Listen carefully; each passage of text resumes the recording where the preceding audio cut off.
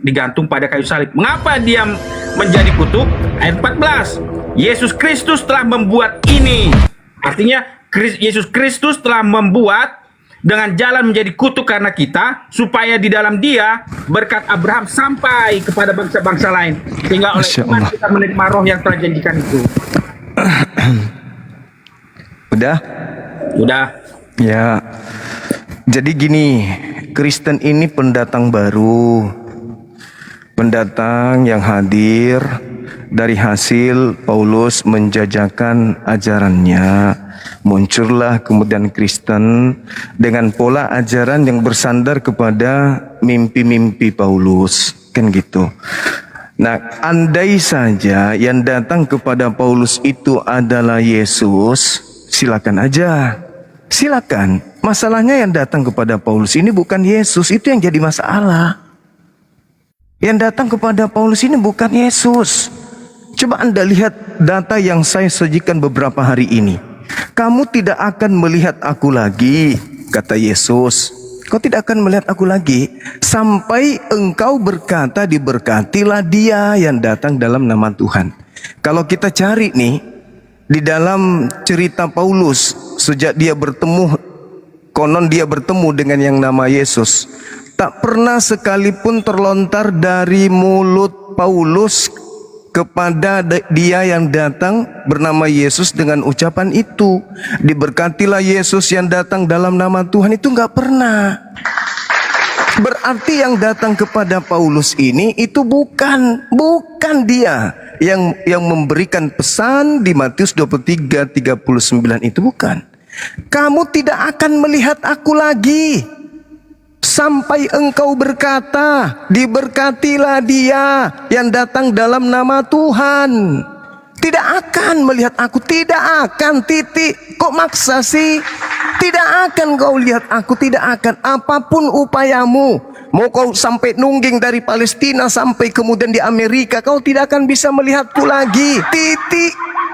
Sampai engkau berkata, diberkatilah dia yang datang dalam nama Tuhan. Jika kau sudah berkata seperti itu, berarti aku sudah datang membawa tanda akhir zaman.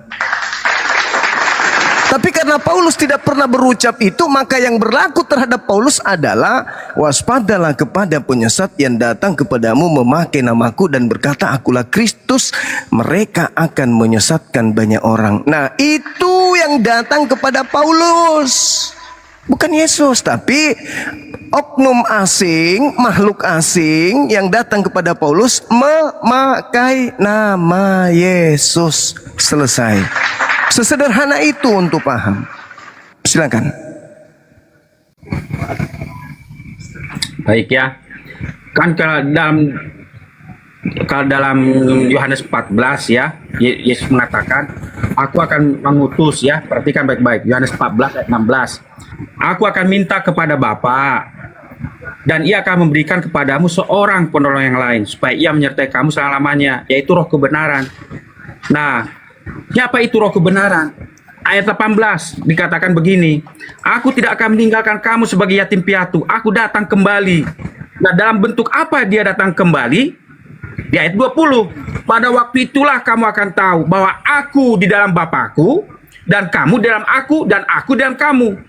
Jadi karena Yesus datang sebagai roh yang menyambungkan antara Bapa dengan umatnya, Bapa di dalam aku di dalam Bapa, dan aku dalam kamu, makanya Yesus mengatakan di ayat 23, jawab Yesus, jika seorang mengasihi aku, ia akan menuruti firmanku, dan Bapakku akan mengasihi dia, dan kami akan datang kepadanya dan diam bersama-sama dengan dia.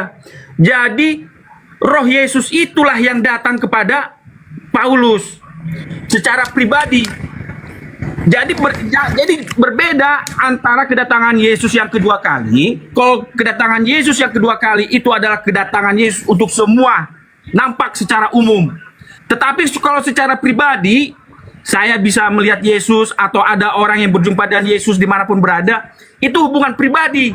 Artinya Yesus menjumpai dia secara pribadi. Makanya Yesus mengatakan roh penolong itu siapa? Di ayat 23. Yohanes 14 ayat 23. Jawab Yesus, jika seorang mengasihi aku, ia akan menuruti firmanku, dan Bapakku akan mengasihi dia, dan kami, artinya Bapa dan anak, akan datang kepadanya dan diam bersama-sama dengan dia. Mengapa Yesus mengatakan kami akan datang kepadanya dan diam bersama-sama dengan dia? Karena di ayat 16 dikatakan begini, aku akan minta kepada Bapa dan ia akan memberikan kepadamu seorang penolong yang lain, supaya ia menyertai kamu selama-lamanya, yaitu roh kebenaran. Jadi kami datang itu karena roh yang berasal dari Bapa dan dikirimkan melalui anaknya, makanya disebut kami akan datang. Jadi roh penolong yang lain itu, penolong yang lain itu adalah roh yang berasal dari Bapa dan anaknya Yesus Kristus. Itu jawaban saya. Oke, baik. Jadi saudara, sekali lagi saya katakan, saya kembali kepada apa yang saya sampaikan barusan.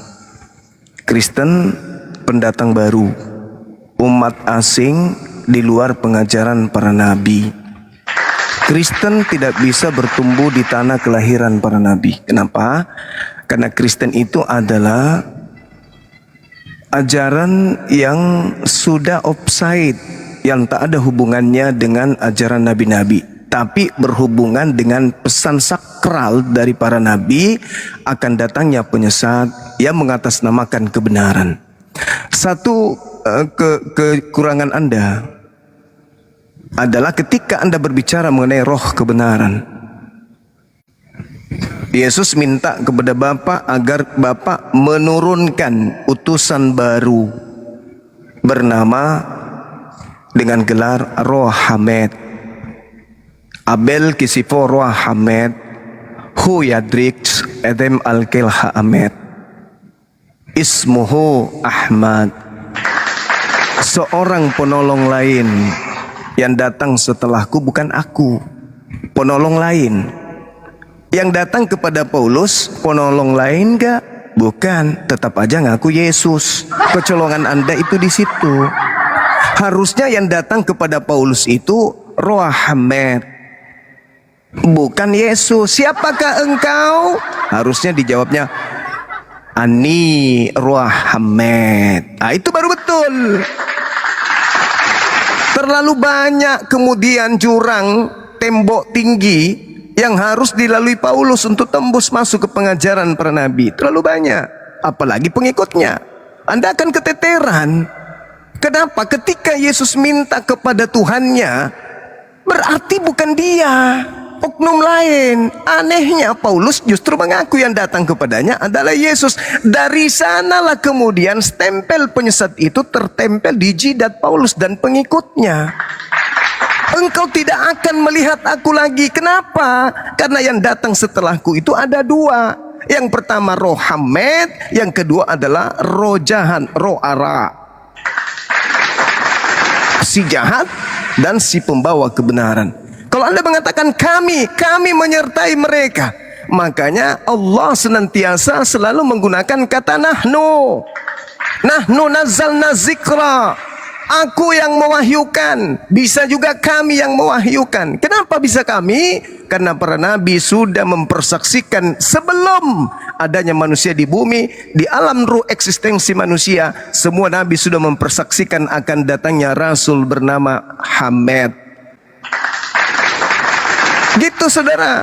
Maka berbanggalah, bahagialah kalian setelah kalian terluntang-lantung di antara pengajaran Romawi dan ajaran Yahudi. Islam datang membawa kendaraan yang sesungguhnya. Coba analisa yang paling dekat kita pahami.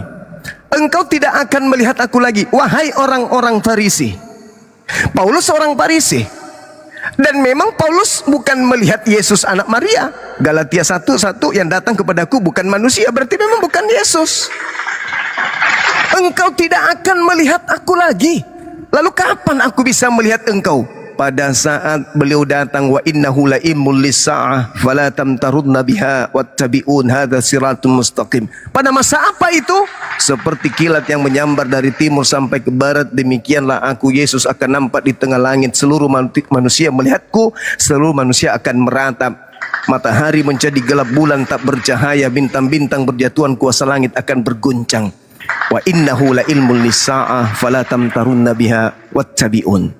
Itu sehingga orang-orang akan berkata kepada beliau setelah ia datang, apa yang dikatakan? Wa in min ahlil kitab illa la yu'minanna bihi qabla mauti.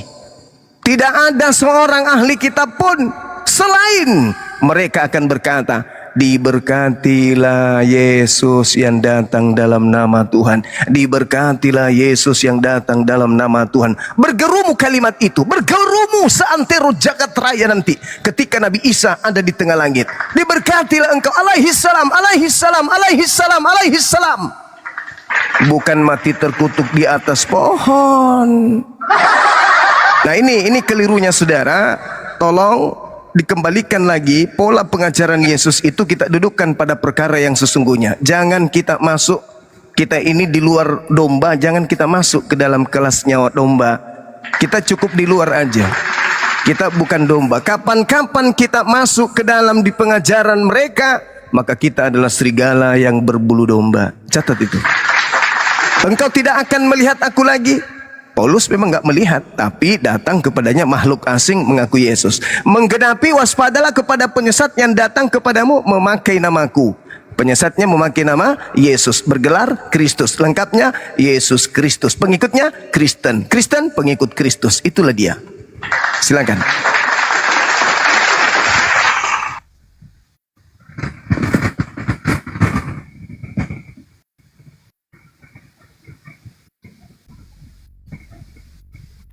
Oh iya, lupa aku nyalakan. Silakan Ya. Pak Gusman. Ya lupa aku nyalakan. Dari tadi aku ngomong, kupikir udah nyala. Oke. Kan Yesus kan sudah berjanji juga waktu dia mau terangkat ke sorga ya. Matius 28 ayat 20. Dan ajarlah mereka melakukan segala sesuatu yang telah kuperintahkan kepadamu. Dan ketahuilah aku menyertai kamu senantiasa sampai pada akhir zaman. Nah, cara penyertaannya itu yang melalui rohnya Yesus, roh Yesus itu sendiri. Jadi bukan berarti Yesus setelah selesai penebusan dia tinggalkan aja gerejanya seperti yatim piatu. Enggak. Dia sudah janji bahwa gerejanya itu tetap akan disertai dia. Makanya gereja tidak merasa yatim piatu. Makanya gereja tetap bertahan mulai dari abad pertama sampai hari ini, walaupun di tengah badai penganiayaan, entah penganiayaan kekuatan militer kekaisaran Roma, kemudian kekuatan politik dan agama di abad pertengahan, tapi berhasil dilalui. Kenapa? Karena penyertaannya Yesus itu. Yesus tidak pernah meninggalkan gerejanya. Makanya ketika Paulus menganiaya gereja, Yesus berkata kepada Paulus di ayat 4, Kisah Para Rasul 9 ayat 4, ia rebah ke tanah dan kedengaranlah olehnya suatu suara yang berkata kepadanya, Saulus, Saulus, mengapakah engkau menganiaya aku? Jadi ketika seseorang menganiaya gerejanya, dia menganiaya Yesus. Di ayat 5, jawab Saulus, siapakah engkau Tuhan? Katanya, akulah Yesus yang kau aniaya itu.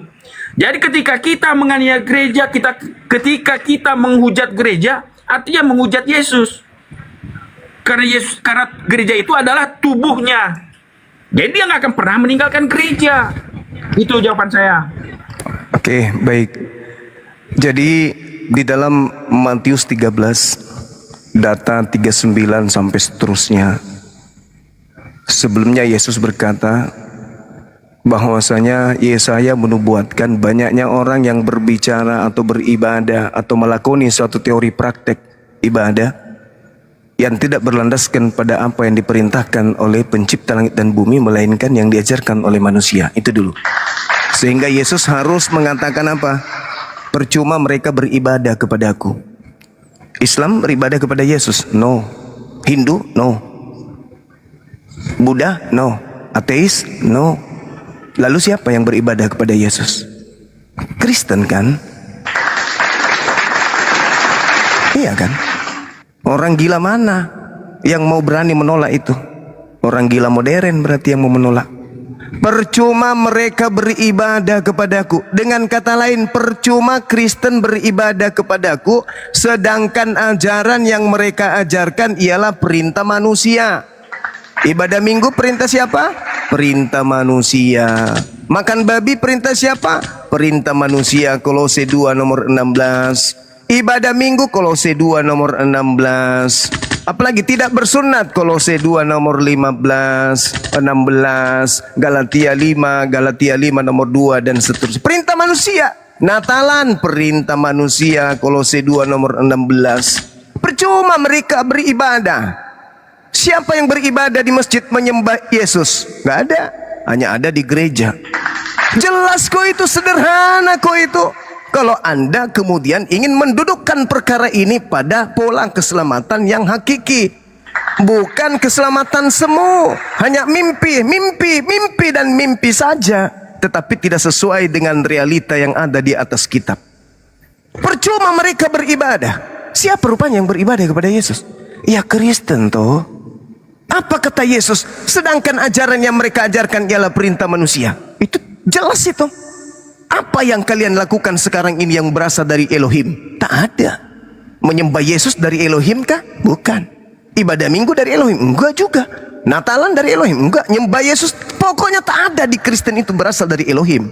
Titik. Tapi rajin ibadah. Minggu ibadah, Senin ibadah, Sabtu, Selasa, Rabu, semua hari mereka ibadah. Katanya sih. Itu satu. Yang kedua kawan, yang kedua, ketika Anda mengatakan sudah 2000 tahun gereja, hei, bukankah iblis itu dicipta dengan umur panjang sampai hari kiamat? Dan bukankah Yesus menubuatkan menyesatkan banyak orang? Dan bukankah Yesus mengatakan pada hari terakhir nanti? Berarti sejak penyesatan Yesus palsu sampai hari terakhir, keturunan mereka berjenjang demi berjenjang berketurunan, mereka kemudian berlaksa-laksa sampai hari kiamat, memanggil Yesus Tuhan, bernubuat pakai nama Yesus, mengurus setan pakai nama Yesus, dan bernubuat mengobati orang dan seterusnya pakai nama Yesus. Wajib itu ada sampai sekarang. Kalau dikatakan banyak orang, banyak, tidak berhenti. Sampai sebanyak-banyaknya manusia. Itulah yang dikatakan oleh Al-Quran. Walaqad zara'na li jahannam katsira. Banyak. Minal jinni wan ins. Dari iblis dan juga dari manusia. Harus banyak. Kata Yesus banyak. Siapa mereka? Yang beribadah kepada Yesus. Tapi ibadah yang mereka lakukan perintah manusia. Mereka harus banyak. Kenapa harus banyak? Karena memang sudah dinubuatkan. Kenapa harus dinubuatkan? Karena Tuhan sudah membuat kemudian permusuhan antara Adam keturunannya dan iblis dan keturunannya. Selesai. Sederhana bukan? Kalau Anda melepaskan dogma untuk kemudian mendudukkan kebenaran hakiki di atas kitab. Silakan. Sebenarnya maksud Paulus mengatakan membatalkan hukum Taurat, ya, membatalkan hukum Taurat, membatalkan Sabat. Sabat yang mana? Hukum Taurat yang mana? Yesus mengatakan, Paulus ingin menerangkan apa yang tertulis dalam Matius 23 ayat 38, ya. Matius 23 ayat 38 mengatakan begini, ya. Lihatlah rumahmu ini akan tinggalkan dan menjadi sunyi. Nah, mengapa Yesus mengatakan rumahmu? Padahal di Matius 21 ayat 13 dia mengatakan begini. Dan berkata kepada mereka, ada tertulis rumahku akan disebut rumah doa, tetapi kamu menjadikannya sarang penyamun. Bayangkan, dia hanya Yesus satu-satunya nabi atau anak manusia di Yerusalem, di tanah Israel yang menyebut bait suci itu bait suci itu adalah rumahku, ya. Jadi satu-satunya dia menyebut dalam Matius 21 ayat 13 dan berkata kepada mereka, ada tertulis rumahku akan disebut rumah doa. Kemudian ke dalam Yohanes 2 ayat 16, kepada pedagang merpati ia berkata, ambil semuanya ini dari sini, jangan kamu membuat rumah Bapakku. Nah, rumah Bapakku menjadi tempat berjualan. Dia menyebut bait suci itu adalah rumah bapaknya. Tidak pernah Musa sekalipun menyebut bait suci itu adalah rumah bapaknya, atau Daud atau Salomo sekalipun. Tetapi Yesus mengatakan rumah Bapakku. Nah, dia mengidentifikasi dirinya sebagai yang berkuasa atas bait suci. Tadi di Matius 21, rumahku. Di Yohanes 2, rumah Bapakku. Nah, di Lukas 2 ayat 40, jawabnya kepada mereka, mengapa kamu mencari aku? Tidakkah kamu tahu bahwa aku harus berada di dalam rumah Bapakku? Jadi sejak usia 12 tahun, Yesus sudah tahu dan mengidentifikasi bahwa bait suci itu adalah rumahnya. Tetapi ingat, mengapa Paulus mengatakan membatalkan hukum Taurat, membatalkan Sabat? Di Matius 23, lihatlah rumahmu ini akan ditinggalkan menjadi sunyi. Ketika orang Israel menolak Yesus, dia mengatakan itu menjadi rumahnya. Makanya dia mengatakan dalam Matius di ayat berikutnya, di ayat 39, dan aku berkata kepadamu, mulai sekarang kamu tidak akan melihat aku lagi, hingga kamu berkata, diberkatilah dia yang datang dalam nama Tuhan. Nah, jadi yang dimaksud dengan dibatalkannya itu semua, itu sebenarnya sudah ada nubuatannya. Apa yang dibatalkan? Hosea 3 ayat 4 sampai 5. Dalam Hosea 3 ayat 4 sampai 5 dikatakan begini. Sebab lama orang Israel akan diam dengan tidak ada raja, tiada pemimpin, tiada korban, tiada tugu berhala, tiada efod dan terafim. Sesudah itu orang Israel akan berbalik dan akan mencari Tuhan Allah mereka dan Daud raja mereka. Mereka akan datang dengan gemetar kepada Tuhan dan kepada kebaikannya pada hari-hari yang terakhir. Jadi Yesus sudah menubuatkan bahwa bait suci itu akan hancur, dan apa akibatnya? Segala sesuatu yang menyangkut korban bakaran, upacara, ritual yang menyangkut bait suci itu akan dibatalkan oleh kematian Yesus. Makanya ketika Yesus mati di kayu salib, robek langsung apa? Tirai dari atas ke bawah. Dan setelah itu tahun 70, pembinasa keji menghancurkan bait suci. Itu jawaban saya. Terima kasih. Oke. Jadi kalau kita berbicara tentang rumah ibadah, sejak dari zaman Torah, kitab Kejadian, bahkan zaman Nabi Abraham, orang sudah mengenal Bait El, rumah Elohim. Jadi bukan nanti di zaman Yesus. Betel itu Bait El atau Baitullah, Bait Eloah. Itu sudah lama, itu sudah tradisi tempat-tempat ibadah mereka itu disebut Betel, atau sekarang mereka menyebutnya Miqdas atau sinagoge.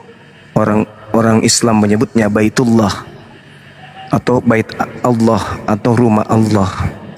Nah, itu cuman istilah yang ditujukan kepada rumah tempat ibadah mereka. Nah, kalau kita bahas ini tuh semakin rumet, semakin ruwet, semakin susah orang Kristen ini mendudukkan diri di tengah-tengah ajaran nabi-nabi. Kenapa? Kita lihat Yesaya 52 nomor 1, haram hukumnya orang Kristen masuk ke dalam kota Yerusalem. Yehezkiel 44 nomor 9, itu yang menyakitkan tuh. Seluruh pelanggaran-pelanggaran, dosa-dosa, kesalahan yang pernah kamu lakukan wahai Israel, tak apa-apa, bisanya aku lupakan, kata Elohim. Tapi ada satu dosa yang telah kau lakukan yang tak akan pernah bisa aku lupakan, yaitu engkau memasukkan orang yang tidak bersunat ke dalam rumah ibadahku, mengotori, menajiskan kemudian upacara-upacara persembahan yang engkau lakukan. Sulit itu. Jadi tak ada hubungannya sama sekali. Ketika rumah yang dimaksud, rumah ibadah yang dimaksud akan diberikan kepada bangsa lain, sudah pasti rumah ibadah yang suci, sama seperti rumah ibadahnya orang Yahudi. Tak lain dan tak bukan, ketika kerajaan itu diambil, diberikan kepada yang menghasilkan buah kerajaan itu. Di antaranya rumah ibadah yang tempatnya adalah diisi oleh orang-orang yang tahir, orang-orang yang kudus, orang-orang yang mensucikan diri, yang mentahirkan diri, yang membasuh tangan, wajah dan kaki sebelum masuk ke sono. Gak boleh orang makan babi masuk ke dalam. Gak boleh orang tidak bersunat masuk ke dalam. Dari buah kerajaan itu bisa kita lihat. Nah, bagaimana dengan rumah ibadahnya orang Kristen? Na'udzubillah summa na'udzubillah. Jauh dari pola keagamaan para nabi. Kalau Yesus hari ini hadir di tengah-tengah kita, Beliau mau ibadah sujud, tentu dia mencari masjid, bukan mencari gereja. Kenapa bisa demikian? Karena masjid itu rumah Allah, sebagaimana Miqdas, sebagaimana sinagoge, itu rumah Allah. Baitul atau Bait El atau Baitullah. Sedangkan gereja apa? Gereja itu tempat berkumpulnya para pemakan makanan yang diharamkan oleh Elohim, tempat berkumpulnya orang-orang yang melanggar kekudusan hari Sabat dan kekudusan perjanjian kekal Allah dengan Abraham dan keturunannya. Jadi susah memang. Nah, kembali kepada pola tadi, saudara harus menyadari bahwa ketika Yesus mengajar, itu bukan mengajar kepada orang Arab, bukan mengajar kepada orang Islam, enggak, bukan mengajar kepada orang Kristen, bukan mengajar kepada orang Roma Yunan, tidak. Tapi Yesus konsentrasinya mahasiswanya adalah Bani Israel. Maka ketika Yesus berbicara kepada Bani Israel, bukan berbicara kepada kita, bukan berbicara kepada orang Kristen. Boro-boro Yesus berbicara kepada orang Kristen, orang Yesus tidak mengenal ajaran Kristen ini. Gitu loh, saudara. Jadi kembali kepada tema tadi, kalau Anda berbicara mengenai Paulus, sungguh Yesus tidak pernah datang kepada Paulus. Sampai hari ini Yesus tidak pernah menampakkan diri. Belum pernah. Sejak dia terangkat ke langit setelah diancam pembunuhan, sampai detik ini Yesus belum pernah kemudian menampakkan batang hidungnya di atas muka bumi. Kapan Yesus datang, maka kiamat. Kapan Nabi Isa datang, kiamat. Jadi yang datang kepada Paulus itu adalah penyesat atau makhluk asing yang memakai nama Yesus menyesatkan banyak orang. Orang banyak yang disesatkan, ya itulah, mohon maaf, itulah kalian. Makanya pola agama kalian dengan pola yang diajarkan Yesus beda kan? Coba. Bisa bertanya Bang, selamat malam. Ya, silakan. Saya mau tanya ke Bang Juma. Ya. Agamanya apa Bang Logika? Agamanya? Agamanya apa? Oh, harus sebutin agama ya? Ya, sebutin agama dulu. Oke, Kristen Bang, Kristen. Oke, silakan. Oke. Saya mau bertanya kepada Bang Juma nih, ya Bang ya. Kenapa Bang Juma lebih suka mempelajari Alkitab daripada Al-Quran? Oh, bukan, salah. Tunggu, sabar dulu, saudara Jos, biar saya jawab. Iya. Salah, Bung. Justru Al-Quran kalau kita kaji tidak bisa lepas dari kitab-kitab sebelumnya. Al-Quran kalau kita kaji tidak bisa lepas dari sembahan-sembahan di luar Allah. Al-Quran kalau dikaji tidak bisa kalau tidak dikaji agama Kristen, tidak bisa. Kenapa? Karena Kristen inilah yang diceritakan di dalam Al-Quran dengan sebutan orang-orang kafir yang menyembah kepada Nabi Isa. Kalianlah itu yang dimaksud. Maka tidak bisa membahas Al-Quran kaitannya dengan perbandingan agama umat-umat terdahulu Taurat dan Injil melepaskan Kristen. Kenapa? Karena pola pembangkangan terhadap Nabi Musa yang dihasilkan kepada keturunannya yang pembangkangan kepada Nabi Isa, itulah yang cikal bakal melahirkan agama Kristen. Begitu abangku. Kitab Anda diceritakan Al-Quran surah Al-Baqarah. Coba dulu abang jelaskan surat Al-Maidah. Iya. Ayat berapa? Yang Ayat berapa? Silakan. Ayat kedua. Yang 46 Bang. 46. A'udzubillahi Terjemahannya minasyaitonir maksudnya dibacain. Ya, bismillahirrahmanirrahim. Kami meneruskan jejak mereka para nabi Israel dengan mengutus Isa, bukan Yesus kan? Yang membenarkan apa yang ada kitab sebelumnya, yaitu Taurat. Kami menurunkan Injil kepadanya yang di dalamnya terdapat petunjuk dan cahaya, yang membenarkan kitab suci yang sebelumnya, yaitu Taurat, dan menjadi petunjuk serta pengajaran bagi orang-orang yang bertakwa. Nah, saya jelaskan sekarang. Udah Bang, Kenapa? terus saya tanya dulu sebentar. Yes. Kan sudah Abang baca, Iya. kan? Sudah Abang baca. Iya. Yes. Sudah jelaskan. Jadi seharusnya Abang kalau percaya dengan Allahnya Abang tidak akan lagi menggerogoti Injil dan Taurat, Bang. Gitu. Kenapa bisa? Kenapa bisa? Iyalah. Alasannya? Kalau Abang percaya sama Allahnya, Bang. Iya. Karena kan itu kan sudah dibilang. Oke, itu baik. kitab sempurna gitu loh. Logikanya gitu kan. Baik. Oke, dengerin dulu Oke, ya. ya. Di ayat itu tidak ada dikatakan kepada Torah dan juga Injil itu sempurna, di data itu enggak ada. Cuman dikatakan bahwa di dalam kitab Taurat, di dalam kitab Injil, Allah menurunkan petunjuk dan cahaya di dalamnya. Itu enggak salah. Itu betul. Apa petunjuknya? Hidup kekal itu adalah manusia mengenal Yesus sebagai Tuhan atau utusan Tuhan? Sebagai utusan Tuhan. Itu petunjuknya. Cahayanya yang mana? Cahayanya adalah barang siapa yang percaya kepada Yesus tidak binasa, melainkan memperoleh hidup yang kekal. Percaya enggak ketika Yesus mengatakan, aku tidak dapat berbuat apa-apa dari diriku sendiri? Percaya enggak ketika Yesus mengatakan, aku diutus hanya kepada domba yang sesat dari umat Israel? Percaya enggak ketika dia mengatakan bahwa engkau tidak akan melihat aku lagi? Percaya enggak? Percayalah enggak ketika dia mengatakan, waspadalah kepada penyesat yang datang kepadamu memakai namaku dan berkata, akulah Kristus. Anda percaya enggak? Jadi gini Bang, kalau Itulah. Abang masih selalu Itulah meragukan sisa-sisa yang Injil, diterangkan di dalam pengajaran Quran terhadap pola yang ada terlebih dahulu. Seperti itu saudara.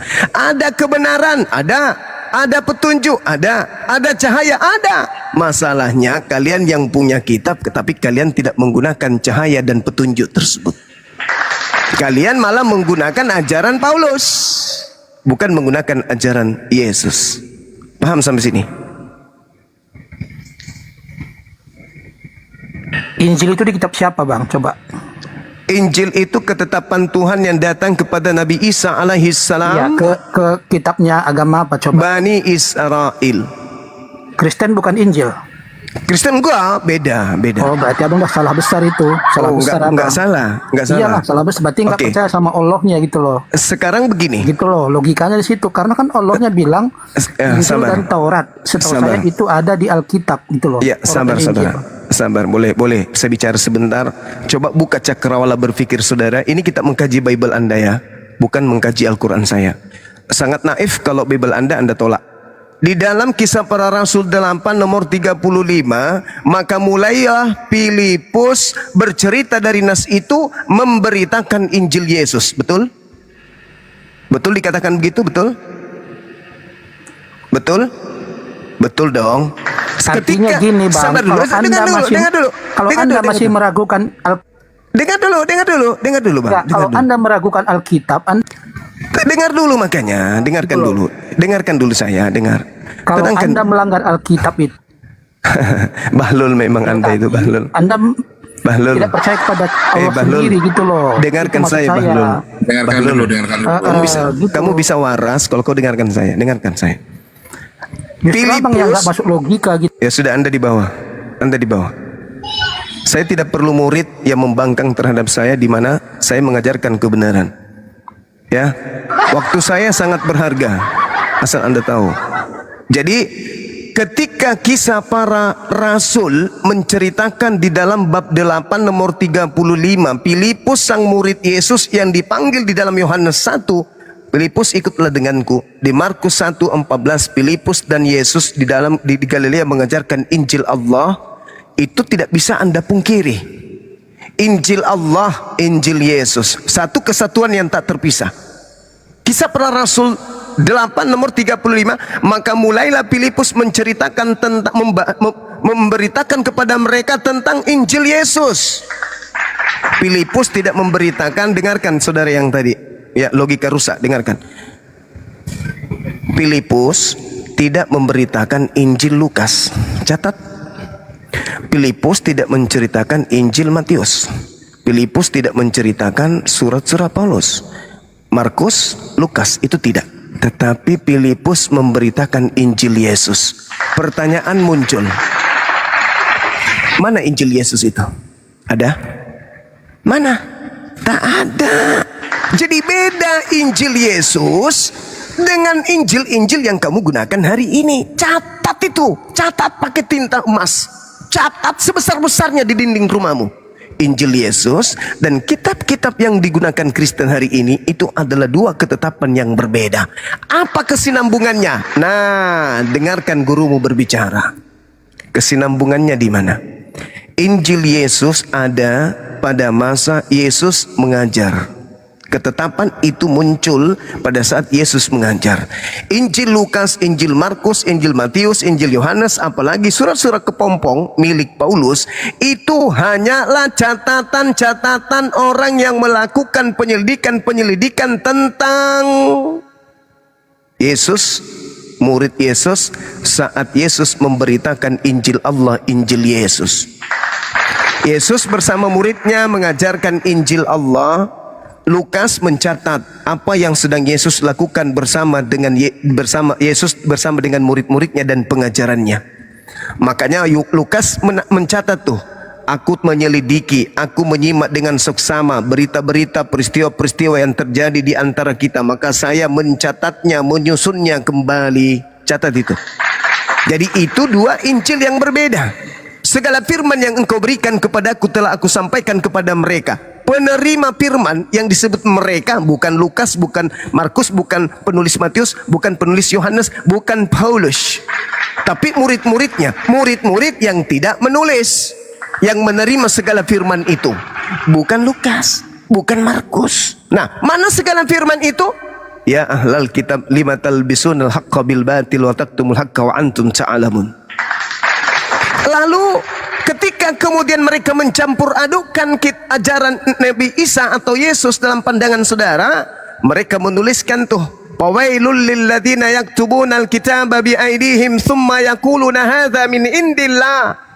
Mereka menuliskan kemudian hasil penyelidikan mereka, apa yang Yesus lakukan dengan murid-muridnya Bani Israel. Mereka catat, mereka tulis, mereka kumpulkan, mereka selidiki, mereka kemudian saling jiplak satu sama lain. Jadi kitab yang ada di genggaman Kristen hari ini, Yesus tidak validasi, Yesus tidak beri pengesahan, Yesus tidak pernah tahu, Yesus tidak pernah kenal. Karena memang Yesus, jangankan kitab Kristen, orang-orang penulisnya pun Yesus tidak kenal. Kenapa ada pemberitaan seperti kisah para rasul? Karena Lukas melakukan penyelidikan, sehingga pengajaran yang muncul adalah itu tadi. Ada kebenaran di dalamnya, ada petunjuk di dalamnya, ada cahaya di dalamnya. Mana cahayanya? Yesus mengajarkan kepada murid-muridnya segala firman yang berasal dari Elohim, menghantarkan murid-muridnya percaya kalau Yesus adalah rasul, bukan anak zina. Mana petunjuknya? Bahwa Yesus mengajarkan Injil, bukan mengajarkan buku Lukas, buku Markus, buku Matius, Roma, Galatia dan seterusnya. Bukan. Itu yang perlu saudara Kristen pahami. Boleh tanya Suma, boleh. Itu yang perlu saudara Kristen pahami, bahwa dalam hal ini sekali lagi saya katakan, Yesus datang kepada kaumnya Bani Israel membawa ketetapan-ketetapan dari Elohim, dan ketetapan-ketetapan dari Elohim itu tidak diberikan kepada penulis kitab-kitab kanonik, sebab kitab kanonik menuliskan hanya berdasarkan hasil penyelidikan. Sedangkan murid-muridnya segala firman yang engkau berikan kepadaku telah aku sampaikan. Murid tidak melakukan penyelidikan.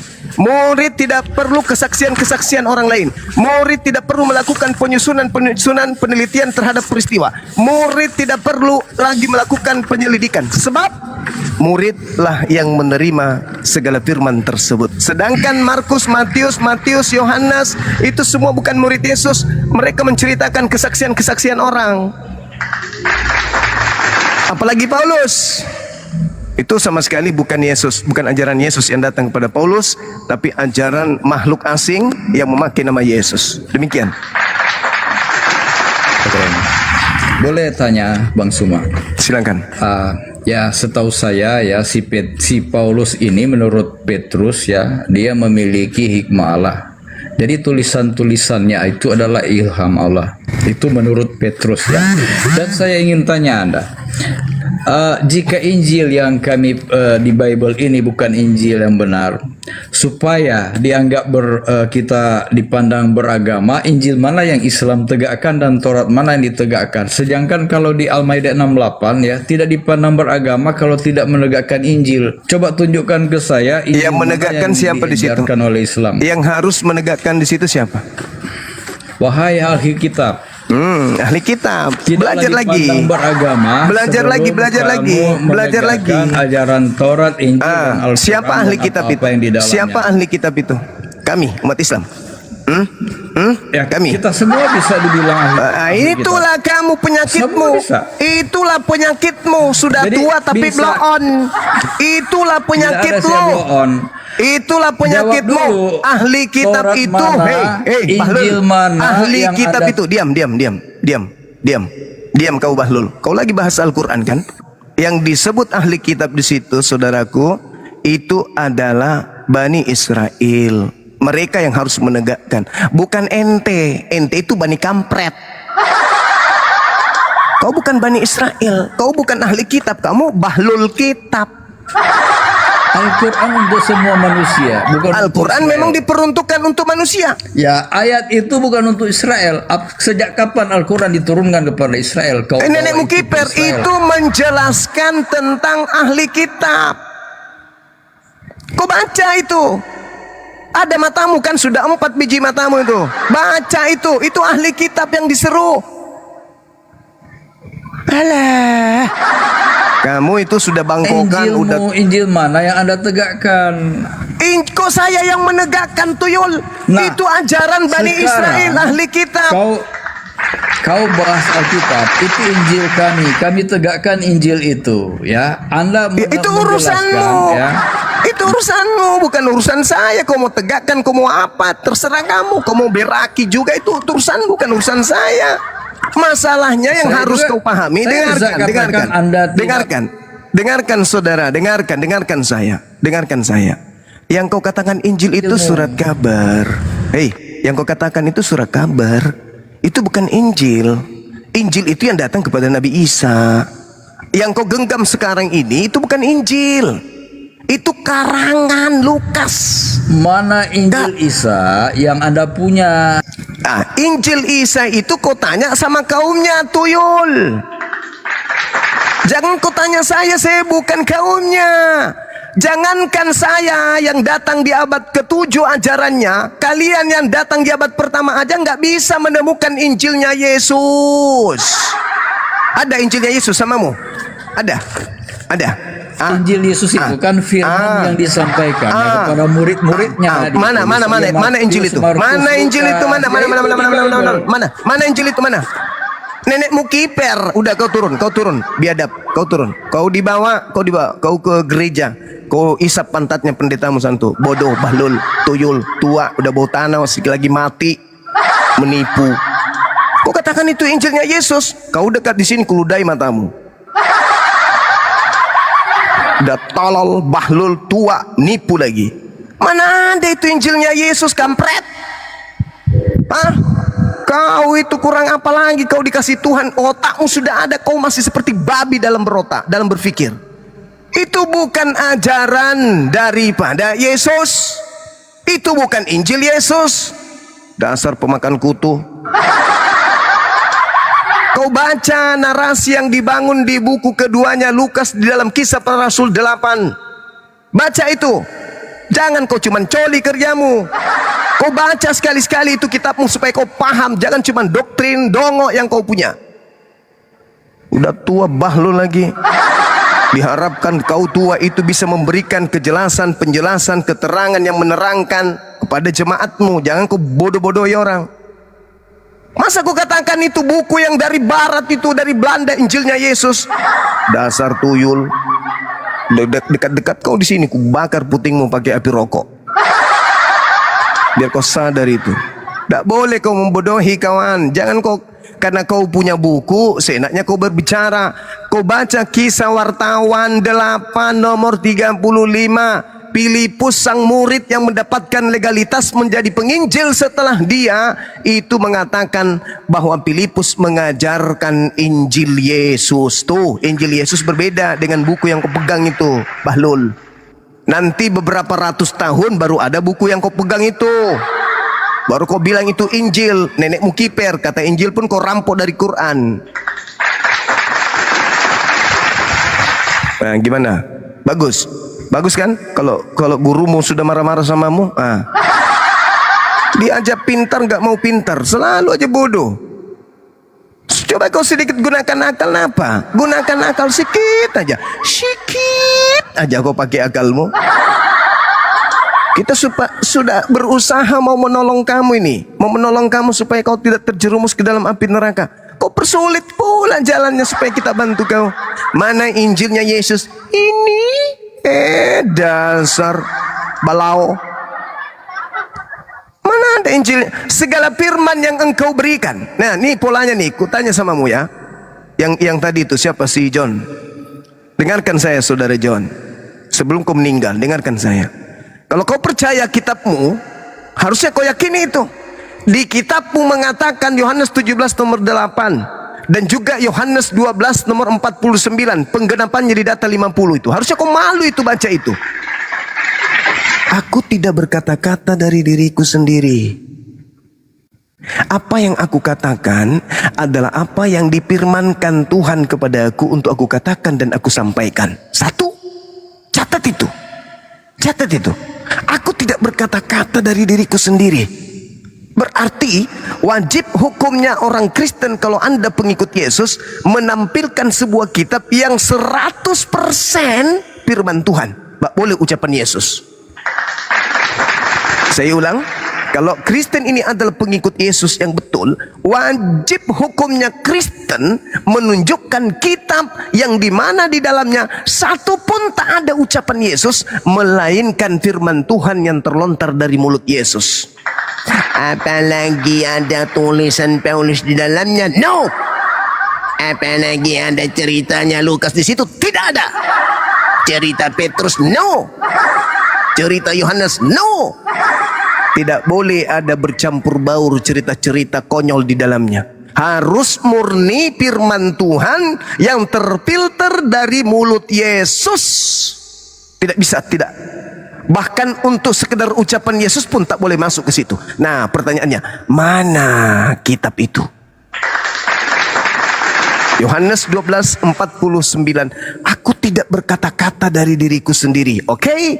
Yohanes 14 nomor 24. Firman yang kau dengar dari mulutku bukan dari aku. Oke? Tetapi dari Bapa yang telah mengutus aku. Nah, mana firman itu? Cepat. Mana firman itu? Yang tidak bercampur aduk dengan perkataan Yesus. Mana? Ada? Tidak ada. Harusnya polanya kalau kita menitik daripada Yohanes 12:49-50 karena firman Tuhan itu adalah kekal, maka harus ada kitabnya murid Yesus, kedudukannya persis sama seperti kedudukan Al-Quran, dan harus ada ucapan-ucapan Yesus yang kedudukannya sama seperti hadits. Mana itu? Coba mana. Taruhlah 4 kanonik ini hadits, tapi palsu karena tidak bersanad sampai ke Yesus. Tetapi 100% ucapan Elohim yang datang kepada Yesus itu mana? Yang tidak terkontaminasi, yang tidak bercampur dengan ucapan Yesus itu mana? Tidak ada. Sedangkan buku yang tidak bercampur aduk, yang hanya ucapan Yesus aja tak ada. Pasti ada perkataan Paulus di dalamnya. Dan benarlah apa yang dikatakan peribahasa ini. Anjing kembali makan mentahnya dan babi kembali ke kubangannya. Peribahasa kok masuk di situ? Mana kitabnya Yesus yang ucapan Yesus tok yang ada di dalamnya? Mana? Tak ada. Mana firman Tuhan yang datang kepada Yesus yang jangankan pengarang, ucapan Yesus pun tak ada di dalamnya? Mana? Enggak ada juga. Maka benarlah kata Quran, ya ahlal kitab lima talbisunal haqqa bil batil wa taktumul haqqa wa antum ta'lamun.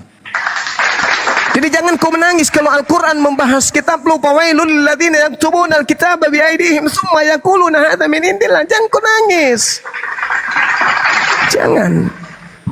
Karena itu memang fakta, itu real. Paulus ngarang cerita sendiri, Lukas ngarang cerita sendiri, Matius ngarang cerita sendiri, Yohanes asik dengan ceritanya sendiri, Markus juga asik dengan ceritanya sendiri.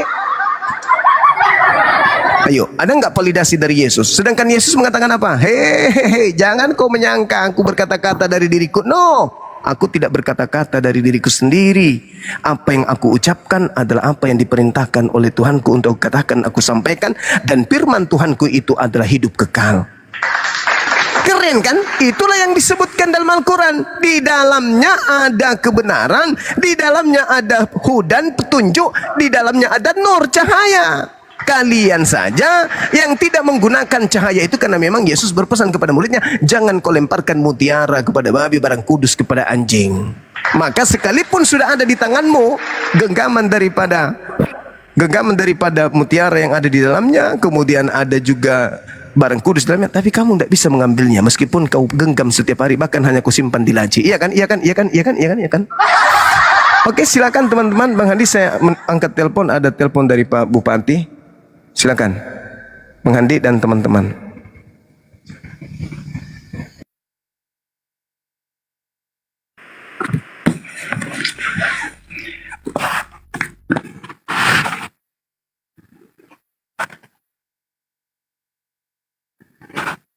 Silakan Kang Dito dulu, Kang Dito. Tapi sebelum Kang Dito, boleh nggak saya tadi kan ada yang mau saya respon, tapi keburu sama dua tadi tamu. Arif.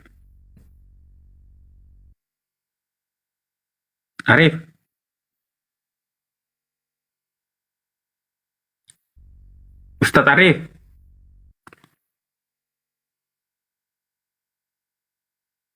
Silakan lanjut dulu, Jos. Saya dulu ya. Arif. Gantian, silakan. Dulu ya. Oke. Nah, tadi kan mengapa Paulus dalam Kolose ya, dalam kitab Kolose dengan dalam Efesus Kolose 2 ya. Di situ ditulis begini. Dengan menghapuskan surat hutang yang oleh ketentuan hukum mendakwa dan mengancam kita, dan itu ditiadakannya dan memakukannya pada kayu salib. Kemudian di Efesus 2 dikatakan di ayat 15, sebab dalam matinya sebagai manusia ia telah membatalkan hukum Taurat dan segala perintah dan ketentuannya untuk menciptakan keduanya menjadi satu manusia baru dalam dirinya, dan dengan itu mengadakan damai sejahtera. Mengapa Paulus mengatakan seperti itu? Karena Yesus mengatakannya itu dalam Yohanes 2. Dalam Yohanes 2 dikatakannya begini. Ayat 18, dari ayat 18 dulu saya katakan ya, saya baca. Ayat 18 dikatakan begini, orang-orang Yahudi menantang Yesus, katanya, tanda apakah dapat engkau tunjukkan kepada kami bahwa engkau berhak bertindak demikian? Jadi tanda apakah ya? Tanda apakah? Ayat 19, jawab Yesus kepada mereka, rombak bait Allah ini, dan dalam 3 hari aku akan mendirikannya kembali. Ayat 20, lalu kata orang Yahudi kepadanya, 46 tahun orang mendirikan bait Allah ini, dan engkau dapat membangunkannya dalam 3 hari? Tetapi yang dimaksudkannya dalam bait Allah ialah tubuhnya sendiri. Jadi di sini kita lihat, ketika Yesus mengatakan dalam Matius 23 ayat 38 ya 39, rumahmu yang tadinya rumah Bapakku, yang tadinya rumahku menjadi rumahmu, dan kemudian dan setelah Yesus mati di kayu salib, kemudian tirai dari atas sampai ke bawah robek, kemudian tahun 70 dihabiskan, diruntuhkan sampai rata dan tanah, tidak ada lagi bait suci di Yerusalem. Artinya apa? Tubuh Yesus itulah yang menjadi bait suci, menggantikan bait suci yang ada di Yerusalem. Makanya Paulus mengatakan, sebab dengan matinya sebagai manusia, ia telah membatalkan hukum Taurat dan segala perintah dan ketentuannya untuk menciptakan keduanya menjadi satu manusia baru dalam dirinya, dan dengan itu mengadakan damai sejahtera. Nah, Paulus menerangkannya dalam kitab Ibrani ya. Dalam kitab Ibrani dikatakannya begini. Sebab itu, hai saudara-saudaraku yang kudus, yang mendapat bagian dalam panggilan sorgawi, pandanglah kepada rasul dan imam besar yang kita akui, yaitu Yesus, yang setia kepada Dia yang telah menetapkannya sebagaimana Musa pun setia dalam segenap rumahnya. Tetapi Kristus setia sebagai anak yang mengepalai rumahnya.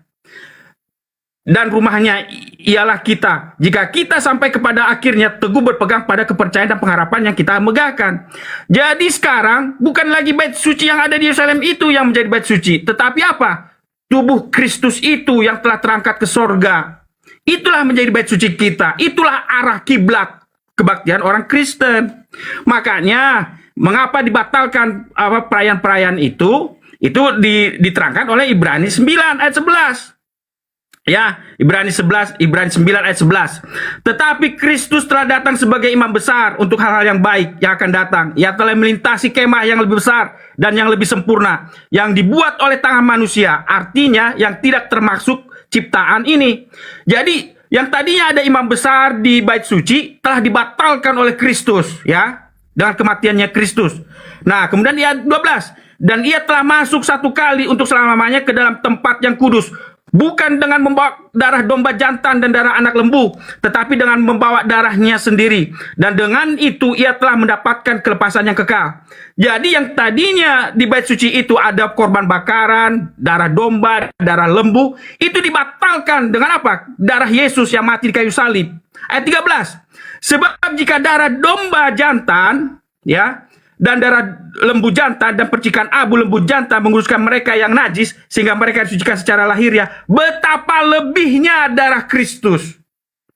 Jadi darah Kristus itu melampaui, lebih baik daripada korban bakaran yang ada di bait suci yang kemarin di Yerusalem. Tetapi darah Kristus itulah makanya membatalkan korban bakaran yang ada di bait suci. Itu makna yang dimaksudkan oleh Paulus. Dengan matinya dia membatalkan hukum Taurat. Ayat 14 saya bacakan lebih lanjut lagi. Betapa lebihnya darah Kristus yang oleh roh yang kekal telah mempersembahkan dirinya sendiri kepada Allah sebagai persembahan yang tak bercacat, akan menyucikan hati nurani kita dari perbuatan-perbuatan yang sia-sia, supaya kita dapat beribadah kepada Allah yang hidup.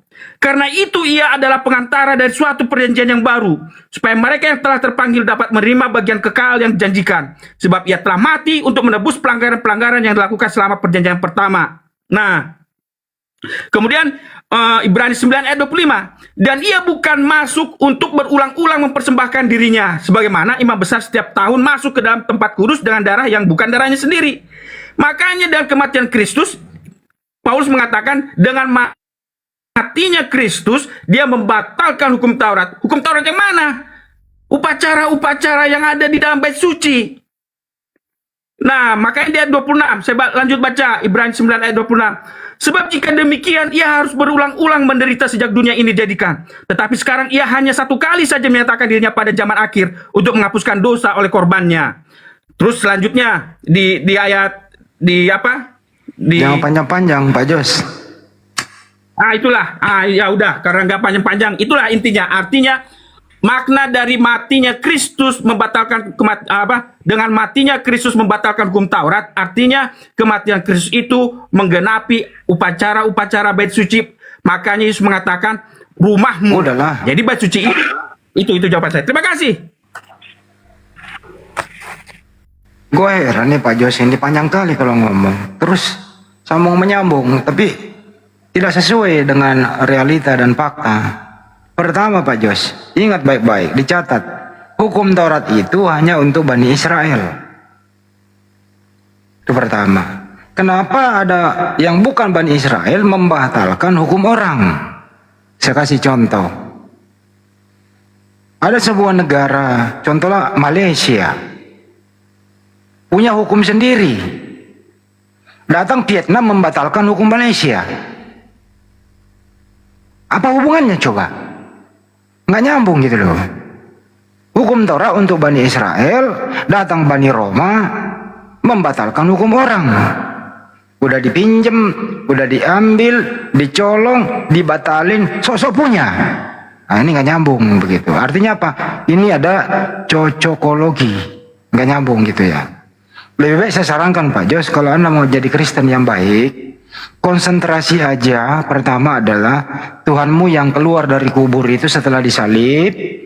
Kedua, konsentrasi ke budaya Roma, karena memang agamanya Pak Jos itu berbau Yunani, berbau Roma, berbau dewa, karena bahasanya juga Yunani Koine. Nggak ada hubungannya dengan Yesua Amasia, anaknya Maria, yang datang kepada Bani Israel. Jadi ini dua hal yang berbeda. Kenapa? Karena Kristen itu memang berkembang di dunia barat, di Roma. Kristen tidak berkembang, bahkan tidak dikenal, bahkan tidak laku di tempat kelahirannya Yesus. Jadi tidak ada urusannya dengan Pak Jos. Itu saran saya Pak Jos, tidak usah mengais-ngais. Lebih baik terus terang sekarang bahwa saya ini Kristen berdasarkan yang mati di tiang salib, yang keluar dari kubur, yang berbau Yunani itu. Karena memang harus menyembah para roh-roh itu tadi gitu. Itu saran saya Pak Jos ya. Tidak ada hubungannya dengan Bani Israel gitu, oke? Benar. Deal? Ya, sebentar saya jawab ya sebelum itu. Oke. Nah, mengapa kenapa Paulus mengatakan bahwa mengaku hukum Taurat ya hukum Taurat. Yesus kan berasal dari Yahudi ya, budak Yahudi. Nah, mengapa kematian Kristus, mengapa Yesus bisa membatalkan semua upacara yang ada di bait suci? Ini Ibrani 10 ayat 1. Di dalam hukum Taurat hanya terdapat bayangan dari keselamatan yang akan datang dan bukan hakikat dari keselamatan itu sendiri. Karena itu, dengan korban yang sama yang setiap tahun terus-menerus dipersembahkan, hukum Taurat tidak mungkin menyempurnakan mereka yang datang mendekat kepadanya. Jadi Alkitab sendiri Ibrani 10 ayat 1 dan sama seperti dikatakan bahwa dirinya itu adalah bayangan dari apa? Korban-korban, ritual-ritual yang ada di bait suci. Imam besar, Yesus imam besar yang lebih baik daripada imam besar keturunan Harun. Korban bakaran, darah Yesus korban yang lebih baik daripada korban yang ada, korban domba dan korban sembelihan yang ada di bait suci. Bait suci, tubuh Kristus, bait suci daripada bait suci yang ada di Yerusalem. Kok semakin nggak nyambung? Satu lagi, sebentar, sebentar. Nyambung nggak nyambung? Satu ayat saya. Nyambung nggak nyambung? Kolose 2 ayat 16. Sebentar. Nyambung nggak nyambung? Sebentar, baca sebentar. Ayat satu aja. Satu ayat ini aja. Karena itu janganlah kamu biarkan orang menghukum kamu mengenai makanan dan minuman atau mengenai hari raya, bulan baru ataupun hari Sabat. Semuanya itu hanyalah bayangan dari apa yang harus datang, sedang wujudnya ialah Kristus. Jadi kematian Kristus membatalkan semua perayaan Sabat yang ada di bait suci. Terima kasih Hendy Selebes memberikan kesempatan kepada saya. Tuhan Yesus memberkati. Saya setuju kalau kematian Yesus di tiang salib itu yang beri Anda namanya Yesus terkutuk itu membatalkan hukum Taurat. Sepertinya redaksinya tidak tertarik dengan hukum Taurat. Karena memang Pak Jos ini Kristen kan bebas tuh, nggak ada hubungannya dengan Torah. Torah itu penggiat Torah sampai detik ini itu Tuhannya bukan Yesus. Jadi Yesus yang Anda anggap sebagai Tuhan itu ya bukan Yesus anaknya Maria, kan begitu. Kenapa waktu Yesus asli mengajarkan di Bani Israel itu sebagaimana di Matius 5:18 kan nggak boleh membatalkan atau meniadakan satu titik saja dari hukum Taurat itu. Kata Yesus asli nih untuk Bani Israel. Karena Yesus ini penggiat Torah, taat terhadap hukum Tuhan. Itu ya. Tapi kalau yang Anda maksud batal hukum Taurat, mestinya dirubah aja redaksinya. Kami alergi dengan hukum Torah. Kami ini mau hidup bebas. Berkat daripada satu orang yang mati di tiang salib diberi nama Yesus yang berbau Yunani itu. Kemudian ada membuat hukum sendiri yang banyak diprakarsai oleh tulisan Paulus. Efesus 2:15, babi boleh dimakan, semua halal dan seterusnya, tidak ada cara ibadah, mau ke gereja hari Minggu saja, tidak ada perintahnya dan seterusnya begitu. Saya rasa Pak Jos sebagai Kristen ini nggak ada perintah loh itu dalam kekristenan. Coba tunjukkan di dalam Kristen Pak Jos, ada nggak perintah? Bikin molap settingan yuk, biar dapat koin. Diam dulu kau. Anjing. Waduh, siapa ini? Kotor ini mulutnya ini, awas. Turunkanlah dia. Kenapa kotor mulutnya? Kenapa keluarkan kata-kata yang dia makan sendiri? Yang kau makan itu yang keluar dari mulutmu, bro. Karena semua boleh kau makan. Pak Jos, tidak ada larangan di agama Pak Jos itu. Coba tunjukkan. Di perjanjian baru itu larangannya apa? Enggak ada. Satu. Hukumnya mana? Misalnya contoh beribadah seperti apa? Di hari apa? Kemana? Dan seterusnya. Nggak ada itu. Nggak ada haram halal. Nggak ada perintah beribadah. Dan kepada Tuhan siapa gitu ya. Karena ini ajaran di luar sistem ajaran yang pernah diajarkan oleh Yesus anak Maria itu. Kesimpulannya adalah Yesus anak Maria itu taat terhadap hukum Taurat. Dia muslim, berserah diri kepada Tuhannya. Setiap mengalami kesulitan dia berdoa kepada Tuhannya. Termasuk terakhir waktu mau disalib, dia ke Bukit Getsemani berdoa semalaman, berdoa kepada Tuhannya. Apa isi doanya? Andaikan cawan ini berlalu dariku ya Bapa, bukan kehendakku tapi kehendakmu. Dia pasrahkan seluruh hidupnya kepada Tuhan yang mengutus dia. Apa yang terjadi? Karena dia orang soleh, doanya didengarkan, diselamatkan dari maut. Kesimpulannya Pak Jos, silakan beragama Kristen, tapi hindarilah menjadi Yahudi rohani. Enggak ada hubungannya. Anda berkembang di dunia barat, Yesus pengajarannya di Bani Israel. Jadi dua hal yang berbeda. Antara Yesus anak Maria dengan Yesus yang mati terkutuk, yang keluar dari kubur. Gitu Pak Jos. Ya, karena kamu sudah closing statement, saya closing ya. Jadi Paulus sendiri sudah katakan bahwa perayaan-perayaan itu sudah dibatalkan oleh Yesus. Nah, cuman kan ada sahabat yang tidak dibatalkan. Di mana itu tertulis? Ibrani juga. Jadi Ibrani menjelaskan mana yang dihapuskan, mana yang tidak dihapuskan. Dalam Ibrani 4 ya. Ibrani 4 dikatakannya begini ya. Ibrani 4 ayat 7. Sebab itu ia menetapkan pula suatu hari, yaitu hari ini, ketika ia setelah sekian lama berfirman dalam perantaran Daud, seperti dikatakan di atas. Pada hari ini, jika kamu mendengarkan suaranya, janganlah engkau keraskan hati. Sebab andai kata Yosua telah membawa mereka masuk ke tempat perhentian, pasti Allah tidak akan mau berkata-kata tentang suatu hari lain. Jadi masih tersedia suatu hari perhentian, hari ke-7 bagi umat Allah. Sebab barang siapa telah masuk ke tempat perhentiannya, ia sendiri telah berhenti dari segala pekerjaannya, sama seperti Allah berhenti dari pekerjaannya. Itu satu. Nah, yang membedakan mana yang dibatalkan dengan yang tidak dibatalkan, tadi saya sudah jelaskan bahwa korban bakaran, ritual hari raya, itu jadi tidak dibatalkan. Ibrani 10 juga menerangkannya, ya. Ibrani 10 ayat 15 ya. Ibrani 10 ayat 15 mengatakannya begini. Ini terakhir pun, sabar sedikit ya. Dan tentang hal itu Roh Kudus juga memberi kesaksian kepada kita, sebab setelah ia berfirman, inilah perjanjian yang akan kuadakan dengan mereka sesudah waktu itu. Ia berfirman pula, aku akan menaruh hukumku di dalam hati mereka dan menuliskannya dalam akal budi mereka, dan aku tidak lagi mengingat dosa-dosa dan kesalahan mereka.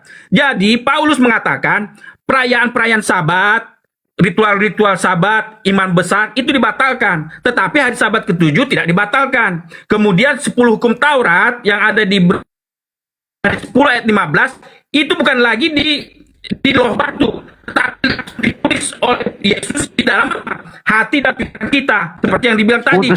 Aku akan menaruh hukumku di dalam hati mereka dan menuliskannya dalam akal budi mereka. Jadi beda, ada yang dihapuskan, ada yang tidak dihapuskan. Itu. Terima kasih Kang Dito. Oke. Terserah Pak Jos. Ada yang dihapus, ada yang enggak. Hukum Tuhan itu enggak boleh dihapus. Ya, hukum Tuhan kepada Bani Israel enggak boleh dihapus. Torah itu untuk Bani Israel, tidak untuk seluruh umat manusia. Tertulis di Yeremia 31 di sana. Hukum Torah itu perjanjian baru bagi Bani Yakob, untuk Bani Israel, bukan untuk orang Indonesia, bukan untuk orang Roma. Untuk hukum Torah itu, makanya sampai detik ini pemelihara Torah itu Yudaism. Kenapa Kristen datang batalin sebagian, dipakai sebagian, buat apa? Nah, nggak sambungannya gitu, nggak ada. Yang kedua, cara Yesus hidup berbeda dengan cara hidupnya Pak Jos. Yesus itu cara hidupnya itu, tadi kan udah saya jelaskan, dia orang soleh, taat terhadap perintah Tuhannya, apa yang dia dengar itu yang dia sampaikan. Dia menerima firman, menyampaikan firman kepada Bani Israel, bukan kepada seluruh dunia. Aku hanya diutus kepada domba yang hilang dari Bani Israel. Kesimpulannya, himbauan saya Pak Jos, jadilah Kristen yang original, Kristen yang tidak ada hubungannya dengan Yesus anak Maria, tapi Kristen yang berhubungan dengan Yesus yang mati terkutuk di tiang salib, yang keluar dari kubur. Apa itu? Sebagaimana yang diproklamirkan oleh Paulus di Antioquia, di sanalah pertama kali orang disebut Kristen. Sudah berbau Eropa dia udah keluar dari tanah lahirnya Yesus, gitu ya. Setelah dari sana dibawalah ke Roma untuk dikonsilikan, mulai dari 325 sampai 381. Di sanalah mulai berakar bagaimana Yesus adalah Tuhan. Dan muncullah di 381 Kalsedon, di sanalah ada konsep Trinitas, Tritunggal. Kemudian berjayalah Katolik, datang Martin Luther menjadi Protestan, datang Ellen G. White menjadi Advent, dan seterusnya. Jadi semua yang ada di benak Pak Jos itu adalah berbau barat. Tidak ada hubungannya dengan tempat kelahirannya Yeshua Mashiach. Jadi Kristen Pak Jos terbelah, artinya terputus ajaran Yudaism dengan Kristen. Tapi kami hormati di sini kalau Pak Jos mengakui kami Kristen sejati, tidak ada hubungannya dengan Yeshua Mashiach. Kami Kristen yang berbau Yunani, karena memang dia berpusat di Roma, termasuk original teksnya adalah Yunani Koine. Berbau Yunani lah, biar jelas perbedaan antara Yudaism, Kristen, dan Islam. Jangan ada lagi plagiat-plagiat yang mencoba-coba mencari keselamatan, terbungkus keselamatan, tapi di dalamnya adalah penyembah para dewa-dewa, roh-roh itu tadi. Makasih Pak Jos, semoga menjadi Kristen yang is the best. Sampai jumpa.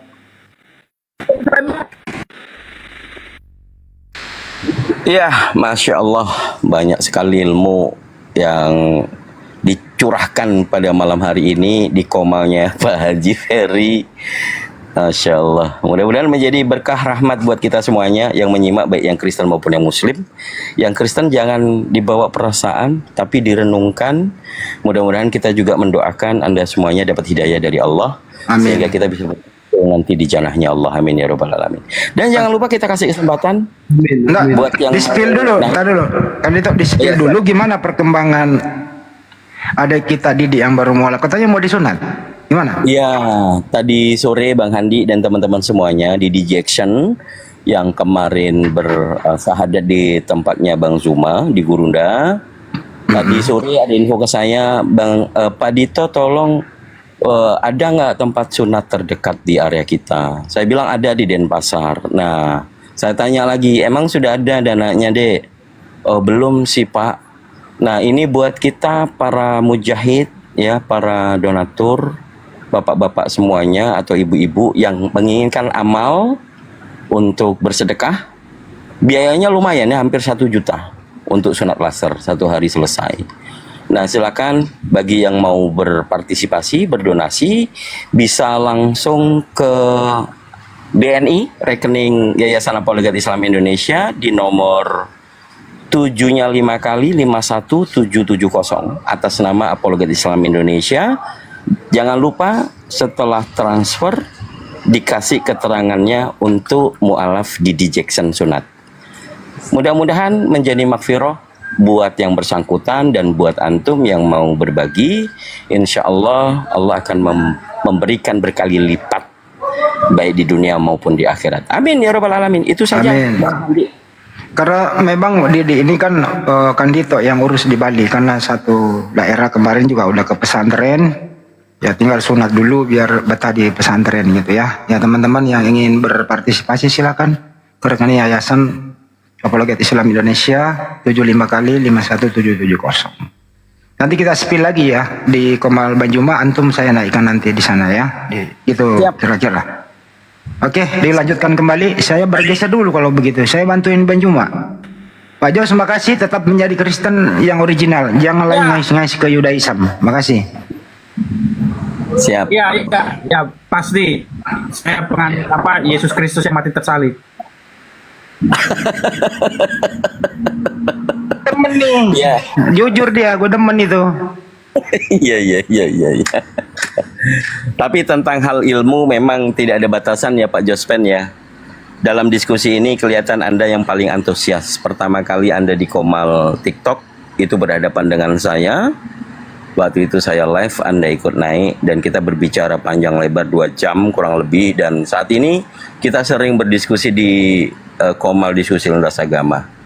Beberapa poin mungkin yang saya pernah saksikan dari lisan Pak Jospen sendiri, banyak hikmat.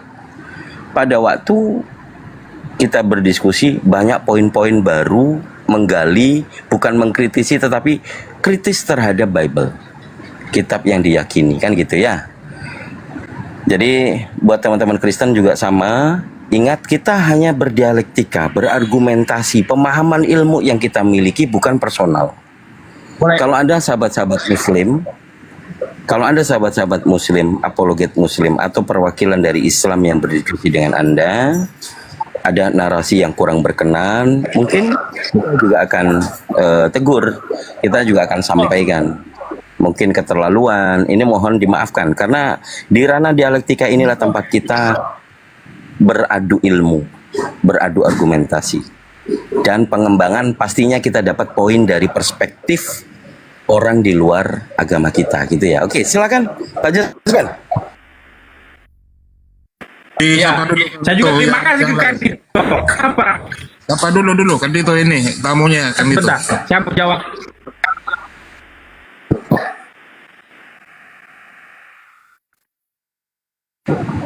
Oh, Pak Lubis, selamat malam. Pak Josven, sinyalnya nggak itu. Oh, Pak Lubis, Udah 01 lagi nyari. Udah. Izin dulu sebentar. Barusan Pak Lubis turun, naik aja.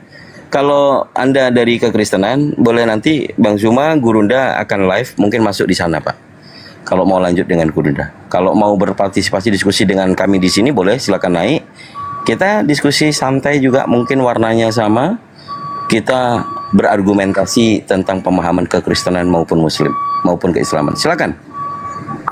Saya juga bilang terima kasih ke Kang Dito. Kenapa? Karena banyak pertanyaan selama ini, kalau misalnya ya nggak ada pertanyaan kalian, tetap gitu aja. Saya nggak akan ngerti. Nah, sama Kang Dito jadi- doang, sama gurunya enggak? Iya, Kang Dito, Hedi Selebes, si Baal, mana si Baal? Si Baal, si Arif. Jadi karena pertanyaan-pertanyaan kalian itu begitu ya, begitu menghujam, begitu Putus-putus Jos. Jadi saya pun jadi putus. Udah jelas. Udah. Coba. Nah, jadi saya juga terima kasih ke Kang Dito, Hendy Selebes, Arif, Baal, karena kalian punya pertanyaannya itu begitu menghujam, menusuk, dan begitu menikam ke jantung kekristenan. Jadi karena itulah saya juga belajar. Karena bagaimanapun saya harus bisa jawab. Dan untung aja terima kasih kepada Tuhan ya. Saya punya referensi yang selalu saya baca. Kalau bagi kami disebut roh nubuat ya. Jadi dia selalu menerangkan itu. Jadi dari situlah saya referensi itu. Jadi setiap pertanyaan kalian itu saya selalu cari referensi berdasarkan roh nubuat yang saya baca. Nah, jadi saya baca berdasarkan Alkitab ke Alkitab. Saya kalau saya tonton masuk komal-komal. Kadang-kadang kan orang berdebat menurut pendapat saya, datang Kang Dito, datang Arif, datang Baal, menurut pendapat saya. Jadi kan masing-masing gitu. Jadi nggak masuk. Bagi saya itu nggak penting. Bagi saya yang penting ayat menerangkan ayat seperti yang dituliskan oleh nubuat yang saya percayai. Terima kasih. Banyak Begini, Pak Jos, kami itu bertanya, sebenarnya bukan nggak tahu jawaban, tapi kami hanya mau mengetes sampai di mana Anda menguasai data yang kami bawakan. Karena kami ini bertanya ingin selaras dengan apa yang pernah Yesua Amasya anak Maria ajarkan di muka bumi ini. Ya, kami ingin Anda bawa ke sana. Tapi cenderung Anda ini berusaha bagaimana mengakali ajaran Yesua Amasya itu Anda tabrakkan dengan ajaran Roma. Ini nggak sinkron Pak Jos. Tapi kalau Anda ingin mengikuti sebenarnya ajaran Yesua Amasya, itu Anda harus jadi Yudaism, tapi nggak cocok. Ya pelariannya hanya ke Islam. Karena Islamlah yang menghormati semua ajaran para nabi itu. Mengimani semua, memuliakan semua para nabi itu gitu loh. Jadi Pak Jos ya pilihannya hanya satu, ke Islam. Tapi kalau Anda ingin berbau barat, Kristen pengikut yang mati di tiang salib, ya selamat tinggal gitu loh. Nggak ada daya lagi upaya kami untuk memaksa untuk itu, hanya diskusi. Sekali lagi bahwa kami diskusi itu tidak asal bertanya, Tapi kita udah tahu jawabannya. Pengen ngetes doang sih Pak Jos, sampai di mana kemampuannya dalam mengolah sebuah data. Itu sih Pak Jos. Semoga bersahabatlah dengan data. Gitu ya, sekali lagi data harus bersahabat. Jangan dilawan tuh data. Makasih Pak Jos. Saya kan selalu pakai data, selalu ayat Alkitab. Terima kasih. Iya. Ya kalau dikatakan Pak Jospen memang Bani Yahudi, nggak juga, orang hidungnya pesek. Bercanda Pak Jospen. Tapi itulah ya. Betul ya. Betul. Nah, nggak mungkin juga ada orang Yahudi Bani apa, nggak tahu baninya, binnya bin apa gitu kan. Nah, tapi mengkulik sesuatu narasi kebanyakan saudara-saudara Kristen, ajaran dari gereja untuk mengkaitkan kepada keselamatan yang datang daripada bangsa Yahudi, sehingga terdogma menjadi Yahudi rohani. Pengajaran Paulus, Roma pasal 2 nomor 28, yang disebut Yahudi adalah Yahudi rohani, bukan Yahudi asli. Yang disebut Yahudi bukanlah yang lahiriah, karena dia memberitakan di Roma. Kalau dia memberitakan di Bethlehem atau di Yerusalem, pasti dia dilempari sandal sama orang-orang sana kan gitu. Masa sudah tahu orang Yahudi asli dibilang Yahudi itu bukan lahiriah. Nah, itu pertimbangannya. Maka kalau orang-orang Kristen mengikuti ajaran yang sampaikan Paulus menjadi Yahudi rohani, jawabannya dijawab oleh Yesus, Wahyu 3 nomor 9. Yang menyebut dirinya Yahudi padahal bukan adalah jemaat setan. Ini bukan perkataan Kang Dito. Di dalil itu Wahyu 3 nomor 9. Mohon maaf ya saudara-saudara Kristen, ini di kitab kalian sendiri. Yang suka mengatakan kami Yahudi rohani, ternyata Anda sendiri tidak sadar, kelihatan Anda tidak pernah baca Bible. Lihatlah beberapa orang dari jemaat setan, beberapa orang dari jemaat iblis yang menyebut dirinya Yahudi padahal bukan, melainkan berdusta. Coba dicermati saudara. Kalau hanya bantahan kalian comot-comot, wah itu salah besar. Comot-comot itu kata lain dari yang Pak Jospen tadi sampaikan. Ayat menjawab ayat. Bahasa inteleknya, kekristenannya adalah sola scriptura. Bible diyakini menjawab dirinya sendiri. Kalau ada orang yang menyebut dirinya Yahudi rohani, maka dia adalah jemaat setan. Itu dalil, teman-teman. Bahkan Gurunda Bang Zuma, ada pendeta dia bilang kami Yahudi rohani, langsung disikat sama Gurunda. Udah jemaat setan. Ya, ini bukan kita menertawakan, menyudutkan, menista. Tapi dalam diskusi dialog ini, kalau dipikir, loh kok bener juga Bang Dito, Bang Zuma, Gurunda, teman-teman apologet Islam Indonesia, tidak pernah berbicara di luar daripada Bible. Ilmu rujukannya yang pertama, teologi. Yang kedua, kristologi. Yang ketiga, kritik teksnya. Yang menghancurkan ini yang kritik teks ini.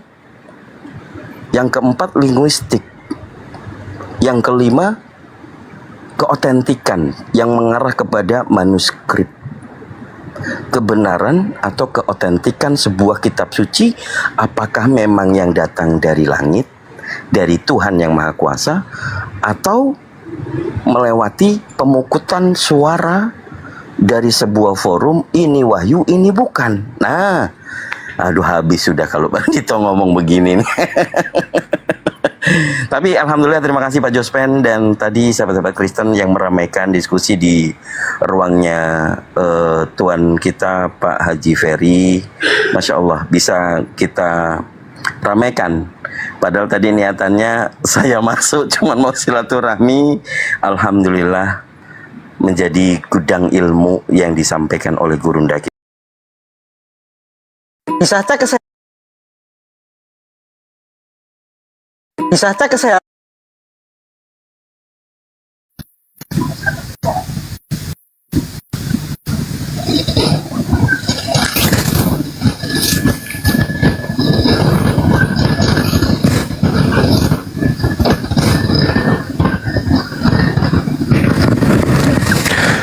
Bismillahirrahmanirrahim.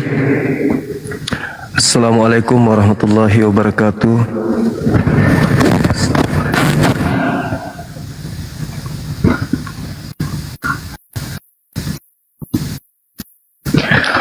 Alhamdulillah, puji syukur kita menyatakan kehadirat Allah Subhanahu wa taala. Jumpa lagi kita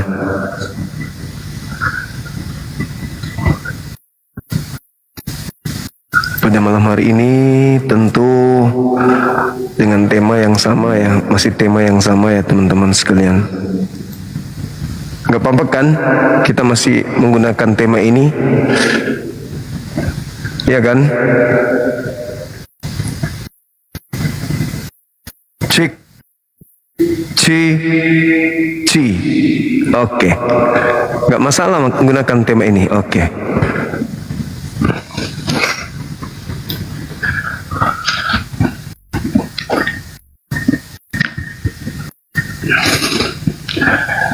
Iya, oke. Karena tema ini juga membuat kemudian saudara-saudara kita non-Muslim yang selama ini terdoktrin, yang tidak pernah belajar, ya, tidak pernah belajar mandiri di dalam mengkaji Bible, hanya mengikuti apa yang menjadi ajaran di gereja. Dengan kita mengulas berulang tema ini, maka akan menghasilkan pemahaman yang mendalam terhadap saudara-saudara kita Kristen. Al-Quran Surah As-Zukhruf ayat 61 dan juga Matius 23:39. Karena semua yang hadir di komal kita sejak tema ini kita buat, itu belum ada yang benar-benar menjawab, di mana jawabannya itu bisa membuat mereka lolos keluar dari jebakan pengajaran Paulus, di mana Paulusnya sendiri ternyata terbukti tidak mengatakan diberkatilah engkau yang datang dalam nama Tuhan. Artinya kita masih memiliki kesimpulan bahwa ketika Yesus mengatakan engkau tidak akan melihat aku lagi, artinya bahwa ya memang yang datang kepada Paulus itu terindikasi bukanlah Yesus anak Maria. Gitu ya teman-teman. Mudah-mudahan ada teman-teman kita non-Muslim yang bisa menjelaskan lebih mendetail terkait ini.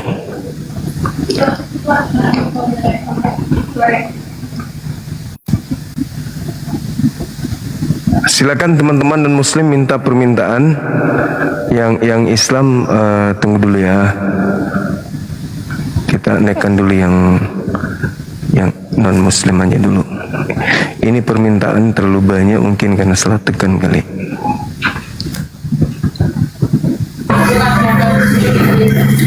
Assalamualaikum Bang. Waalaikumsalam.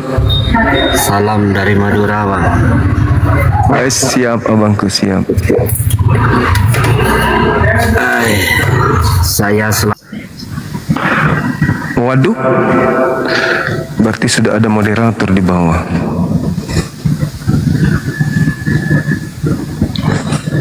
Ada moderator berarti. Oke lah kalau begitu. Kalau sudah ada moderator, alhamdulillah. Artinya kita tinggal menunggu siapa yang akan dinaikkan. Kayak mana itu ya? Kenapa bisa tamunya jadi kecil? Di sini ya, pengaturan sini. Oke.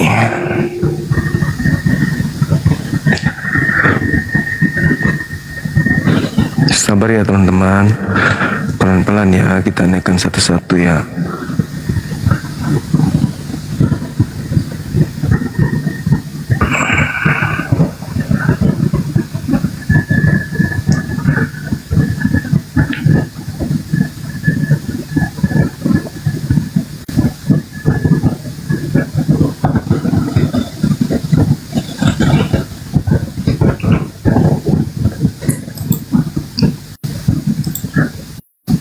silakan di tap layarnya teman-teman ya, supaya teman-teman kita non muslim bisa kesini ya, bisa menyimak di sini, nonton bersama ya pembahasan dua arah.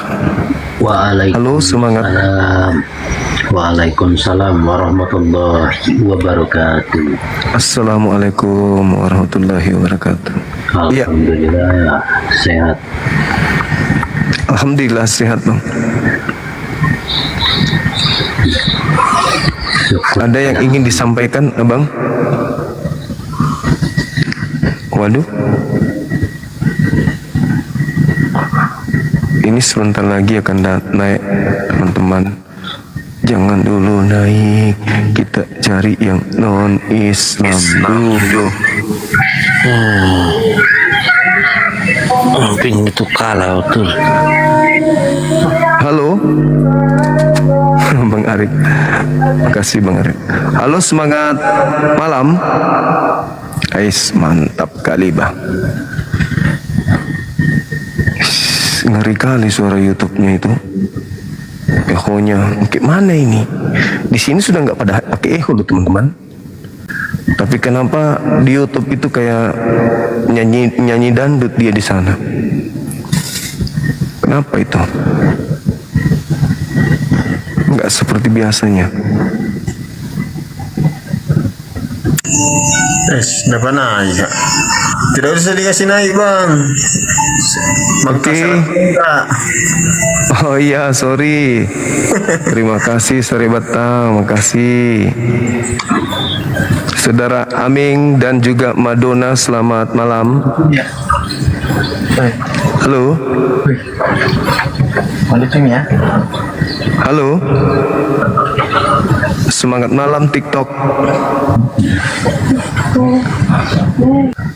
Oh kodong. Teman-teman yang muslim mohon diperiksa, kayaknya deh ada permintaan yang salah tekan kali ya. Karena ini yang ini Islam ini rata-rata ini ya semuanya nih Islam. Kita butuh dari teman muslim. Mantap kali permintaannya nih. Wih. Permintaan 2000 lebih.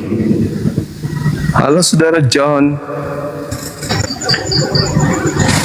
Halo. Halo, selamat malam. Malam. Ya, gimana bang? Biasa. Ya, silakan buka kamera. Dari mana ini? Protestan? Aku Protestan. Iya, silakan saudara. Dibuka kameranya, kita diskusi ya.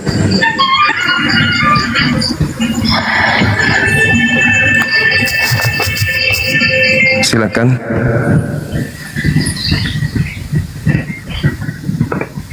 Silakan bang.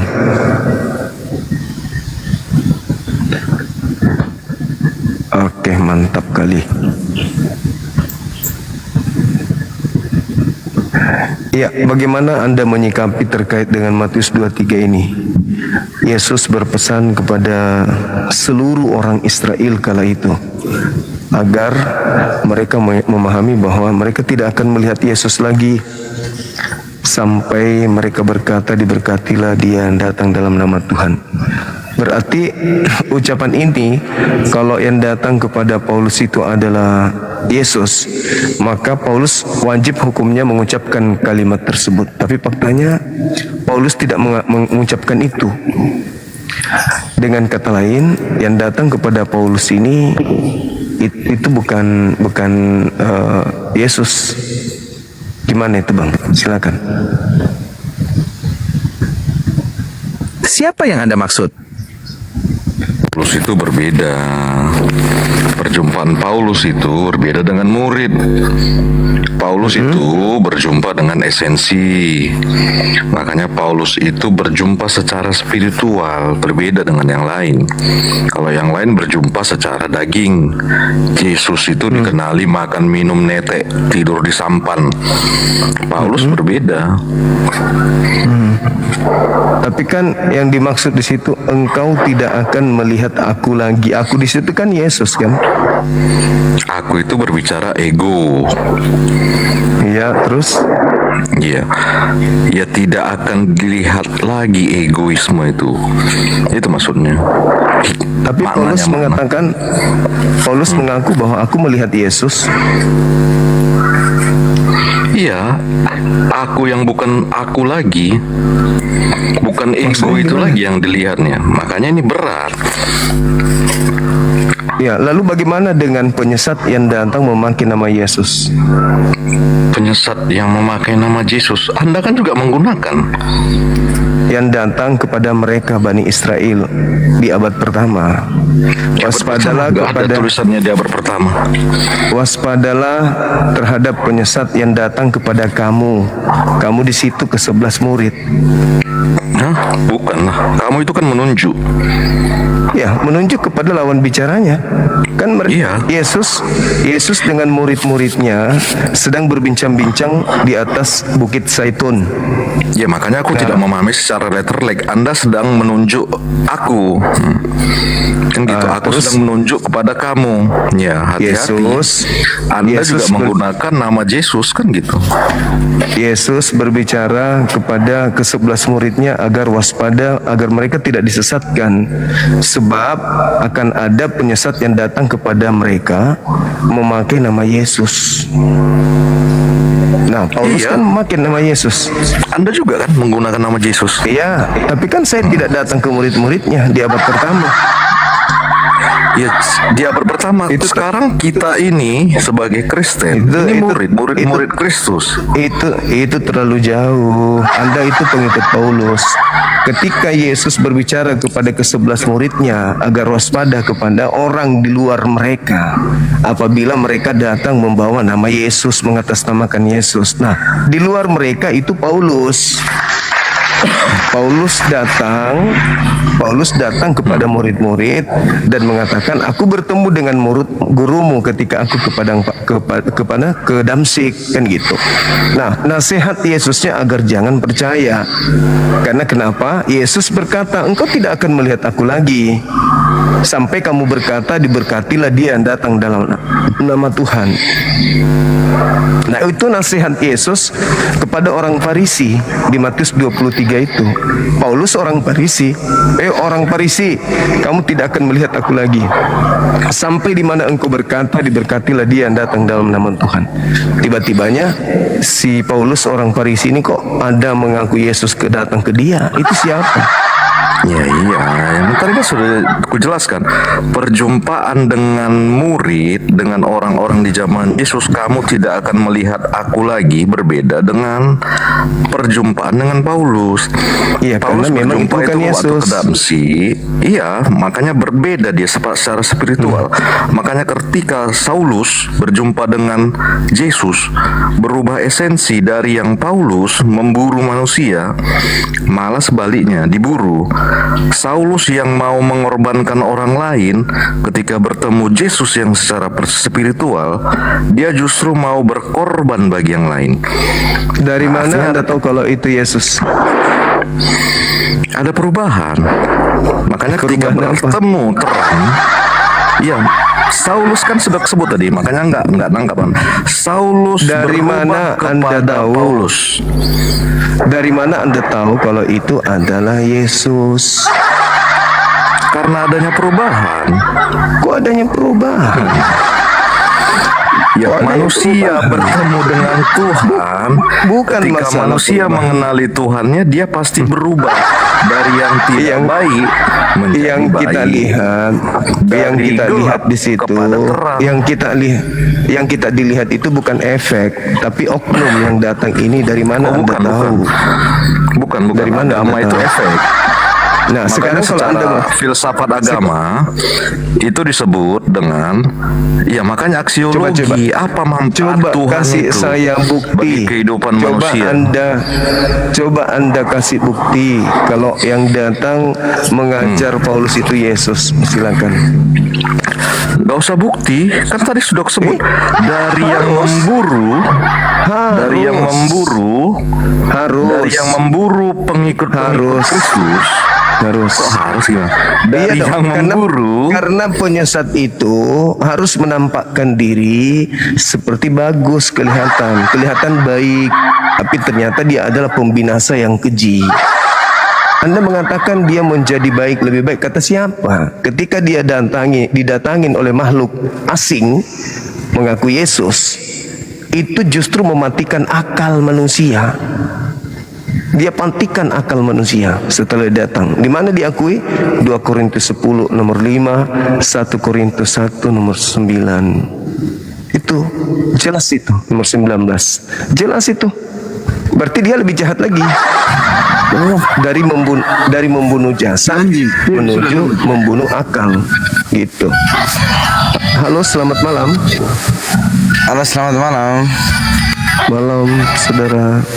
Dari mana? Katolik, Protestan? Tidur sudah semua.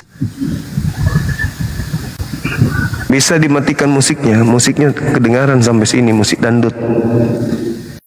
Iya. Musiknya dimatikan, Bang.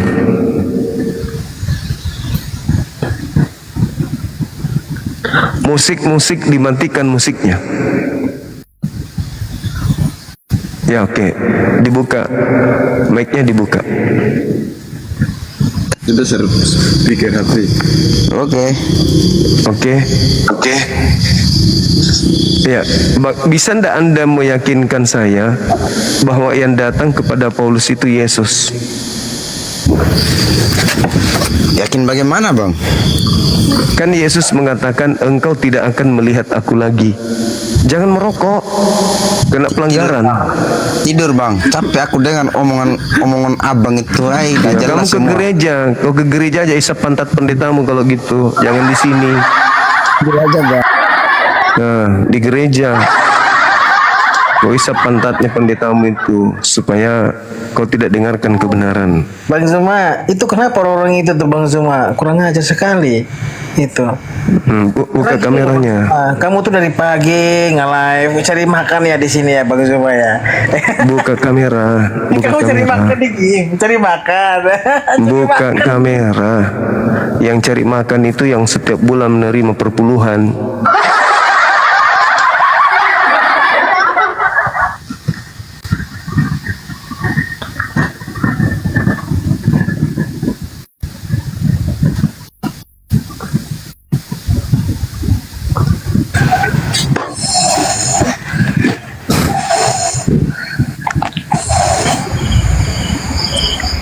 Kasian kali nih Kristen-Kristen ini.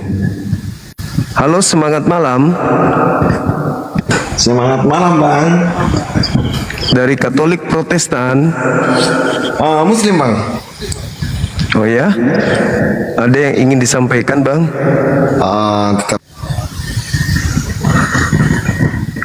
Sudah tahu ini perbandingan agama naik, mau ceramah mungkin ya?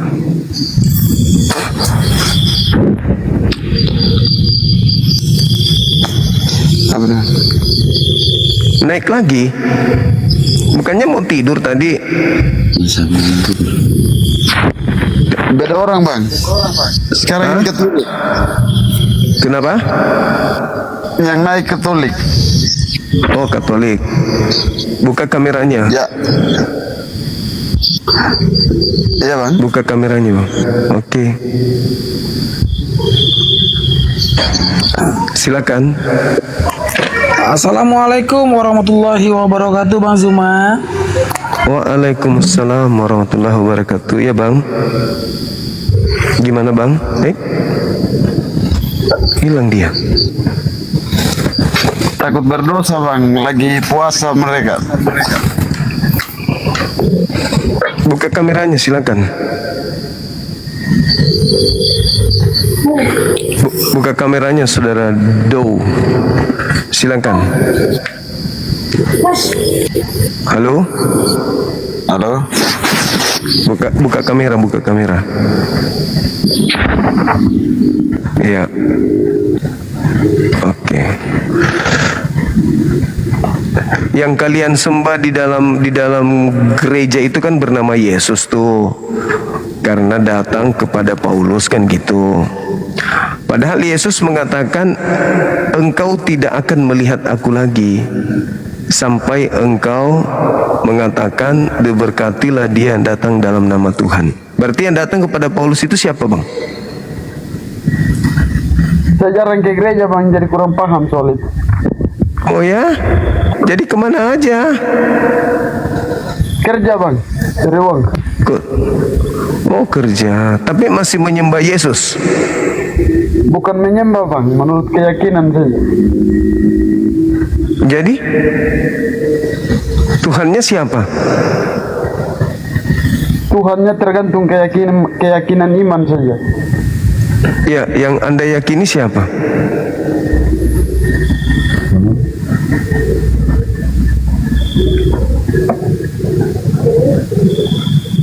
Yang Anda yakini siapa, Bang? Sherlock, Bang. Sherlock. Kenapa? Rumah mana, Bang? Ya. Saya di Kupang. Oh, jauh. Kalau dekat. Anda di mana? Jauh, Bang. Anda di mana? Di timur. Timur Leste. Percuma saya jelaskan.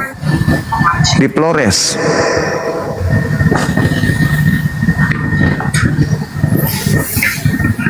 Di mana? Di Papua. Oh, di neraka. Ustaz. Oh, iya. Selamat malam Pak Ustaz. Malam juga. Kalau mualaf itu bayarannya berapa Pak Ustaz? Mau mualaf ini? Kalau mualaf bayarannya berapa? Biasanya 3 miliar, 4 miliar. Bahkan ada yang sampai 10 Boleh miliar. itu Pak Ustaz. Mau? Jaminannya apa Pak Ustaz? Jaminannya dimasukkan ke kamar mandi, dikunci dari luar selama 3 bulan. Saya mau Ke gereja. Hubungi itu si Manuk Bulu.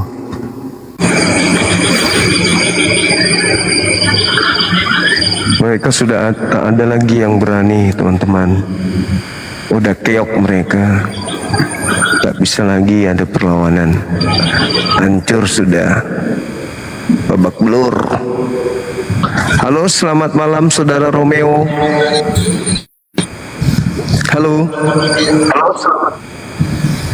Saudara Selamat Romeo. malam. Selamat malam. Malam juga. Malam. Ya, Siap. selamat malam Pak Ustaz. Malam juga. Ya. Dari Katolik Protestan? Saya dari Protestan, Pak Ustaz. Oke, silakan. Saudara bisa buka kameranya, silakan. Belum bisa ini, Bang. Kok bisa? Bisa kok bisa. Saya kirim permintaannya, tolong di 14 detik lagi bisa dibuka. Tidak paham saya ini buka kamera ini. Saya sudah kirim permintaannya, nanti tinggal simpan gitu. Buka, simpan, tekan yes, simpan. Gitu Bang. Waduh, tidak paham saya nih Bang. Kok bisa ya? Ya, kurang. Iya. Bisa paham tentang tema ini? Temanya apa Bang? Yesus berkata kepada orang-orang Israel, orang-orang Yerusalem waktu itu, kepada orang Farisi juga, ahli Taurat, engkau tidak akan melihat aku lagi. Itu di tahun 33. Halo, semangat malam. Iya, selamat malam. Bisa buka kamera.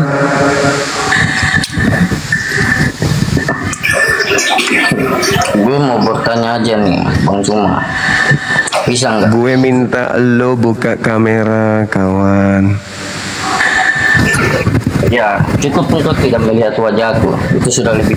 Mama lo bayimu Cumi. Udah buka kameranya, kita berdiskusi. Silakan. Menurun kau, menurun.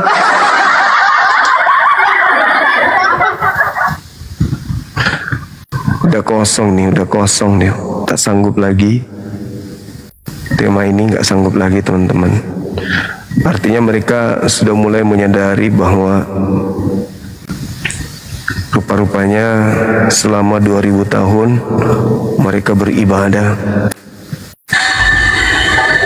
Bang Cuma, kenapa kau tukang tipu begitu? Kau yang turunin saya, kau bilang saya yang turun sendiri. Coba buka kameranya. Saya mau bertanya saja nih Bang Cuma. Buka kamera dulu baru bertanya. Ya cukup saja saya berbicara Bang Cuma. Buka kamera baru bertanya. Gak ada ajaran kasih sekali dirimu Bang Cuma. Buka kamera, kau boleh bertanya 5 pertanyaan, silakan buka kamera. Pertanyaan pertama.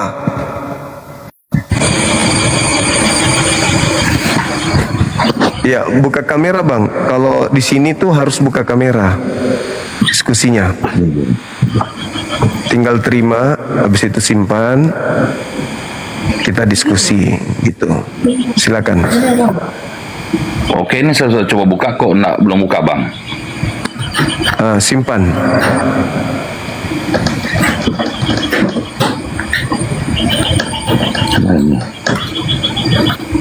Bentar. Ini sudah simpan apa lagi nih?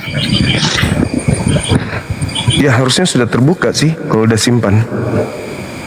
Iya, ini sudah saya simpan ini. Kok belum terbuka ini?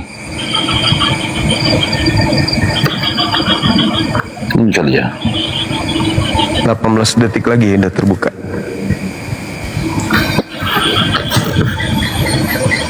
Oke.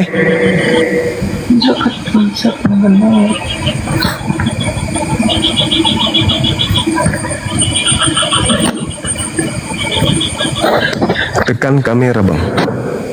Nah, mantap sekali abang kita ini. Salam kenal Bang Romeo. Kenapa ditutup lagi kameranya Bang? Bukan saya. Abang kali yang nutupnya. Coba.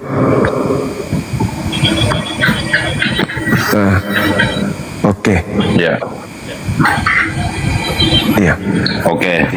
Perkenalkan saya Bang. Saya orang Dayak Kalimantan Bang.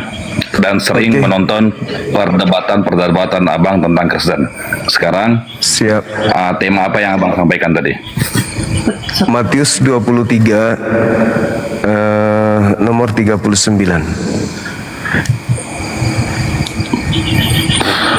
Jadi maksud Abang di situ apa? Di situ tuh. Menurut Abang apa? Pengertian Abang di situ apa? Yesus tidak lagi menampakkan diri setelah dia terangkat ke langit sebelum kedatangannya yang kedua, yaitu di akhir zaman. Jadi yang menampakkan diri kepada Paulus itu bukan Yesus. Artinya tadi itu adalah saya dengar Abang tadi ngomong. Saya dengar Abang ngomong tadi dengan lain itu sudah 2000 tahun ini sudah orang Kristen mulai meragukan itu ya tentang Yesus itu. Iya, 2000 tahun ya? 2000 tahun Kristen bukan menyembah anak Maria, tetapi menyembah makhluk asing yang datang memakai nama Yesus. Bang, dengan cara apapun Bang, saya kasih tahu ya Bang ya. Dengan cara apapun Abang mau merubah iman kami, dengan dalil apapun, itu semua basi Bang, nggak bakalan. Oh, berarti Anda menolak Yesus nih ceritanya? Kami tidak pernah menolak Yesus, Bang. Nggak pernah. Faktanya? Loh, kami tetap percaya Yesus, Bang. Yesus yang datang, Yesus yang datang ke Paulus yang Anda terima, bukan Yesus yang melakukan penginjilan kepada kaumnya. Dengan itu cara beda apapun, oknum. Abang mau ini apa ini, kami nggak percaya, nggak mempan, Bang, basi, Bang.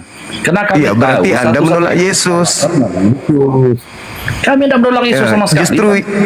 Justru Yesus mengatakan, engkau tidak akan melihat aku lagi. Berarti yang dilihat Paulus itu bukan Yesus. Ya, itu kan cuma pengertian Abang. Pengertian kami itu yang beda. tertulis di situ. Nah, bagaimana pengertian Anda ketika Yesus mengatakan engkau tidak akan melihat aku lagi sampai engkau berkata diberkatilah dia yang datang dalam nama Tuhan. Itu maksudnya apa? Kalau saya mau menjawab, pada saat Yesus menyampaikan itu masih dia di dunia atau secara manusia. Setelah Allah mengangkat dia ke surga, setelah dia tidak menampakkan lagi. Dia lagi. Nah, seperti itu keimanan dia kami, tidak Bang. nampak lagi. Bang, setelah dia terangkat, Bang. dia tidak menampakkan diri lagi. Betul? Percuma, Bang. Percuma kamu mau pengaruh orang ke surga. Berarti Anda membantah Yesus. Anda membantah Yesus. Lah Yesus mengatakan engkau tidak akan melihat aku lagi. Kenapa Anda bantah? Justru kamu yang membantah Yesus itu. Loh, Yesus mengatakan engkau tidak akan melihat aku lagi. Sama kami, Bang. Gitu. Terus kenapa Anda percaya kepada Paulus kalau begitu? Aduh, bagi saya bagaimanapun cara mau, Bang, nggak bakal merubah, Bang. Iya, itulah artinya Anda tidak percaya Yesus berarti. Kata dia. Yesus mengatakan, engkau tidak akan melihat aku lagi. Berarti yang datang kepada Paulus bukan Yesus. Kenapa Anda percaya Paulus? Abang pernah melihat Allah, Abang? Pernah? Kenapa jadi ke saya? Al-Quran saya mengatakan bahwa Nabi kami Nabi Isa ketika ingin dibunuh oleh kaumnya Bani Israel diangkat oleh Allah, tidak pernah lagi turun selain nanti di akhir zaman. Berarti yang datang kepada Paulus itu, yang datang kepada Paulus siapa? Terus yang datang ke Paulus siapa? Itu kan kayak gini, Bang. Usir semua, Bang. Percuma, Bang, nggak akan pengaruh, Bang. Sampai kapan pun nggak berpengaruh, Bang. Memang, karena Yesus mengatakan bahwa Yesus palsu itu akan menyesatkan banyak orang. Nggak ada, Bang. Nggak ada itu. Loh, Yesus mengatakan Matius 24 nomor 4 nomor 5, waspadalah kepada penyesat yang datang kepadamu memakai namaku dan berkata, akulah Kristus, mereka akan menyesatkan banyak orang. Seperti Abang begini lah, menyesat-menyesat. Loh, saya tidak datang dengan mengatasnamakan Yesus. Tidak dong. Saya tidak pernah mengatakan Yesus datang kepada saya. Beda dengan Paulus. Kami, Bang. Beda dengan Paulus mengaku melihat Yesus, padahal Yesus mengatakan engkau tidak akan melihat aku lagi. Ayo, berarti Paulus ini berbohong.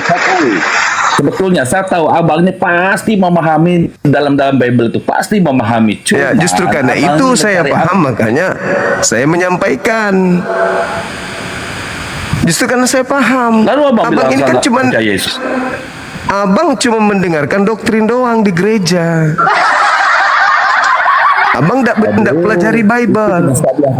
Nggak ada doktrin di gereja tuh, Bang. Nggak ada doktrin di gereja tuh, Bang. Iya, kalau bukan doktrin, kenapa Anda percaya kepada Paulus? Kenapa Anda percaya kepada Paulus? Siapa bilang saya? Iya, buktinya Anda menjadi pengikutnya. Buktinya Anda ke gereja, berarti percaya kepada Paulus.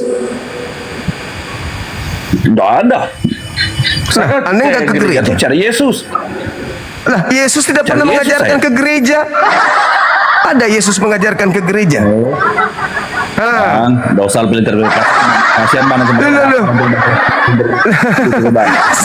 Saya yang bertanya, ada nggak Yesus mengajarkan ke gereja? Kan tidak ada. Justru Abang, iya, yang kayak gini mau saya jadi nanti, Bang. Pelintir ayat itu nggak boleh gitu, Bang. Loh, kok jadi saya pelintir? Mana yang saya pelintir? Anda yang memelintir ajaran Yesus kok. Jangan Anda yang pikir hidup ini melintirnya, bukan saya. lama-lama di dunia ya. Kita akan diperhadapkan dengan Tuhan nanti itu. Di situ nanti kamu merasa, di situ nanti kamu melihat Jangan nanti. ke Tuhan dulu, ke Yesus dulu. Yesus tanya Anda, siapa yang suruh Anda menyembah Dia? Coba. Ayo. Loh, itu iman kami, Bang. Iman kami, Saya nggak Bang. peduli iman Anda. Saya bertanya, ketika Yesus bertanya kepada Anda, siapa yang suruh kau menyembahku? Apa jawaban abang? Nggak perlu saya jelaskan sama kamu, Bang. Percuma. Percuma.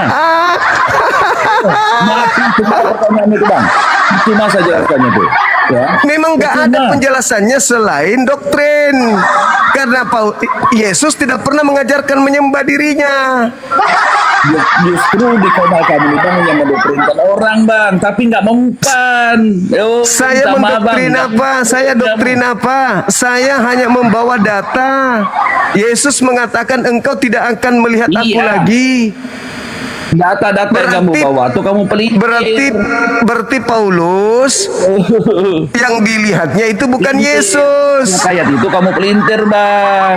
Saya bacakan Matius 23:39. Engkau tidak akan melihat aku lagi hingga kau berkata, diberkatilah dia yang datang dalam nama Tuhan. Mana saya pelintir? Yang mana yang saya pelintir? Nggak ada. Firmannya kan tidak pernah ada kelihatan. So, firmannya kan ada kami pegang semua, Bang. Engkau tidak akan melihat aku lagi. Jangan dipelintir. Bukan firman di situ. Engkau tidak akan melihat Yesus lagi. Betul. Tapi perkataannya, firmannya tetap ada pada kami. Kok kami? Yesus hanya bicara kepada kaumnya Bani Israel. Kok kami? Kristen tidak dihitung di situ. Apalagi orang Dayak, mana ada? Yesus hanya untuk orang Yahudi, bukan untuk orang Dayak, Bang. Anda itu hanya doktrin, hanya didoktrin dari Belanda masuk ke Nusantara, didoktrin sama mereka. Yesus itu hanya untuk kaumnya Bani Israel. Sama dengan Allah kamu, Bang. Allah kamu tidak lihat orang Bugis. Tuhan kami datang melalui Nabi Muhammad untuk seluruh umat manusia. Nabi Muhammad diutus untuk seluruh umat manusia. Ayo. Sama. Di mana Yesus berkata untuk seluruh manusia? Di mana? Di mana? Di mana? Di mana Yesus berkata untuk seluruh manusia? Di mana? Nggak ada, Bang. Jadi jangan Anda pelintir ajaran Yesus, mentang-mentang Anda merasa sebagai pengikutnya, Anda nabrak semua.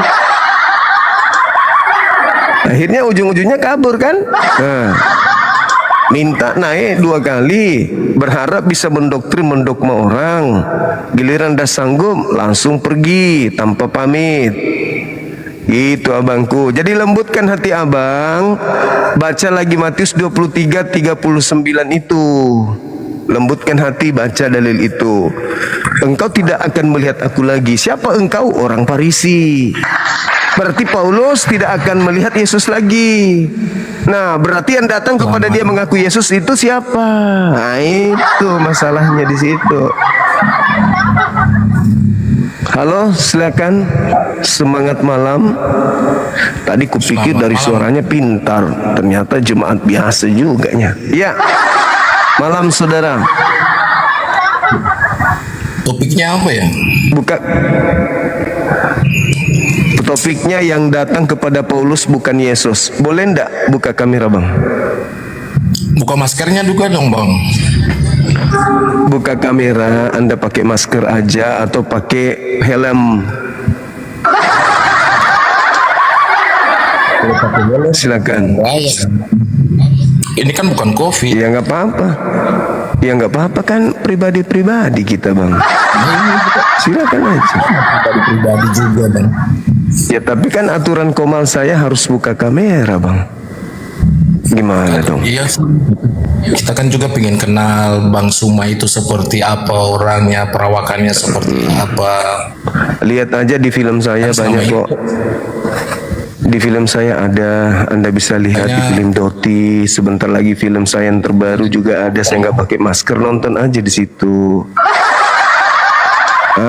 Kan begitu, abang kan bagus. Nah, ganteng kali pun, tapi sayang agak gelap, Bang.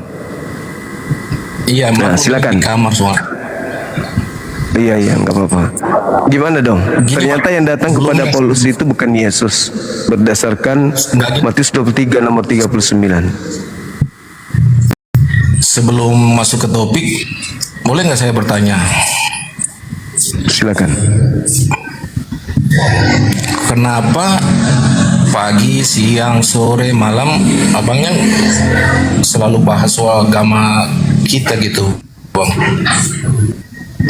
Saya jawab. Faedahnya apa sih sebenarnya? Oke, saya jawab. Gini, Agama belum selesai. Oke, silakan. Belum selesai. Silakan. Seharusnya masing-masing kita itu berfokus pada agama dan kepercayaan kita masing-masing. Lebih baik kita mengurus iman dan percaya kita, lebih baik kita mengurus rumah tangga dan keluarga kita dengan baik dan benar daripada kita ngurusin rumah tangga ataupun urusan orang lain gitu, Bang. Itu yang pertama.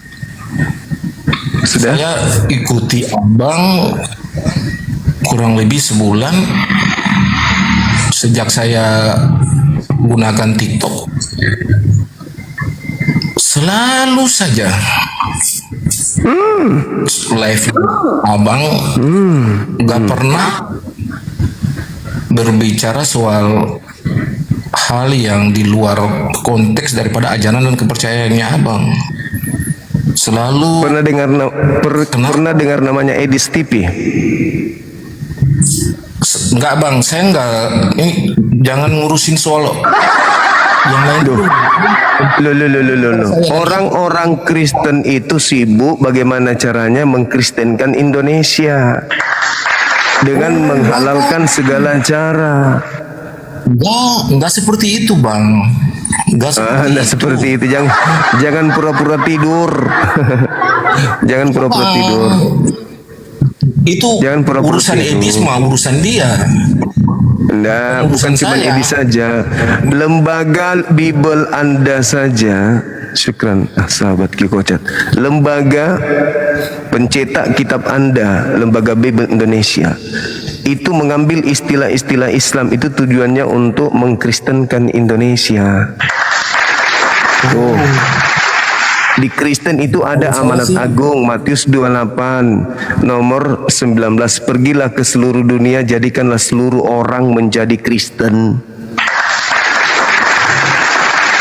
Itu makanya misi Kristen itu halus sekali, meskipun ada yang kasar, yang langsung terang-terangan dari rumah ke rumah membawa Bible dan mengatakan ini loh Injil. Oh, kalau itu kan kalau yang dari rumah itu bukan Protestan, Bang, bukan Katolik. Ya, semuanya Kristen itu. Coba anda lihat orang berkhotbah dari pasar ke pasar, dari di atas bus, mereka menjajakan Yesus di atas bus. Itulah agama Anda. Kristen Protestan ataupun Kristen Katolik atau gereja Bethel. Nah, itu kami nggak peduli Kristen apapun namanya. Kristen apapun itu, yang jelas mereka menjalankan isi Bible. Jadikanlah seluruh bangsa menjadi Kristen. Itu gimana itu? Masa kami harus diam-diam membiarkan anak-anak keturunan kami jadi Kristen? Enak aja. Nggak boleh. Jadi masing-masing kita. Gini, Bang, itu bukan pribadi, itu perintah Bible. Itu bukan pribadi, memang perintah Bible. Dalam undang-undang, setiap orang itu berhak untuk memeluk agama dan kepercayaannya masing-masing. Dan berhak menjalankan agamanya. Itu semua berpulang pada pribadi masing-masing, Bang. Keterpanggilan seseorang untuk dia mau memeluk iman dan kepercayaannya dia itu berpulang pada pribadi masing-masing, panggilan rohani masing-masing, bukan dengan doktrin ataupun dogma ataupun dengan cara yang seperti Abang bilang menjual nama Kristus di tempat-tempat umum. Itu bukan caranya orang Kristen sebenarnya. fakta, itu fakta kan yang kalian lakukan. Malah segelintir orang yang menggunakan Bukan hanya segelintir, secara lembaga Bible Indonesia menggunakan istilah Islam mereka gunakan itu untuk memurtadkan orang. Lembaga kitab Indonesia tidak Terus kenapa kitab Anda disebut Alkitab? Apa tujuannya? Iya, Alkitab itu adalah dasar firman yang menjadi. Kenapa buku yang datang dari Barat Anda sebut Alkitab? Bible kan dalam bahasa Indonesia kan disebut Alkitab gitu. Alkitab itu bahasa Arab, bahasa Quran.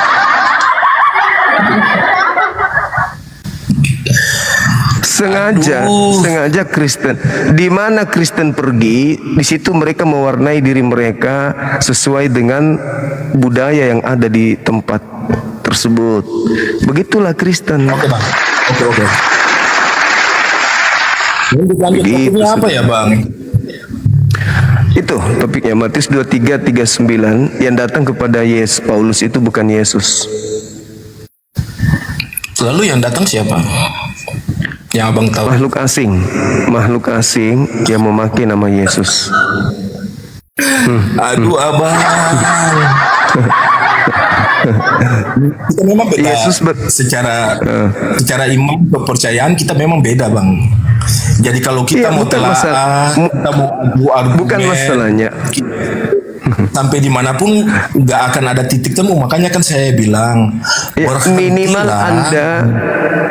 minimal anda dengan Yesus berdamai. Saya berdamai. Yesus yang mana dulu? Yesus Kristus. Ya, yang datang ke Paulus. Beda dengan anak Maria. Anak Maria bukan Tuhan. Saya mau mengambil satu perkataan abang bahwasanya Yesus hanya datang kepada bangsa Israel. Ketahuan abang, Yesus itu Tuhan dan Juru Selamat umat manusia, bukan hanya itu yang bangsa Israel. Yang datang kepada Paulus, ya beda. Yesus yang nabi untuk Bani Israel. Itu dua pribadi yang berbeda, dua oknum. Sejak bangsa Israel keluar dari perbudakan dari Israel di tanah perbudakan di Mesir, itu 12 suku bangsa Israel itu mereka terpecah belah bang. 11 suku bangsa Kristen. Tidak ada hubungannya dengan Kristen. Daripada bangsa Israel. Tidak ada hubungannya dengan Kristen. Percuma. Nah gini, kalau abang bilang Yesus datang hanya untuk bangsa Israel, saya mau jelaskan sedikit banyak tentang peristiwa tentang bangsa Israel itu. Dia hidup di tanah perbudakan selama di tanah Mesir itu, mereka keluar. Itu ada salah satu suku bangsa yang sampai hari ini mereka itu belum kembali ke Israel. Itu namanya suku Gad. Dan suku Gad itu telah berbaur ke hampir seluruh dunia yang ada di saat ini. Dan hanya satu suku bangsa itu yang belum kembali ke Israel bang. Untuk ketahuan abang, dari kedua belas suku bangsa Israel, 11 suku itu telah pulang. Hanya satu suku yang belum kembali. Nah, Anda sendiri berasal dari suku mana? Kenapa? Anda sendiri berasal dari suku mana? Kalau saya suku Gad.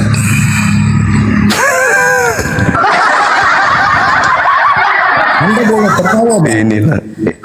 Inilah anehnya. Coba siapa? Dari mana? Coba dari Gad bin mana sampai ke abang. Karena saya orang Yahudi itu, Bani Yakub itu adalah bangsa yang paling bersih di dalam memegang silsilah mereka. Orang Arab dan orang Israel itu paling menjaga silsilah. Sekarang saya tanya ke abang, kalau memang abang banyak tahu soal Alkitab, soal bangsa Israel, yang saya bilang itu benar nggak? Soal satu suku bangsa yang belum kembali ke Israel. Bukan cuma satu suku bangsa. Dari ke-11 suku itu, 12 suku itu, saya kasih dalil. Bukan sifat. Saya kasih dalil di dalam Yehezkiel 5 nomor 12. Sepertiga dari Bani Yakub itu dibuat berserak ke seluruh penjuru mata angin. Nah, sekarang mana dalilnya? Anda kalau kaum Gad itu belum kembali kepada Israel.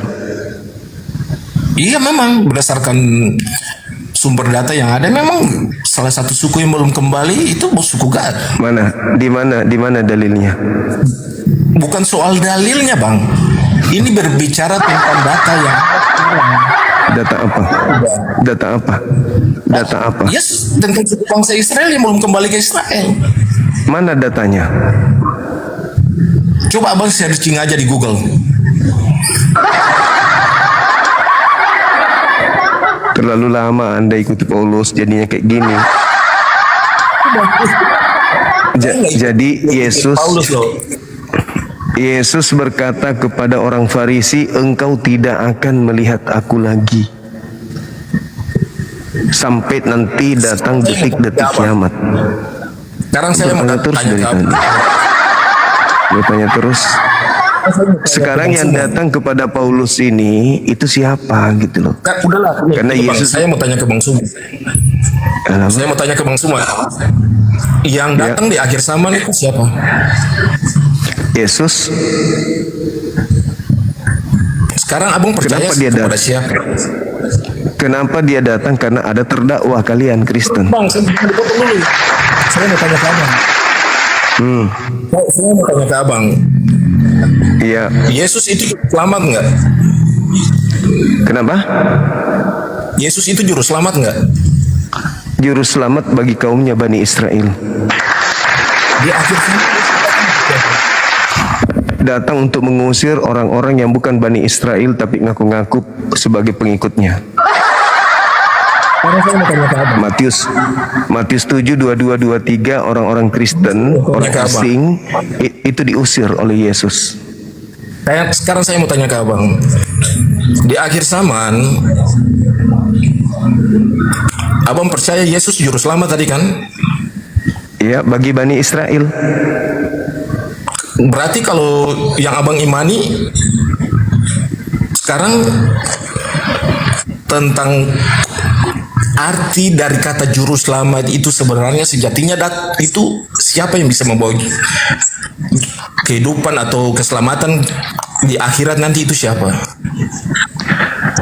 Jadi Nabi Isa atau Yesus itu juru selamat bagi kaumnya sendiri. Siapa itu? Ya, Nabi Isa, Yesus menyelamatkan kaumnya sendiri. Nabi Musa menyelamatkan kaumnya sendiri. Nabi Muhammad menyelamatkan kaumnya sendiri. Makanya nanti di akhir zaman ada yang bukan kaumnya Yesus datang tuh di Matius 7 22 23. Juru selamat itu hanya satu, Bang. Kata siapa juru selamat itu satu? Juru selamat hanya satu. Nabi Muhammad juga juru selamat. Juru selamat Nabi Muhammad, juru selamat Al-Quran surah Al-Ma'idah ayat 15-16. Juru selamat itu juru selamat, juru salam, juru Islam. Yesus itu juru Islam. Sedangkan Anda Kristen itu pengikut Paulus. Beda. Tidak, Bang, kami bukan pengikut Paulus. Yang kami sembah bukan Paulus. Siapa yang mengajari Anda menjadi Kristen kalau bukan Paulus? Yang mengajari Anda sekarang menjadi Kristen, ke gereja, makan babi, tidak bersunat, ibadah minggu, Natalan, itu kalau bukan Paulus, lalu siapa yang ngajarin? Yesus tidak pernah ngajarin. Yesus tidak pernah ngajarin kekristenan. Berbicara soal makan babi dan yang lainnya itu bukan soal makanannya, tapi itu lebih pada perkataan. Itu ajaran Paulus. Itu ajaran Paulus itu. Kalau Yesus, ajaran Yesusnya Matius 5:19, barang siapa yang makan babi dan mengajarkan kepada orang lain makan babi, dia akan menempati tempat terendah, yaitu neraka. Itu dalil. Sedangkan Paulus mengatakan di dalam Kolose 2 nomor 16, babi halal. Jangan lagi mau diatur tentang haram halal. Semuanya semua yang haram itu halal. Gitu. Itu Paulus, beda dengan Yesus. Makanya ku bilang tadi, Matius 23:39 harusnya Anda perdalam di situ. Yesus berkata, engkau tidak akan melihat aku lagi. Nah, berarti Paulus tidak akan melihat Yesus lagi. Tetapi Paulus justru tiba-tiba saja mengaku Yesus datang kepada dia. Ayo, mana yang mau dipercaya, Yesus atau Paulus? Kan gitu. Oke. Yang itu. Nah, inilah. Saya mau tanya Bang. Soal Arom gimana ya? Arom itu seorang Muslim, lalu pacaran dengan orang Kristen, lalu murtad. Di dalam pemurtatan dia, antara dia murtad sudah sering ke gereja, dengan masa baptis dia masih bimbang, ragu dia itu. Akhirnya dia temukanlah komal-komal apologet Islam, naiklah ia untuk membela imannya yang baru. Tapi setelah berdebat dengan kami, dia ngaku pendeta, dan kemudian dia kalah dalam berdebat. Akhirnya dia mu'alaf kembali. Nah, setelah dia sudah kami syahadatkan, ada laporan dari tempat kerjanya bahwa KTP dia ini masih Islam. Nah, jelas masih Islam karena baru murtad dan belum dibaptis. Nanti setelah dibaptis baru dia ganti KTP. Nah, setelah dia dalam proses itu, dia datang ke kami tuh berdebat. Bahkan dia secara offline berdebat juga. Memang dia murtadin. Salahnya dia karena dia mengaku pendeta. Di situ salahnya. Harusnya dia mengaku murtadin doang, murtadin saja, ngapain bawa-bawa pendeta gitu loh. Akhirnya kami euforia, sudah memualafkan seorang pendeta. Cek percek ternyata bukan pendeta, kan menipu itu namanya. Berarti biadab juga dia kan? Memang biadab, sangat biadab. Itu ada video klarifikasinya viral itu. Iya, memang dia biadab, kurang ajar. Bahkan sampai seorang abang kita Deddy Miswar pun kena tipu sama dia. Sampai dia diajak main film karena dia di situ mengaku pendeta. Maka dia ajak main film. Mau ndak? Yakin ndak sebagai pendeta? Mau pak, mau pak. Rupa-rupanya dia mau cari duit untuk modal kawin. Gitu. Itu yang saya sesalkan itu, karena ngaku pendeta itu yang saya tidak suka. Gitu bang, itu mencederai Kristen juga, menyakiti orang Kristen. Rupa-rupanya dia cuma murtad jemaat biasa. Oke deh bang, saya segitu aja deh bang Suma. Oke, saudara William, thank you. Thank you bang ya. Sip. Makasih. Ya bang. Ya.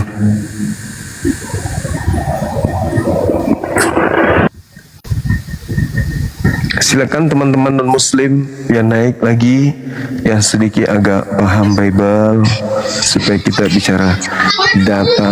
Emang di bawahnya itu mitra 10 rame. Naiknya pakai lift.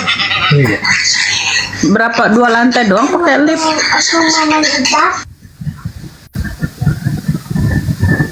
Saudara Si Hombing, semangat malam. Nona Vida, selamat malam. Halo Nona Vida Si Hombing. Betul-betul betulin di YouTube, ehonya benar-benar panjang kali bang, sampai 3,5 meter. Cek.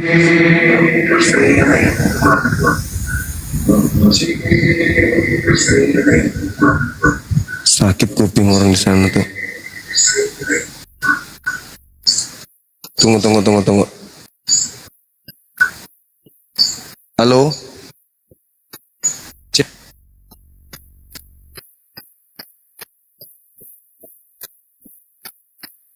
Ci. Halo. Halo Ci. Cek. Cek. 1 2 1 2. Bom 2 3.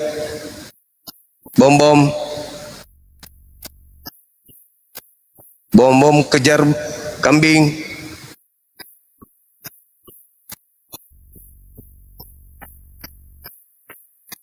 Kambing kejar bom.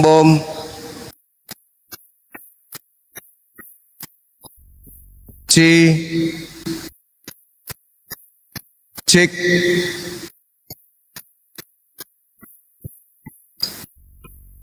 Bom main kelereng sama kambing.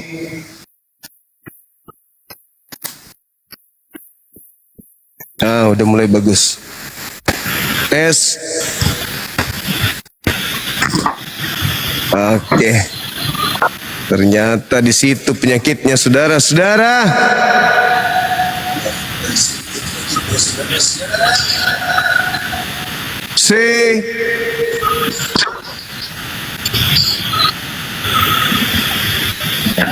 Oke. Sudah agak lumayan kan, teman-teman?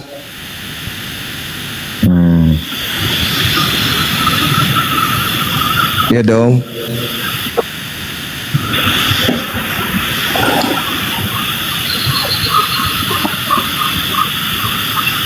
Cekcok. Bom.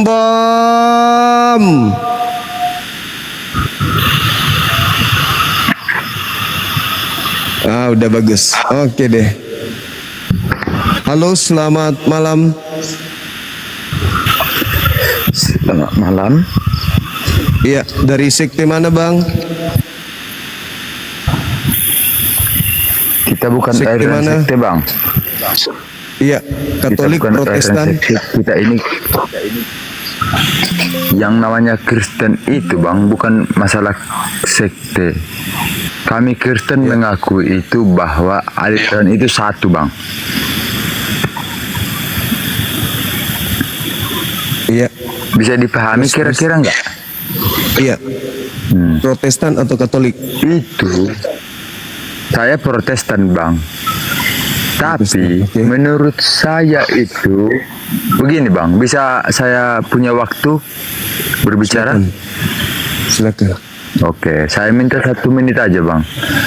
Menurut saya itu Kristen itu sekte itu hanya dibagi berdasarkan organisasi atau kemauan individual bang.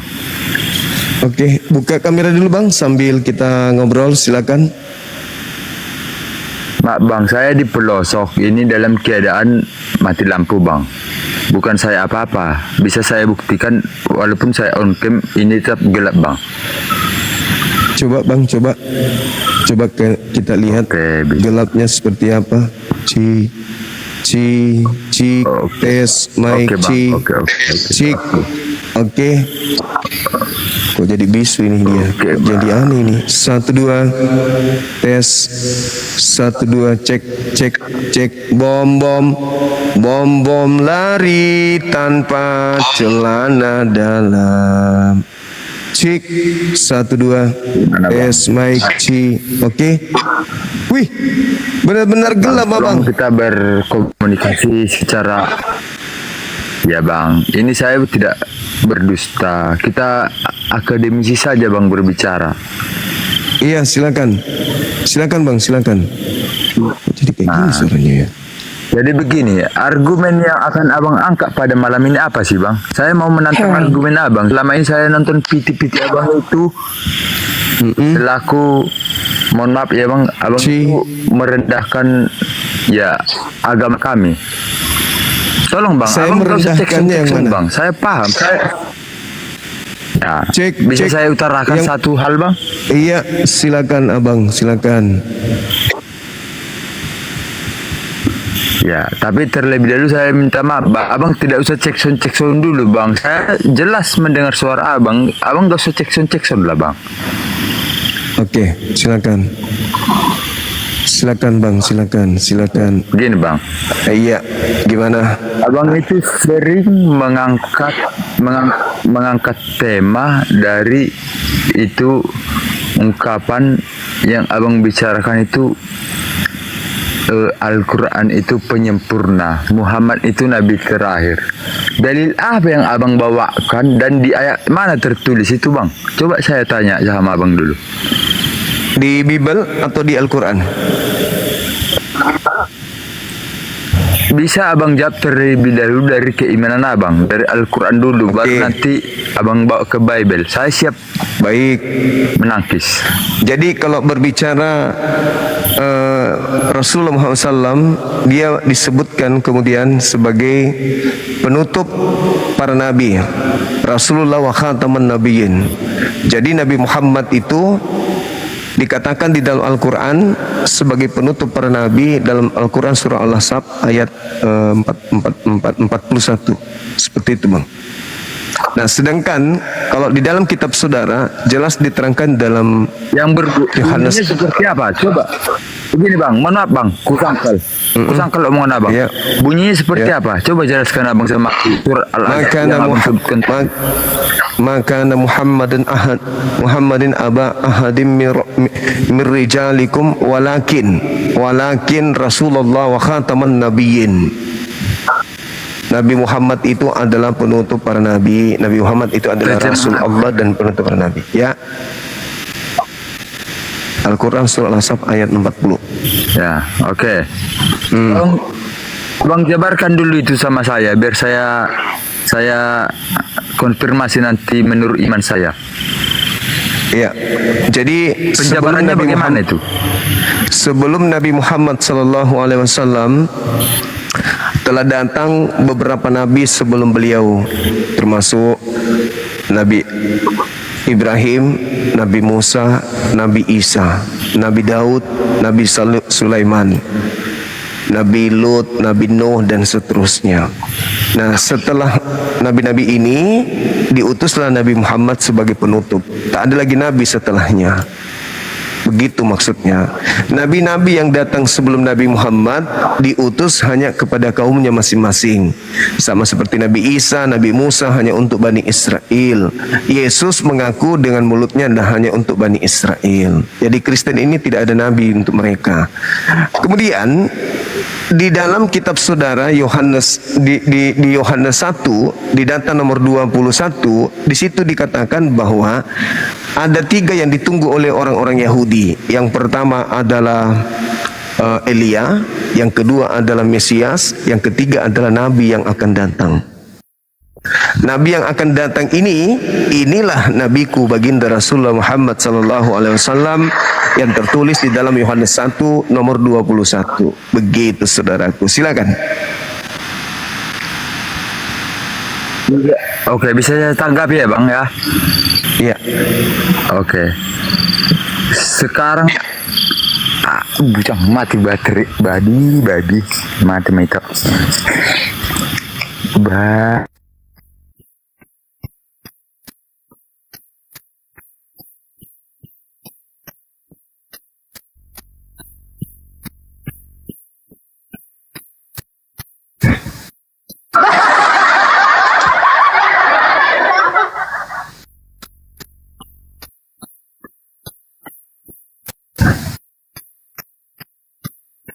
Cek bom tes.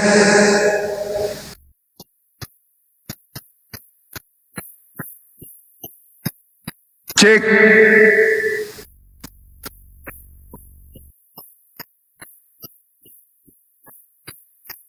C.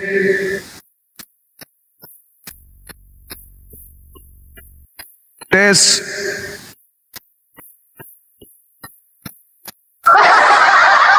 Tes. C. PC. Bom. Kejar-kejaran bersama kambing betina. Tes. C. Oke. Abang tadi kenapa panggil makanannya dipanggil tadi? Dibilangnya babi.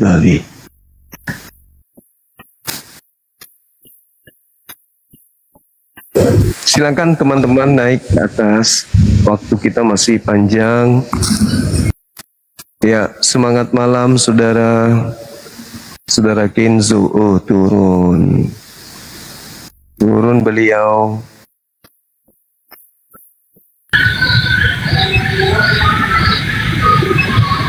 Halo, semangat malam.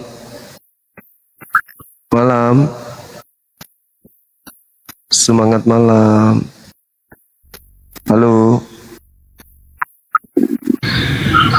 Ya, mulai. Oh, Dika, nah. Turunin lagi ehonya. Halo, lagi. Bang Juma. Malam juga. Ada yang mau bicarakan Bang Juma? Dari mana Abang? Dari Pekanbaru, Riau. Katolik, Protestan. Sama saja semua pengikut Kristus. Oke. Silakan buka kamera Bangku. Pakai buka kamera Bang ya? Iya. Oke. Nah, tekan bagus. Gimana? Ada yang mau dibicarakan Bang Juma dengan saya yang polos, saya nggak tahu apa-apa.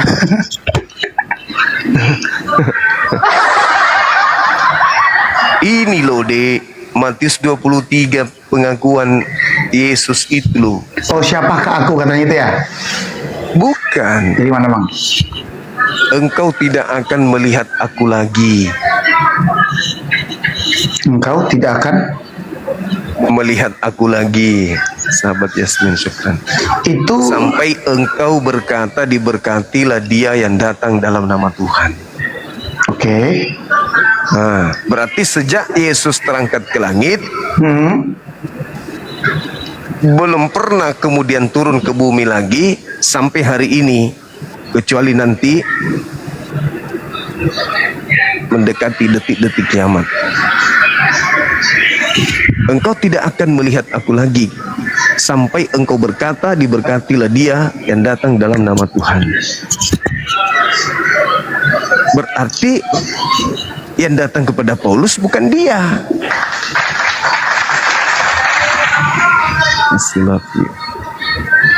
Gitu. Gimana itu? Berarti kalau betul yang datang ke Paulus ini bukan Yesus, berarti 2000 tahun kalian di gereja menyembah kepada bukan Yesus, Bang. Oke. Tapi ada di dalam Matius juga berkata, Bang, di mana ada 1, 2, 3 orang berkumpul di dalam namaku, aku ada di situ, kata Yesus, kata firman Tuhan itu ada juga. Iya. Di dalam Matius. Ada maksudnya ajarannya. Bukan datang dalam rupa cahaya, apalagi bersuara. Akulah Yesus. Nah, kalau anda berkumpul coba dengan jemaat, tiba-tiba ada suara dari langit, akulah Yesus yang kau aniaya. Anda akan lari. Nah, ini masalahnya yang datang ke Paulus itu begitu, berbentuk cahaya dan ada suara kayak di film horor. Gitu Bang ya. Akulah Yesus. Ya, cuman aku belum tahu isi poin ayatnya, Bang. Abang bisa munculkan nggak Bang ayatnya? Matius 23 nomor 39. Lihat aja di HP. HP Alkitab ada buat di sini. Nah, baca dulu Bibelnya coba. Coba ya. Ya.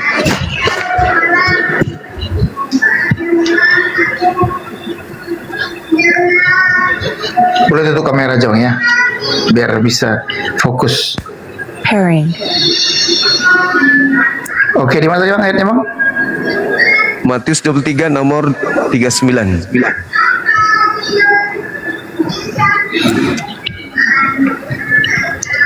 Oke, Matius. Iya, betul.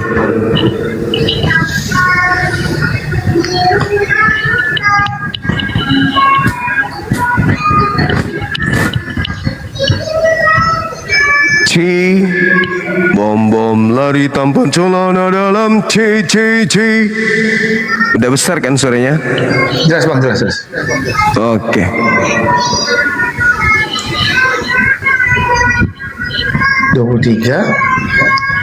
ayat 39. Iya, betul.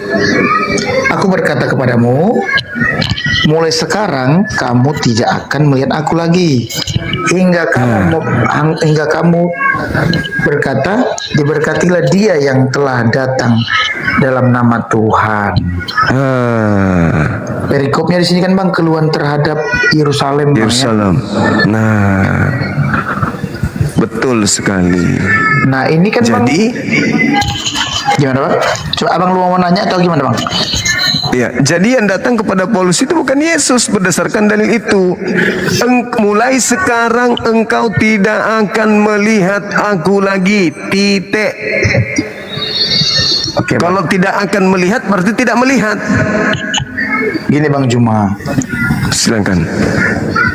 Jadi Yesus itu, ayat Alkitab seringkali orang salah paham kalau tentang Alkitab ini Bang, dengan tentang ini ya poin yang di dalam ayat 39 ini tadi. Jadi kita harus baca perikopnya dulu, kita harus baca sebelum dan sesudahnya dulu Bang. Silakan Anda baca. Nah, Oke, sesudahnya nggak ada karena itu data terakhir dari Matius 23. Tetap kita harus baca Bang di ayat di Matius 24-nya Bang. Harus baca nih Bang sebelum dan sesudahnya, nggak bisa kita baca sepenggal-sepenggalan deh Bang. Jadi tidak kan ada data sesudah Matius 23 itu paling terakhir 39, nggak ada ayat setelahnya. Iya, maksud saya berarti di 24 Bang. Oh boleh. Di 24 berarti dia Bang. Kalau dari terakhir. Jadi yang di 23 ayat 39 kan Bang.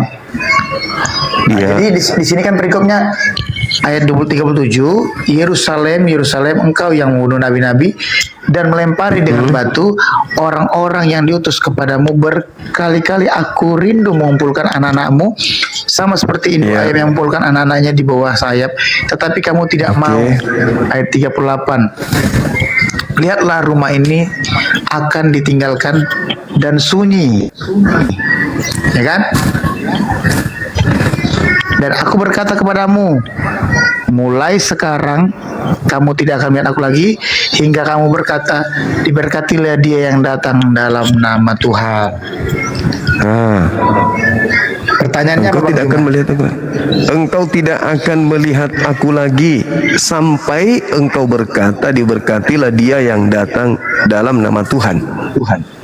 Nah ayat ini Bang, ayat ini sama pernah Bang bahas tuh apa kemarin poin tentang yang Tuhan itu loh, Tuhan dia tidak akan melihat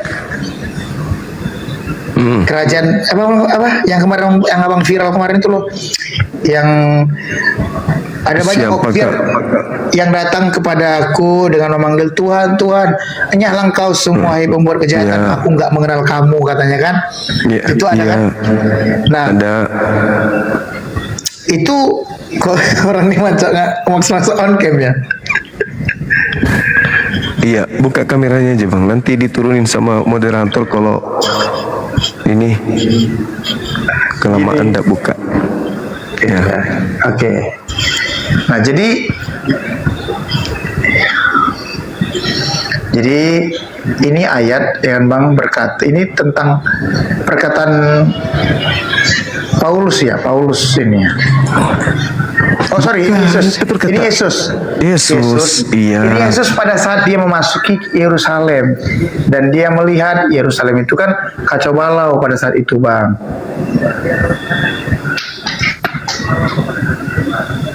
engkau tidak akan melihat aku lagi. Engkau di situ orang-orang Farisi, ahli Taurat, imam kepala mahkamah agama, semua, termasuk Paulus. Betul bang. Engkau wahai Paulus tidak akan melihat aku lagi. Tapi Paulus mengaku didatangi oleh makhluk mengaku Yesus. Oke. Berarti abang itu siapa? Berarti abang salah paham bang. Pada saat Yesus berkata demikian, Paulus itu belum ada bang. Belum ada Paulus di situ bang. Lah, kan orang-orang Farisi seluruhnya. Iya, maksudku kan kalau ayat ini Paulus nggak ada di sini bang. Pada saat Yesus lagi datang dia naik di atas keledai. Saya tahu cerita ini bang. Dia lagi di atas keledai.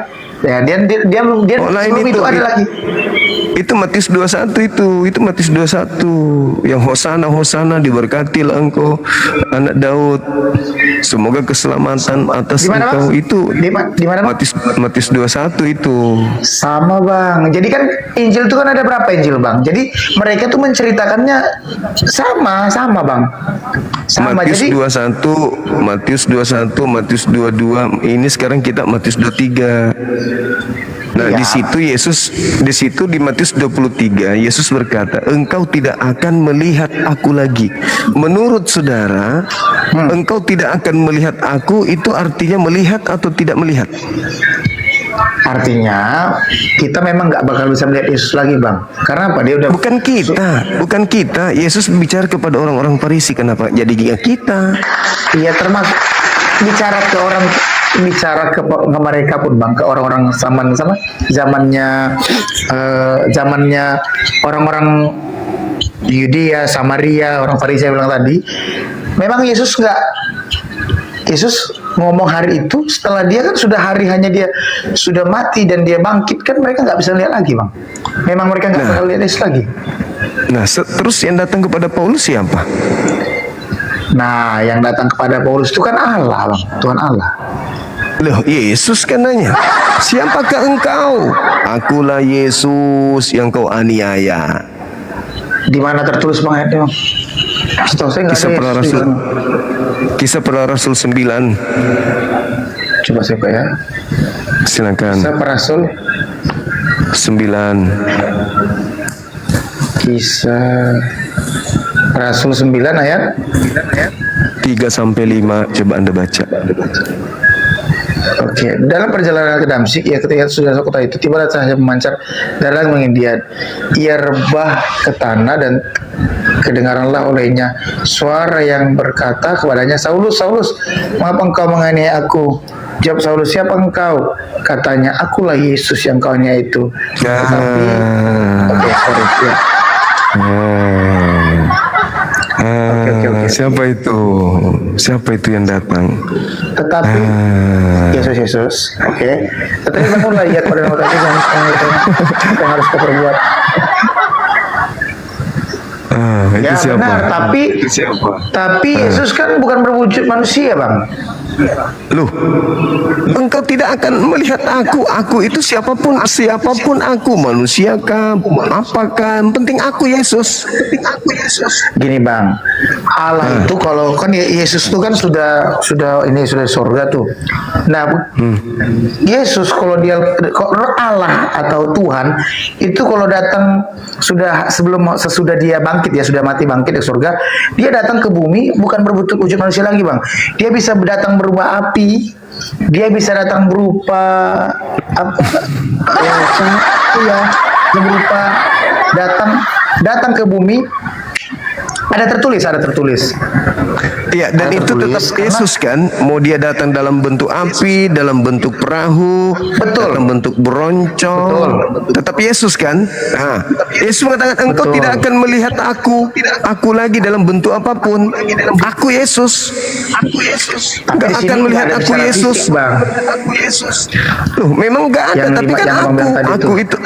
Iya, aku berarti aku mau datang bentuk cahaya, kamu datang bentuk apapun itu aku ya Yesus.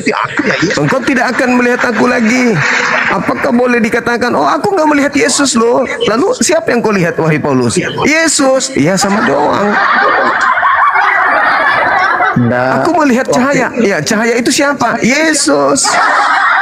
Kan matanya seketika itu buta, Bang. Kalau Bang tahu ceritanya, kan mata Paulus sempat buta tuh. Kan ceritanya Yesusnya yang mengatakan, engkau tidak akan melihat aku lagi sampai engkau berkata, diberkatilah dia yang datang dalam nama Tuhan. Berarti yang datang kepada Paulus ini adalah dia yang Yesus katakan, waspadalah kepada penyesat yang datang kepadamu memakai namaku dan berkata, akulah Yesus, akulah Kristus. Jangan kau percaya, mereka akan menyesatkan banyak orang. Nah, itulah yang datang kepada Paulus. Si Planos ini, si penyesat ini yang datang kepada Paulus. Waspadalah kepada penyesat Planos yang datang kepadamu memakai namaku dan berkata, akulah Kristus. Mereka akan menyesatkan banyak orang. Nah, itulah yang datang kepada Paulus. Sedangkan Yesus, engkau tidak akan melihat aku lagi. Begitu loh. Live Anda tidak selalu cocok untuk penonton di semua wilayah dan telah dihentikan di beberapa wilayah. Perilaku dan ujaran kebencian, suka-suka kaulah, pape. Oh, pandaian. Kena peringatan. Iya, sibuk kalinya dia. Cuman kalau di sini sih nggak ada masalah sih, Bang, menurut aku di ayat ini. Iya dong, kan Anda pengikut Paulus, masa Anda mau mengatakan seketika itu juga, oh iya ya, ternyata yang datang kepada Paulus itu bukan Yesus ya. Berarti selama ini 2000 tahun kita kena prank. Kan tidak mungkin Anda mengatakan begitu. Tapi coba Anda renungkan. Engkau tidak akan melihat aku lagi. Tetapi meskipun engkau tidak akan melihat aku lagi, masih ada Yesus yang datang kepada kalian. Tapi bukan aku, penyesat yang memakai namaku, di mana dia akan menyesatkan banyak orang. Nah, itulah yang datang kepada Paulus, yang kalian ikuti. Buktinya sekarang Anda ke gereja, orang Yahudi pengikut Yesus ke sinagoge, mereka pengikut Yesus tidak makan babi, mereka bersunat, mereka ibadah di hari Sabtu. Kalian beda kan? Nah, itulah bukti bahwa yang kalian ikuti itu adalah si penyesat ini yang datang memakai nama Yesus. Banyak orang itu ya kalian. Lalu siapa lagi? Kristen, pengikut Kristus. Kristus yang mana? Kristus yang datang kepada Paulus. Ya udah, selesai.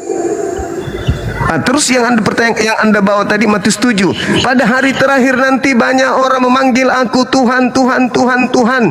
Bukankah kami bernubuat, mengusir setan, bermujizat pakai namamu? Pada saat itulah aku Yesus akan berterus terang kepada mereka, enyahlah daripadaku. Aku tidak mengenal kalian. Kalian semua adalah pembuat kejahatan. Nah, lalu yang kami panggil Yesus selama ini siapa? Ya, Yesus yang datang ke Paulus, bukan aku. Jadi yang kami pakai bernubuat mengusir setan namanya dalam nama Yesus itu siapa? Ya bukan aku yang datang kepadamu, tapi yang datang kepada Paulus itu yang aku Yesus itu. Aku tidak mengenal kalian, sorry ya. Itu loh yang terjadi nanti di akhir zaman. Pada hari terakhir nanti banyak orang memanggil aku Tuhan, bernubuat pakai namaku, mengusir setan, bermujizat. Tapi aku mengatakan, maaf, aku tidak mengenal Anda. Tapi kesimpulannya oke Bang. Karena saya orangnya nggak ahli Alkitab, Bang. Saya nggak paham Alkitab. Ibaratnya nggak betul-betul ya yang semampu saya, seporsi saya gitu, Bang. Tapi yang pasti saya mau cerita, mau sedikit aja tambah, Bang. Karena kan saya kan keturunan Kiai Haji nih, Bang. Kakek nenek saya itu pendiri masjid terbesar di Padang Sidempuan. Ketika dia sebelum dia meninggal di Medan. Di Padang Sidempuan, Mandailing, Bang. Mandailing, oh ya siap. Iya, jadi kakek saya itu berpesan ketika mama saya mau mualaf. Mama saya kan murtad. Mama saya murtad nih. Mama saya udah SPDI, Sarjana Pendidikan Agama Islam kan. Dia ini sedikit melenceng ya ceritanya. Ya, jadi silakan. Jadi kakek saya tuh berpesan sama mama saya, apa katanya? Kakek saya itu udah ibaratnya ahli Al-Quran lah, mungkin lah udah nggak perlu, dia ceramah nggak pernah pakai Al-Quran lagi. Mungkin dari sini semua di Al-Quran kan. Apa pesan dia sama mama saya? Kalaupun baru kau masuk Kristen, rajinlah kau ke gereja. Itu pesan kakek saya mendiang yang namanya Kiai Raja Haji Sulaiman, nama kakek saya itu. Nah jadi dia berpesan, kalaupun kau baru masuk Kristen, rajinlah kau ibadah, samanya semua kata dia. Itu pesan kakek saya, samanya semua. Ibarat kita mau masuk ke suatu daerah, jalan ke situ banyak, katanya kan, ini kata kakek saya, jalan ke situ banyak, pasti bakal sampai katanya, cuman beda-beda cara pembawaannya. Itulah pesan kakek saya waktu itu. Dan ini agak lain sedikit bang, agak lain sedikit nih. Jadi waktu selama mama saya di Tapsel di Sidempuan tuh kan, asal dia sakit, mama saya ini obatnya cuma satu bang. Sampai sekarang tante saya masih muslim semua. Tante adik mama kan, abangnya mama masih muslim semua. Asal mama saya sakit itu obatnya cuma satu, salib. Salib aja obatnya, nggak ada yang lain. Makanya itu saya bingung juga. Mama sampai sekarang mama saya berpikir itu yang sampai sekarang ini jadi pertanyaan besar lah sama keluarga besar kami kan. Asal mama sakit obatnya cuma satu, salib aja. Itu harus ditaruhkan ke badan dia, ke badan mama saya. Sampai sekarang mama saya masih hidup. Cuman yang udah meninggal bapak saya yang duluan meninggal jadinya. Jadi mama meninggal, bapak meninggal, mama saya sehat bang. Iya. Jadi kalau yang kayak gitu sih biasanya sugesti.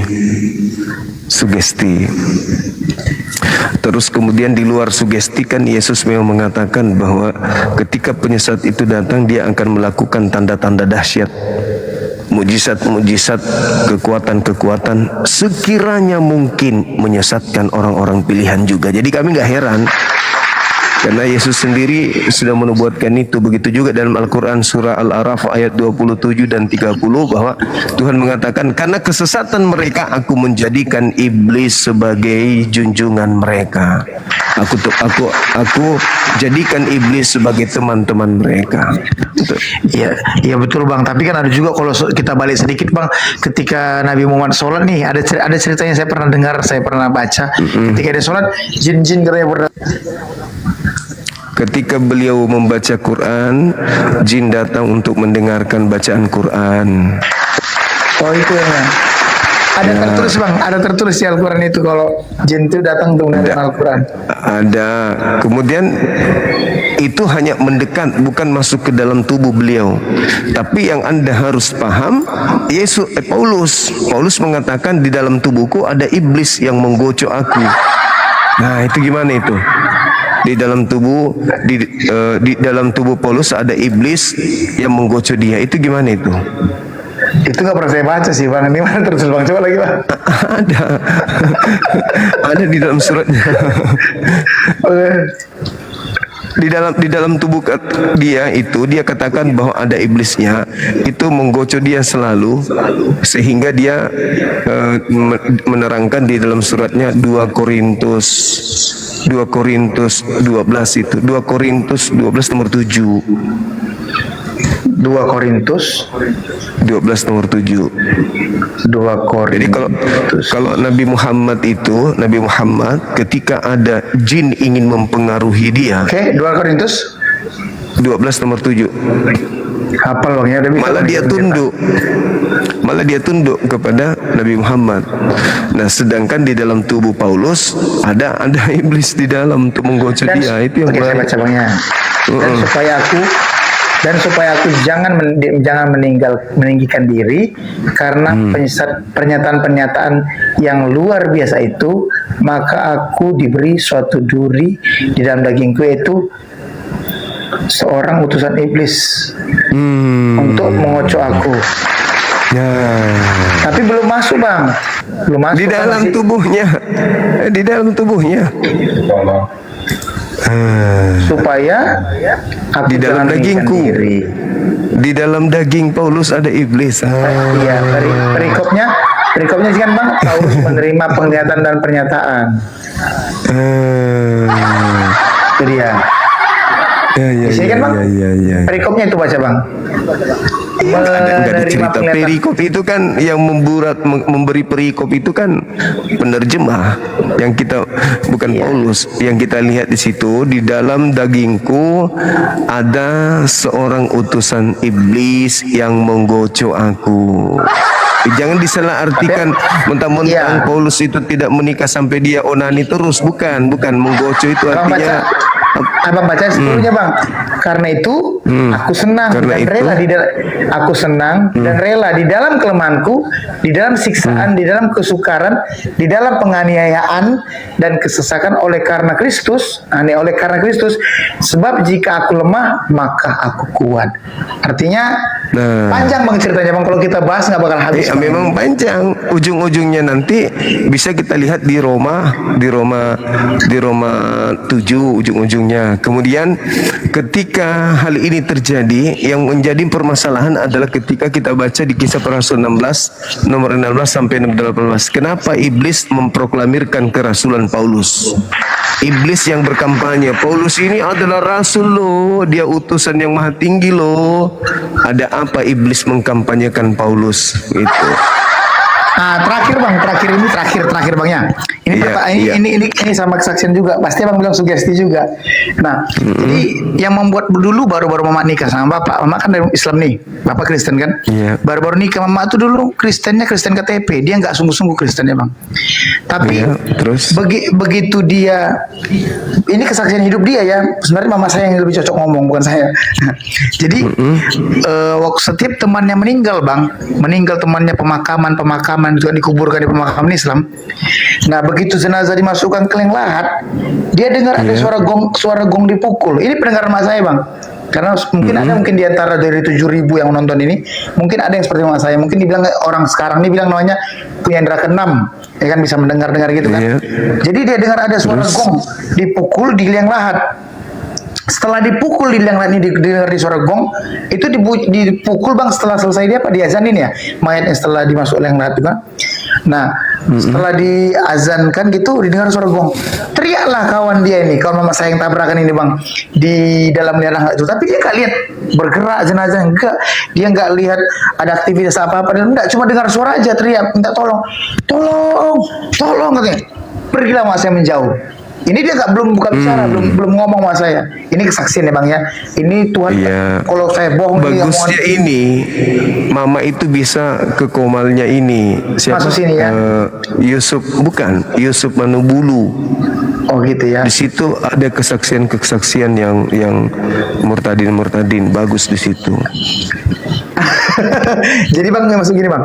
Jadi setelah dia pergi dari kuburan muslim, dia karena mama ini dulu kan rumahnya tuh dekat sama kuburan muslim. Jadi asal dia lewat dari kuburan muslim, dia dengar teriak-teriakan bang, panggilan orang, tolong. Tapi nggak ada apa-apa. Tapi saking dia penasarannya sama yang didengarnya itu, dia pergilah ke makam Kristen. Dia nggak dengar ada apa-apa bang, sunyi. Itu yang membuat dia kuat masuk dalam Kristen, salah satunya bang. Selain dari dia mempelajari tentang Alkitab gitu bang. Iya. Kalau saya sih itu sih kayak halu ya kata orang. Bisa jadi itu benar. Kenapa? Karena saya gini bang. Saya percaya di Muslim ada namanya siksa kubur bang. Ada siksa kubur. Jadi setiap orang Muslim mati itu wajib disiksa. Nah itu nggak bisa satu dari orang Muslim. Bukan wajib disiksa. Jadi gini, bisa jadi mamanya itu betul. Alam kubur itu kan bukan neraka. Betul. Itu masih alam barzah. Betul. Ya kan? Betul. Nah, alam kubur itu bukan tempat pembalasan. Oke, bisa jadi umat Islam itu tidak diinginkan oleh Tuhannya membawa dosa ke neraka. Jadi Tuhan menghabiskan dosa-dosanya itu di alam kubur. Karena setelah dia bangkit dari kematian, dosa sudah dihapuskan. Al-Quran surah At-Taghabun ayat 9. Jadi dalam kubur itu dosa-dosanya ketika dia hidup kan tidak mungkin tidak punya dosa. Dibersihkanlah di situ. Nanti setelah dia bangkitkan, sesuai dengan Al-Quran surah At-Taghabun ayat 9, mereka dibawa kemudian ke surga. Firdaus ya. Sedangkan kalau orang Kristen masuk ke alam kubur, anteng dia, disimpankan dia, supaya nanti di neraka baru dipijak biji pelernya jadi perkedel gitu. Iya, percuma disiksa di kubur, toh nanti akan dibangkitkan. Dia perlu disiksanya nanti di tempat yang kekal, begitu. Tapi si guru agama saya Islam Bang SMP, ya kan? Apa cerita dia waktu dia dengar cerita keluarga saya dari background Muslim? Apa katanya? Seharusnya kamu tuh masuk Kristen Islam bro. Kenapa gitu Pak? Bilang kan, kalau kamu masuk Kristen, kamu tuh dicuci bersih. Kamu tuh dicuci bersih, jadi kamu tuh bakal pasti masuk surga, kata Ustadz lah, dia termasuk guru agama saya ini kan. Saya bilang, Pak ini pertanyaan agak lucu Pak, saya mau nanya, Bapak pernah mati Pak? Saya bilang gitu, dia ketawa-ketawa kan. Kalau Bapak sudah pernah mati dan sudah pernah masuk surga, Bapak mungkin bisa cerita gitu. Saya percaya sama Bapak karena Bapak sudah mengalami. Tapi kita sama-sama masih di bumi, saya bilang gitu sama guru agama saya itu. Iya, guru agamanya itu harus belajar sama Bang Zuma. Karena saya sudah 18 tahun baca Bible, tidak pernah saya baca ada data jaminan keselamatan kepada Kristen dari Yesus. Dari Paulus iya, tapi dari Yesus tak ada, dari Nabi Musa tak ada. Kalau Yesus tak ada jaminan. Di mana dalilnya Yesus memberikan jaminan kepada Kristen? Akulah kalau ada saya kawin lagi besok. Akulah jalan kebenaran, tidak ada yang sampai kepada Bapa tanpa melalui aku. Iya, itu aja. Terus kenapa jadi Kristen Anda? Kenapa enggak melalui jalan Yesus? Nah sekarang kan Bang, yang dikatakan Kristen itu kan pengikut Kristus Bang, pengikut Yesus. Kristus yang datang kepada Paulus. Kembali lagi ke situ. Sekarang jalan yang ditempuh oleh Yesus, murid-muridnya adalah Yudaism, bukan Kristen. Itu akulah jalan, akulah jalan, akulah kebenaran, akulah hidup. Tidak ada yang sampai kepada Elohim tanpa melalui aku. Harus melalui aku, jangan melalui Paulus. Ya itu kan pemahaman Bang. Jadi kan lalu pemahamannya gimana? Melalui aku itu pemahamannya gimana? Melalui Paulus gitu. Bukan kok Bang. Lalu apa? Saya kan lagi pemahaman melalui Yesus itu gimana?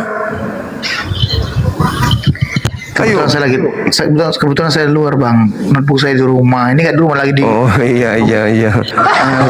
Kalau kita bisa saya panjang cerita tentang ada semua bahannya sama saya Bang, ada di laptop saya ada. Iya silakan Anda naik lagi ke sini. Kalau sampai Anda bisa membuktikan ada jaminan keselamatan di Kristen, besok saya kawin lagi. Nggak dibaptis. Kalau Bang Zuma dibaptis saya mau. Saya 5 kali sehari saya dibaptis. Anda kalah. Kamu sekali sehidup, saya 5 kali sehari. Besok dibaptis lagi, dibaptis lagi. Gitu kalau kami di Islam. Ya, gitu kawan. Oke, nanti aku masuk lagi lah, naik lagi tanda ya Bang. Oke. Asal Bang yang lari ya. Asal Bang yang lari, aku naik lagi.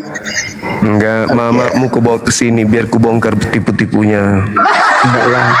Bang kesini biar ku ajarin dia cara berbohong itu jangan kayak gitu. Cerita-cerita ke anak-anak jangan kayak gitu cerita-ceritanya. Kalau dongeng-dongeng kayak begitu untuk nakut-nakuti orang bisa. Oke lagi Bang Zuma ya. Saudaraku. Oke. Siap. Sehat-sehat Bang Zuma. Makasih.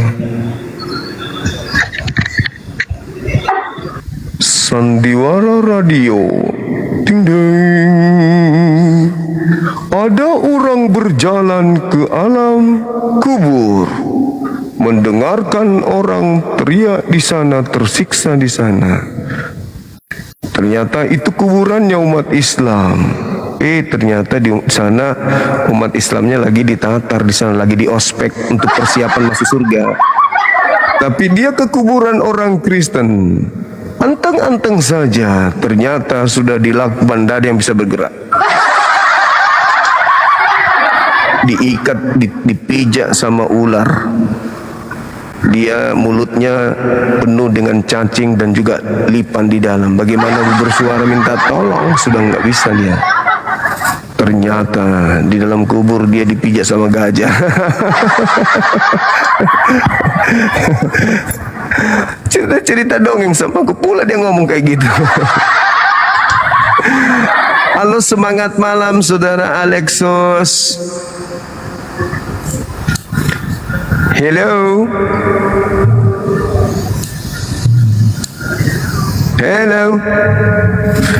Mukjizat Muhammadnya kawan kita tadi itu lebih jago daripada mukjizat Tuhannya, Bang. Sandiwara radio film India, judulnya tidak masuk akal.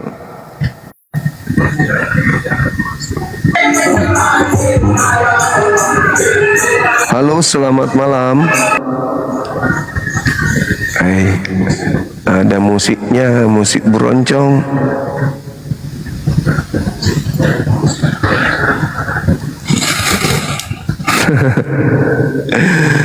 Tidak ada suaranya orang Kristen dalam kubur karena dipeluk sama bom-bom. Semangat malam. Assalamualaikum. Waalaikumsalam. Dari mana mau kemana? Ini ada yang naikin, maaf abang ya. Oh iya, Masya Allah. Amoy penggemar abang Zuma. Makasih, Masya Allah. Kacamatanya bagus, mengingatkan aku sama Edis.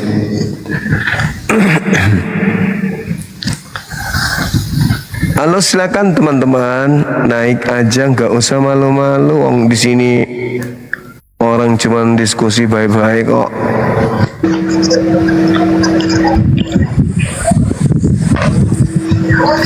Semangat malam. Assalamualaikum. Waalaikumsalam. Maaf Pak Ustadz, itu apa keangkat saya? Ya, Masya Allah. Maaf. Siap, nggak apa-apa. Iya, Assalamualaikum. Ya, Waalaikumsalam, salam kenal ya.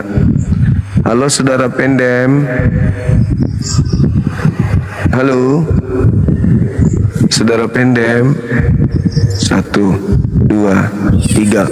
Woi, nggak mendengar, lagi tidur. Temen bom itu. Ayo silakan teman-teman, kita diskusi. Kasiannya yang di YouTube itu alunan echonya itu kayak gelombang ular. Halo, semangat malam. Malam, Bang. Dari agama mana? Katolik, Protestan? Dari Muslim, Bang. Muslim. Ada yang bisa kami bantu? Izin, Bang. Tadi saya siap dari pagi nih. Iya. Terus? Oh, memang begitu, Bang. Mereka harus melilit lidah untuk menjawab, menghindar, dan seterusnya. Meskipun sudah tertulis, dia akan melawan apa yang tertulis. Iya, betul. Lihat aja, nggak ada yang bisa menjelaskan itu yang maksimal. Karena rata-rata mereka itu nggak baca Bible. Nah, giliran kita memberikan data, dia yang sok paten tuh. Kata dia, baca sebelumnya dan setelahnya, Bang. Jangan cuma ini, Bang. Baca perikopnya, Bang. Abang nggak mengerti. Gini-gini, dia yang paham. Padahal baca pun tidak. Iya, begitu. Halo, selamat malam Saudara Kiwil. Halo. Selamat malam Bang Zuma. Malam. Halo. Juga Katolik Protestan, Bang. Aku Muslim, Bang. Tadi ada yang naikin soalnya. Maaf ya, Bang. Oh, siap. Iya, nggak apa-apa. Thank you, salam kenal Abang.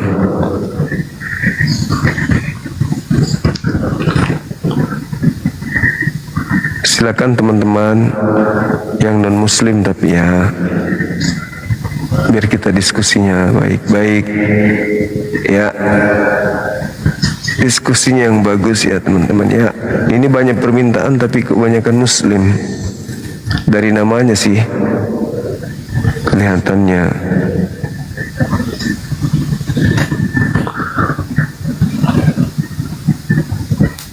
Iya, menggema kali di YouTube. Sabar ya, nanti kita ganti songkat. Ada nggak yang tahu songkat yang bagus, teman-teman? Kalau ini mono apa ini? Penuhnya bagus. Cek. Bom.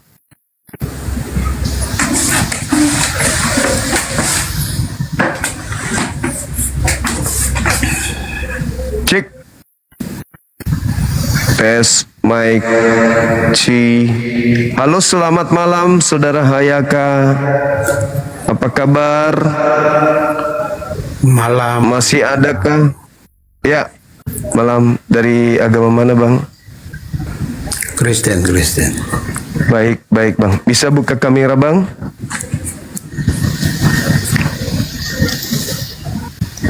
Silakan.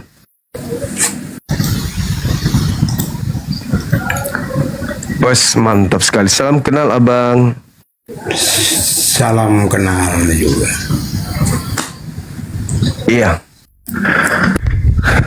Bagaimana pandangan saudara akan pernyataan Yesus itu yang mengatakan kamu tidak akan melihat aku lagi sampai kau berkata diberkatilah dia yang datang dalam nama Tuhan. Matius 23 nomor 39.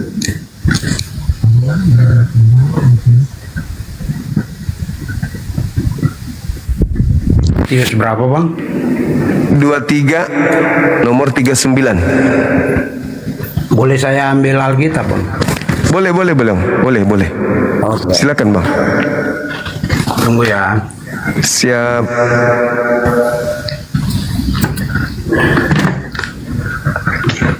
Ya, saya ini nggak pinter-pinter banget sih untuk belajar Alkitab. Kita kan cuma pengikut Kristus. Oh, siap. Iya. Yang penting kita, kalau Bang Suma mau untuk data ya kita harus ambil Alkitab supaya kita tahu sama-sama kan. Baik, Bang, baik. Oke, Bang, ya.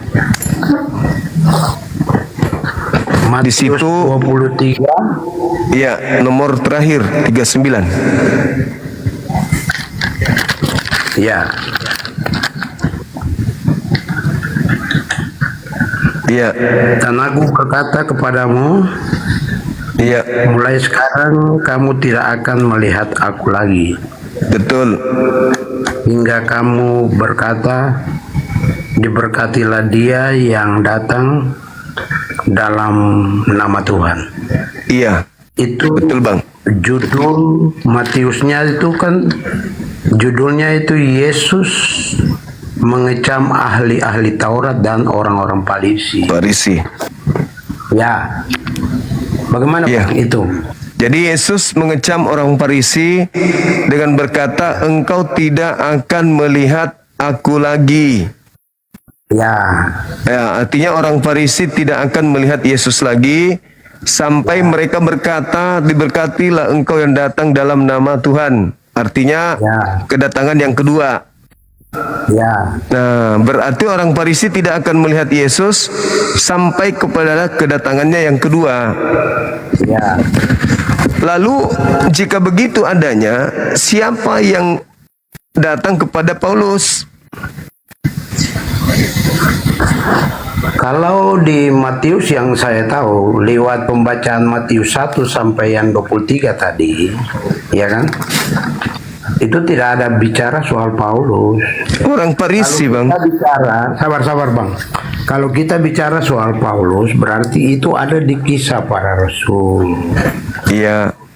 Artinya Yesus kalau di Matius perikop Abang kan di Matius 23 dia mengecam orang-orang ahli-ahli Taurat dan orang-orang Farisi.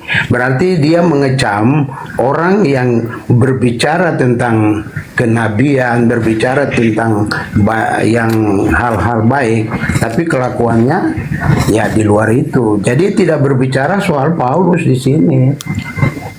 Gitu. Orang Farisi tidak akan melihat dia sampai orang Farisi itu berkata, diberkatilah dia yang datang dalam nama Tuhan. Ya, dengan pengertian saya nih, saya bukan ahli kitab ya, saya bukan ahli kitab. Iya. Dengan pengertian saya yang saya pahami tentang Matius 23 ayat 1 sampai 39 tadi, ya kan?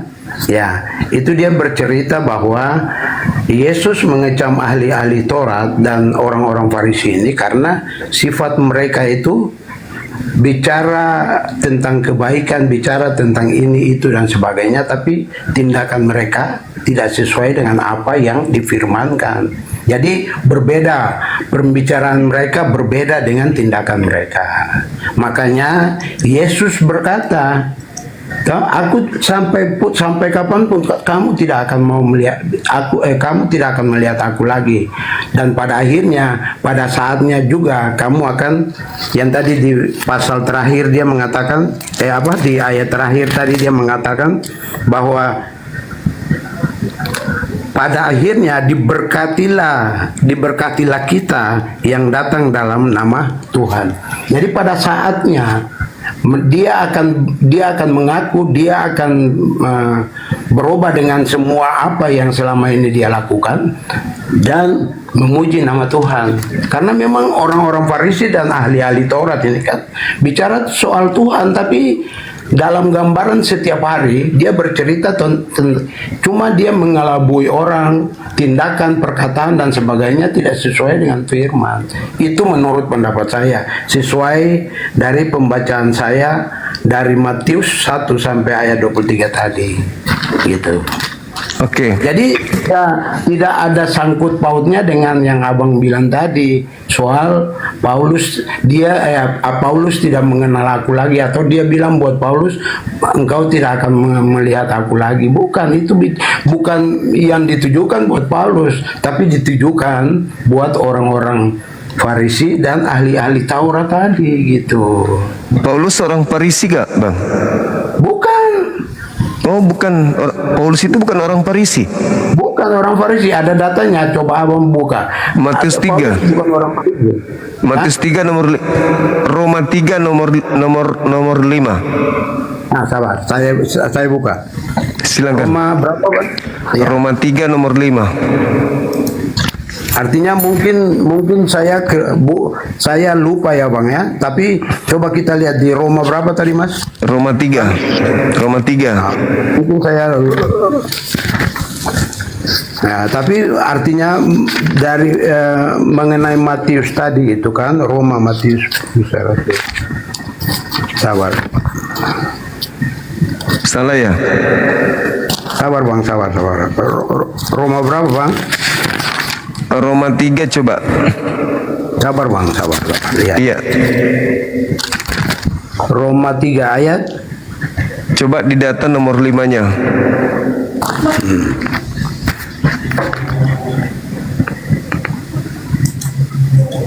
Di sini Roma 3. Iya. Dia punya perikop kan kelebihan orang Yahudi dan kesetiaan Allah. Iya. Nah, jadi di nomor 5-nya tadi ya Bang ya. Bang bilang di nomor 5. Silakan. Sabar. Tulisannya terlalu kecil jadi kebetulan udah malam lah. Tetapi jika ini nomor 5-nya. Iya. Tapi jika setaraan kita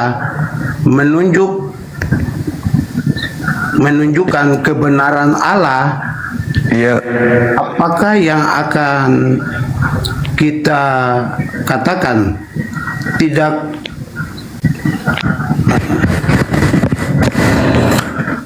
orang Farisi di situ ya Bang ya? Ya? Orang Farisi ya? Paulus. Ya, orang Farisi. Orang Paulus ini itu kata maksud saya Paulus ini yang di sini maksud kan saya Bang, abang bilang tadi di Roma 3 ayat 5 kan? Paulus ini orang Farisi atau bukan? Bukan kan, yang tadi saya bilang itu bukan. Oh iya, jangan-jangan bukan beneran karena ada tertulis di situ Bang. Salah kayaknya Kan saya. abang bilang, coba buka di Roma 3 ayat 5. Ternyata tidak tertulis kalau Paulus orang Farisi. Iya kan? maksudnya data dari mana Paulus orang Farisi, Bang? Ternyata bukan di situ tertulis kan ya? Iya, tahu bukan. Oh iya. Bagaimana kalau kita coba lihat di Kisah Para Rasul 23, Bang? Nah, kalau bicara soal Paulus, kita lihat di Kisah Para Rasul. Gitu. Sebab kalau bicara soal Filipi 3, ya. Kisah Para Rasul 23. Kita coba. Kisah Para Rasul. Oke, kita cari. Iya, aduh ternyata nggak ada, teman-teman. Ternyata saya sudah cari, tak ada. Paulus ini ternyata bukan orang Farisi. Salah saya, aduh, malu saya. Coba Kisah Para Rasul 23 nomor 6 coba, Bang. Ya, sabar. Aku lihat, Bang. Iya. Memang aku ini kan bukan ahli Alkitab, Bang. Kita ini kan gitu. Karena yang saya baca di Komala, Bang, Abang ini kan apologet Kristen katanya, ya kan? Jadi paling tidak banyak soal berbicara tentang Alkitab dan Bible. Jadi kita juga harus perlu lihat data dari Abang banyak tentang Alkitab ini, ya kan? Iya, tapi saya kan Bang, saya salah. Ternyata Paulus bukan orang Farisi. Iya, makanya kalau misalnya saya salah, ya mungkin Abang yang benar gitu kan? Iya. Tapi nggak apa-apa deh, coba kita baca di Kisah Para Rasul dulu 23 nomor 6. Kisah Para Rasul 23 nomor 6. 23. Ini dia punya judul Paulus di hadapan Mahkamah Agung. Mahkamah Agama. Iya. Ayat nomor 6. Mana tahu saya salah. Aduh. Kalau memang saya salah juga ya, saya memang belum bisa dikatakan bahwa dia orang Farisi atau tidak. Tapi yang jelasnya kan tadi pembacaan di Matius itu kan dia bukan bercerita soal pandangan Yesus kepada Paulus. Iya. Ya, karena Paulus bukan orang Farisi, betul. Silakan, Bang. Dan mana, aduh, tulisannya terlalu kecil ya. Sabar, Bang. Abang sabar, Bang.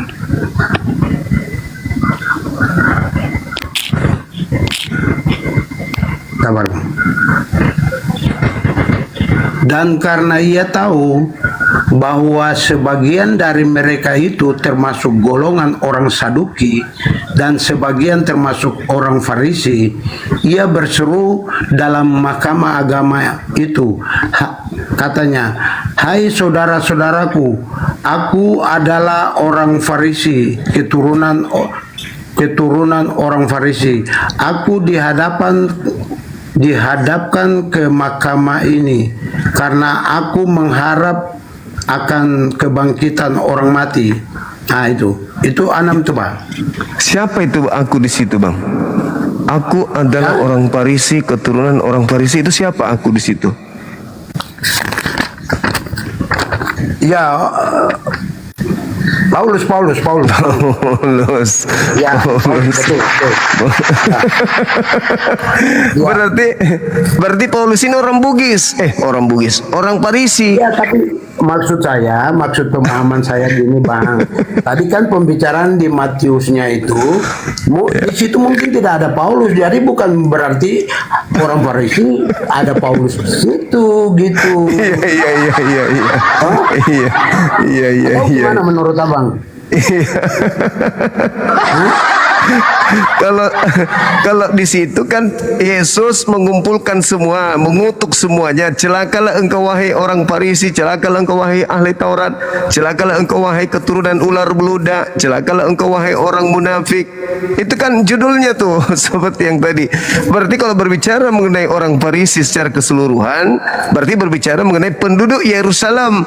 Makanya di data nomor 27, Yerusalem, aku rindu mengumpulkan kamu seperti induk ayam yang ingin mengumpulkan anak-anaknya di bawah sayapnya. Kan dia gitu.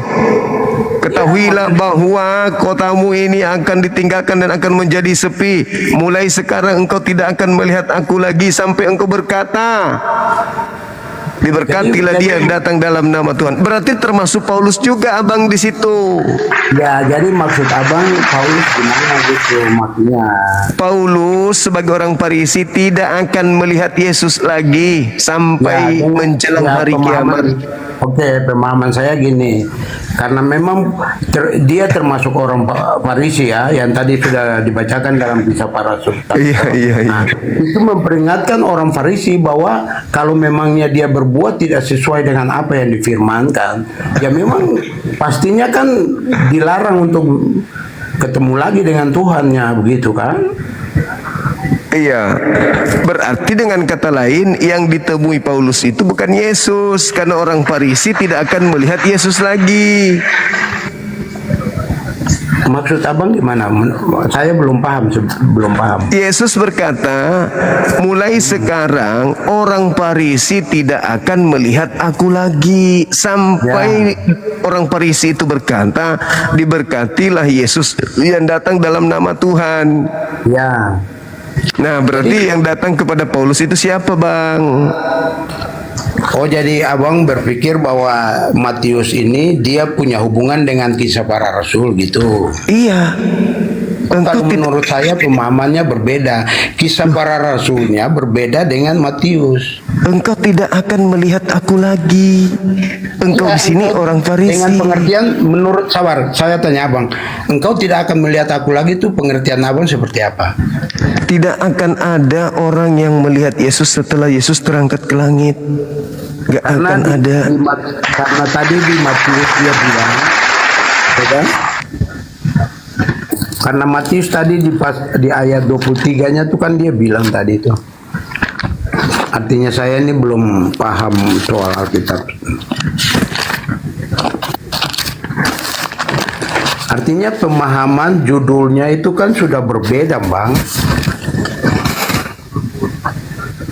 Jadi kadangkala begini, yang saya pahami itu gini, Bang. Kadangkala ada orang yang mengambil dari poin-poin dari ayat-ayat Alkitab itu, lalu mereka menerjemahkannya itu, tapi tidak melihat dari keseluruhan bacaannya gitu. Jadi kadangkala misalnya judul Yesus mengancam ahli-ahli Taurat dan orang-orang Farisi.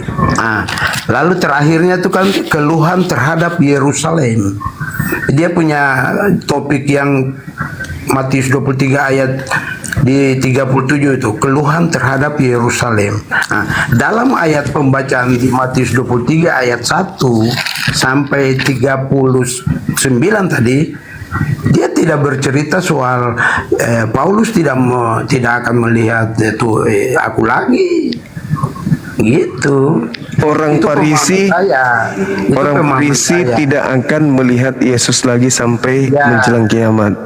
Berarti dengan kata lain, artinya mohon maaf Bang Suma, mungkin saya keliru ya, karena tadi Abang sudah menemukan ya Paulus orang Farisi ya, dan saya akui itu tahu, karena memang saya belum kuasai, karena saya sudah tahu Alkitab yang bagaimanapun ya. Tapi pemahaman saya tadi, kalau kita berbicara soal perikop pembacaan Matius 23 ayat 1, coba kita baca dari ayat 1 sampai ayatnya yang ke-39. Menurut pemahaman saya, berarti ditujukan buat hari itu yang berhadapan dengan ahli-ahli Taurat dan orang Farisi itu. Di situ Paulus tidak ada menurut saya, karena dia tidak berbicara pada Paulus di situ. Karena sebelum Paulus itu dia diberikan namanya Paulus, itu nama pertobatan. Awalnya dia nama Saulus. Nah itu, menurut itu yang saya tahu ya. Awalnya Saulus. Nah, Saulus, kenapa engkau hari ini kamu saya ganti menjadi Paulus? Saya rasa Abang semua tahu tentang ayat-ayat itu juga. Ketika Yesus menyeru Yerusalem, yang dimaksud Paulus di situ penduduk Yerusalem atau Yerusalem itu sendiri? Ya, penduduk Yerusalem atau siapa yang dimaksud di situ?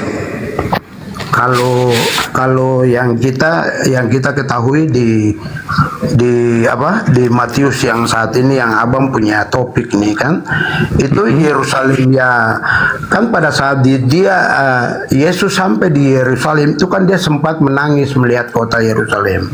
Ya, ketika dia menyeru Yerusalem, Yerusalem, itu Yesus menyeru kepada siapa itu bang? Itu.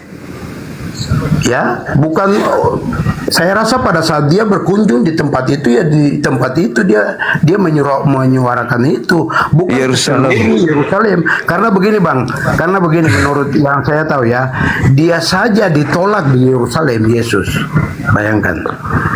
Yerusalem, Yerusalem, aku rindu.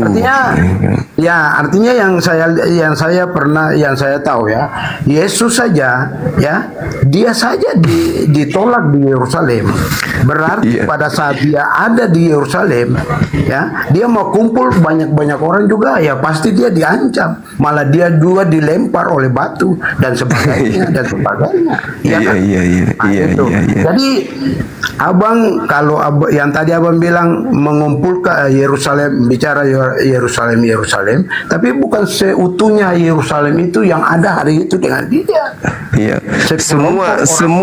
Semua orang yang ada di Yerusalem yang dimaksud, tapi kecuali Paulus tidak termasuk ya Pak ya. Ya. Semua orang yang ada di Yerusalem yang dimaksud, tapi Paulus tidak. Bukan Paulus tidak, tapi yang jelas hari itu. Bukan, dengar dulu bang. Aduh, kan nanti saya tahu awang punya maksud. Kalau awang bilang bahwa Paulus tidak, berarti kalau begitu yang tadi Yesus bicara bukan untuk orang Farisi ya, apa pertanyaannya begitu? Bukan, kan di situ Yesus mengatakan engkau akan menanggung segala apa yang telah dilakukan oleh nenek moyangmu, mulai dari Habel sampai kepada Zakaria anak Bereknya.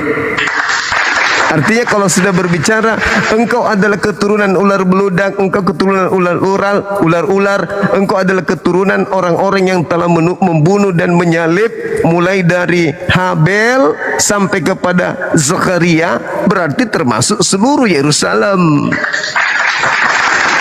Tapi kecuali satu orang, yaitu Paulus, anggaplah dia tidak termasuk. Anggap aja Paulus itu sebagai orang Bugis deh, nggak apa-apa, atau orang Tarutung dia.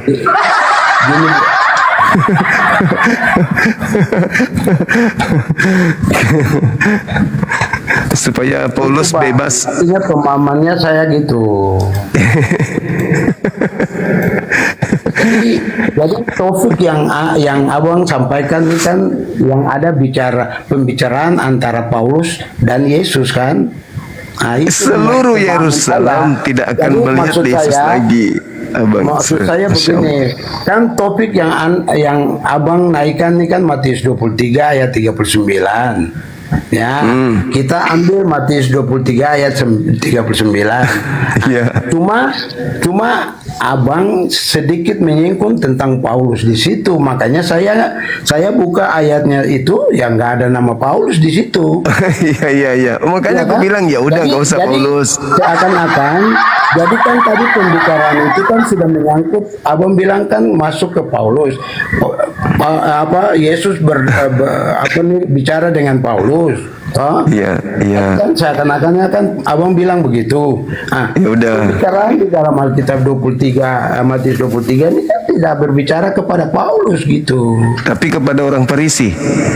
Kepada orang Farisi. Dengan Paulus orang Bugis. ahli Taurat. Iya. Paulus bukan orang Farisi, orang Bugis dia. Orang Toba, orang Karo. Artinya begini bang, logika begini bang, logika berpikir misalnya abang Suma adalah Yesus. Iya. Ini saya kasih pemahaman contoh lah begitu. Abang mau ke tempat misalnya, abang kan orang Bugis, abang mau ke Ambon misalnya. Siap. Misalnya, mohon maaf ya, abang saya orang Ambon kebetulan. Masya Allah.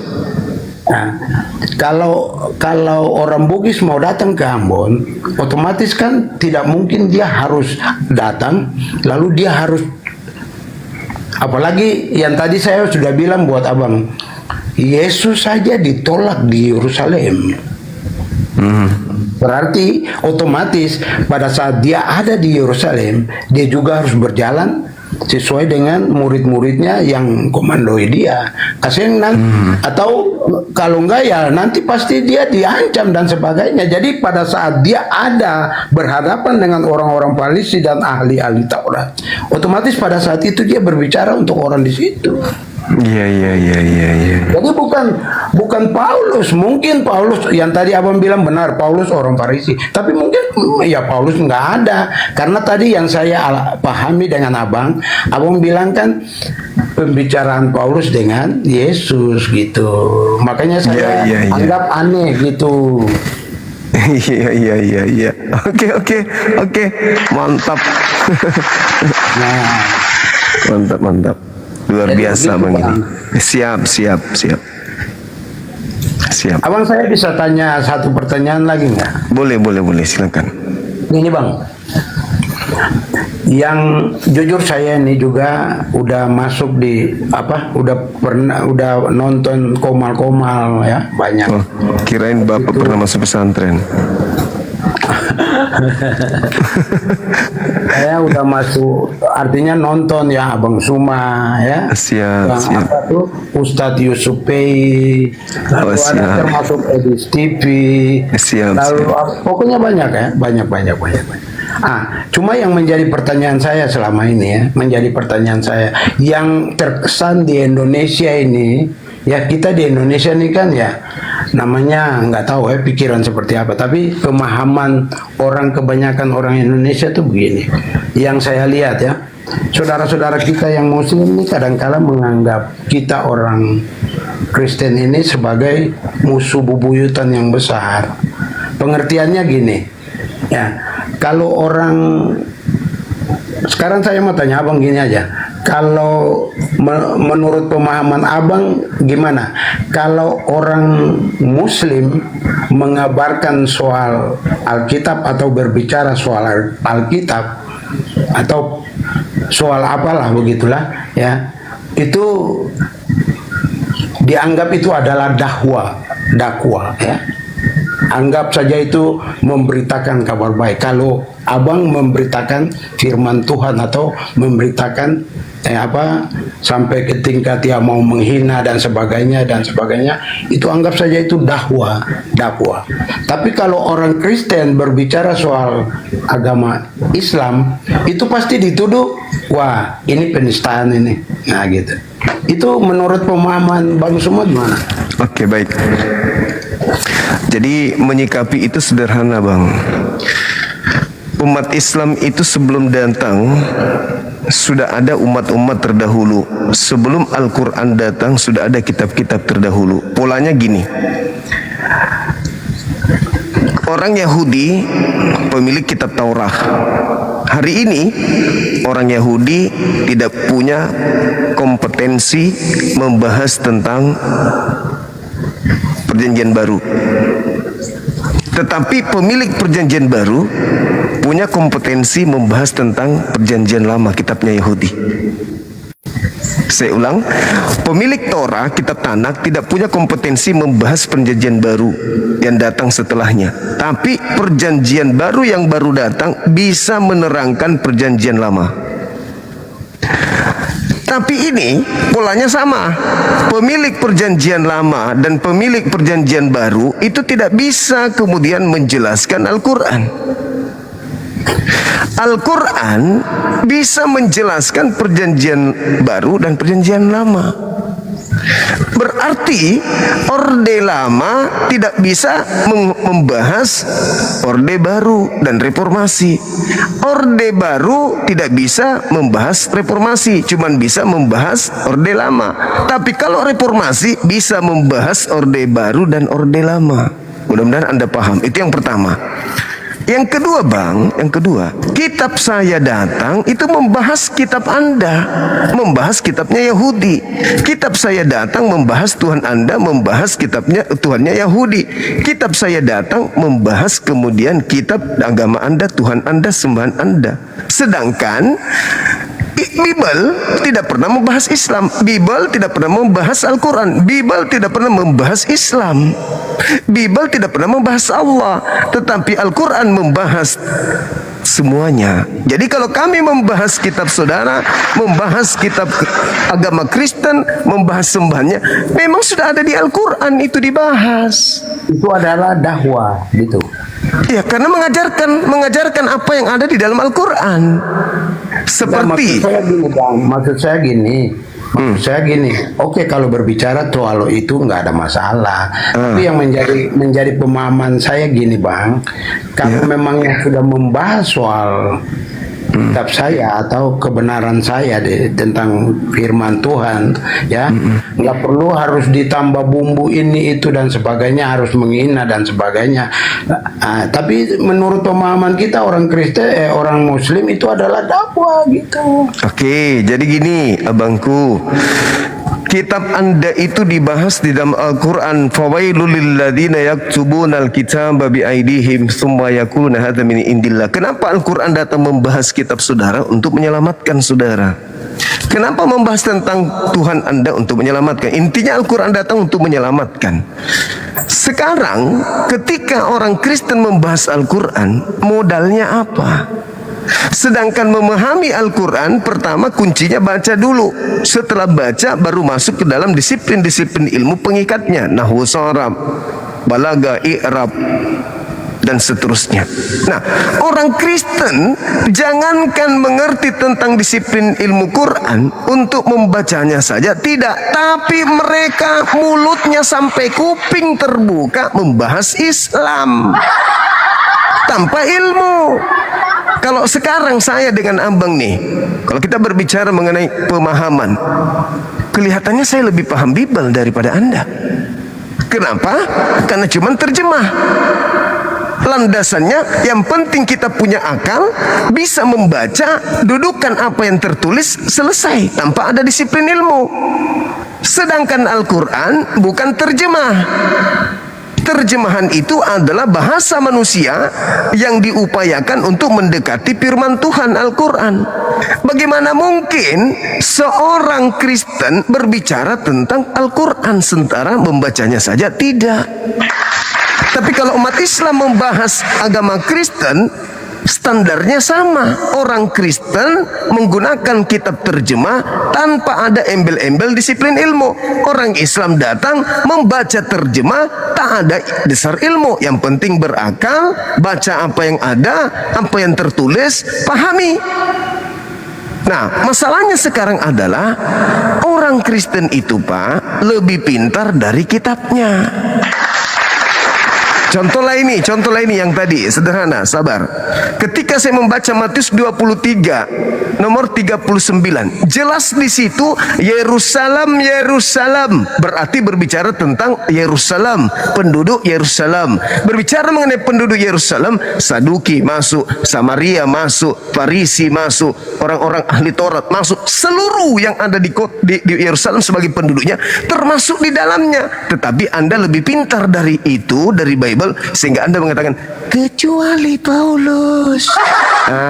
Makanya ku bantu tadi, karena Anda lebih pintar daripada Bible. Kalau Al-Quran tidak bisa. Al-Quran itu firman Tuhan. Ilmu setinggi apapun yang dimiliki manusia tidak akan pernah lebih tinggi dari ilmu Al-Quran. Datang seperti Edis, menerangkan tentang Islam, membaca kitab Quran saja nggak bisa. Gimana ceritanya? Lah pastilah Anda berbicara tentang Islam yang salah karena tidak tahu ilmunya. Tapi kalau saya berbicara tentang Kristen, pasti benar. Justru kalian yang membengkokkan, saya yang meluruskan. Padahal itu Bible Anda, kan gitu. Bang, gimana dong? Langsung. Silakan. Maksud saya, abang benar bicara soal orang Farisi dan sebagainya. Tapi maksud saya gini, Bang.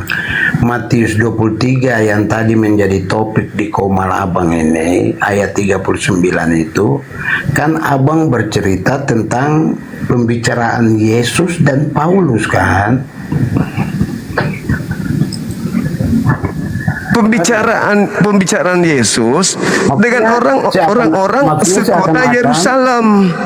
Ya, maksudnya seakan-akan hari itu kan tadi sebelum saya naik kan ada bicara dengan ada teman-teman dari bawah, saya kan nonton dari awal. Berarti konsentrasi abang kan hanya berfokus kepada Paulus kan? Karena Paulus yang mengajarkan 13 buku dengan catatan bukunya diterima dari Yesus. Sementara Yesus mengatakan engkau tidak akan melihat aku lagi. Lalu siapa yang datang kepada Paulus? Maksudnya maksud saya gini bang, Matius ini bukan karangan Paulus. Iya tahu, tapi kan di situ dikatakan Yesus mengatakan, Yerusalem, Yerusalem, engkau tidak akan melihat aku lagi. Orang-orang Farisi, Saduki, Samaria, engkau tidak akan melihat aku lagi. Sampai engkau berkata, diberkatilah dia yang datang dalam nama Tuhan. Titik. Berjalan waktu, sabar. Itu Yesus bercerita di tahun 33. Berjalan waktu, setahun, 2 tahun, kemudian 4 tahun, kemudian 5 tahun, kemudian tepatnya di tahun 48, tiba-tiba saja Paulus mengaku melihat Yesus. Ini adalah kesalahan fatal. Yesus mengatakan, kau tidak akan melihat aku lagi sampai nanti di akhir zaman. Paulus mengatakan, enggak. Buktinya aku melihat kamu. Sekarang mana yang mau dipercaya? Yesus atau Paulus? Sabar, oke abang, oke, gini. Waktu abang bilang pembicaraan Paulus dengan Yesus itu di Injil mana coba? Kisah para Rasul. Kisah para Rasul. Itu Yesus bertemu dengan Paulus. Nah, kata Paulus, kata Yesus, engkau tidak akan melihat aku lagi. Itu di Injil Matius, bukan Paulus. Walaupun demikian, berarti di buku manapun, loh. berarti ya udah, abang udah begini bang, saya nggak mau berdiplomat orang bilang mau apa nih, tapi yang jelasnya tuh saya ya, karena saya melihat komal abang di Matius 23 ayat 39 ini, kita fokus di situ. Maksud saya itu. Begitu Yesus mengatakan, karena begini bang, di kisah para rasul itu, di situ Paulus ketemu dengan Yesus. Pembicaraan Paulus dengan Yesus memang di kisah para rasul. Berarti Yesus bohong. Yesus bohong gimana maksudnya bang? Dia kan mengatakan engkau tidak akan melihat aku lagi. Yesus bicara di Matius untuk orang Farisi dan ahli-ahli Taurat. Nah sekarang apakah Paulus bukan orang ahli Taurat dan Farisi? Bukan. Ya Allah ya. Kita kalau berdebat begini nggak akan pernah habis bang.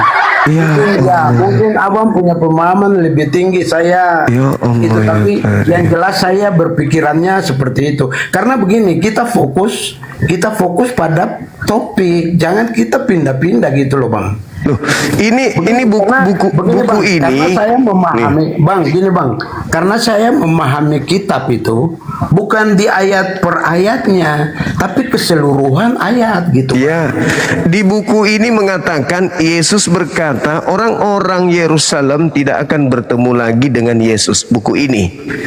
Lalu aku baca buku lagi satu. Di sini ada orang Yerusalem bertemu dengan Yesus. Dan tadi juga kan orang Farisi dan ahli-ahli Taurat itu juga ya di Yerusalem toh. Nah, sekarang mana yang betul? Ini atau ini? Aduh gimana? Di sini mengatakan engkau tidak akan melihat aku lagi. Di sini mengatakan aku melihat engkau. Mana yang betul, Pak?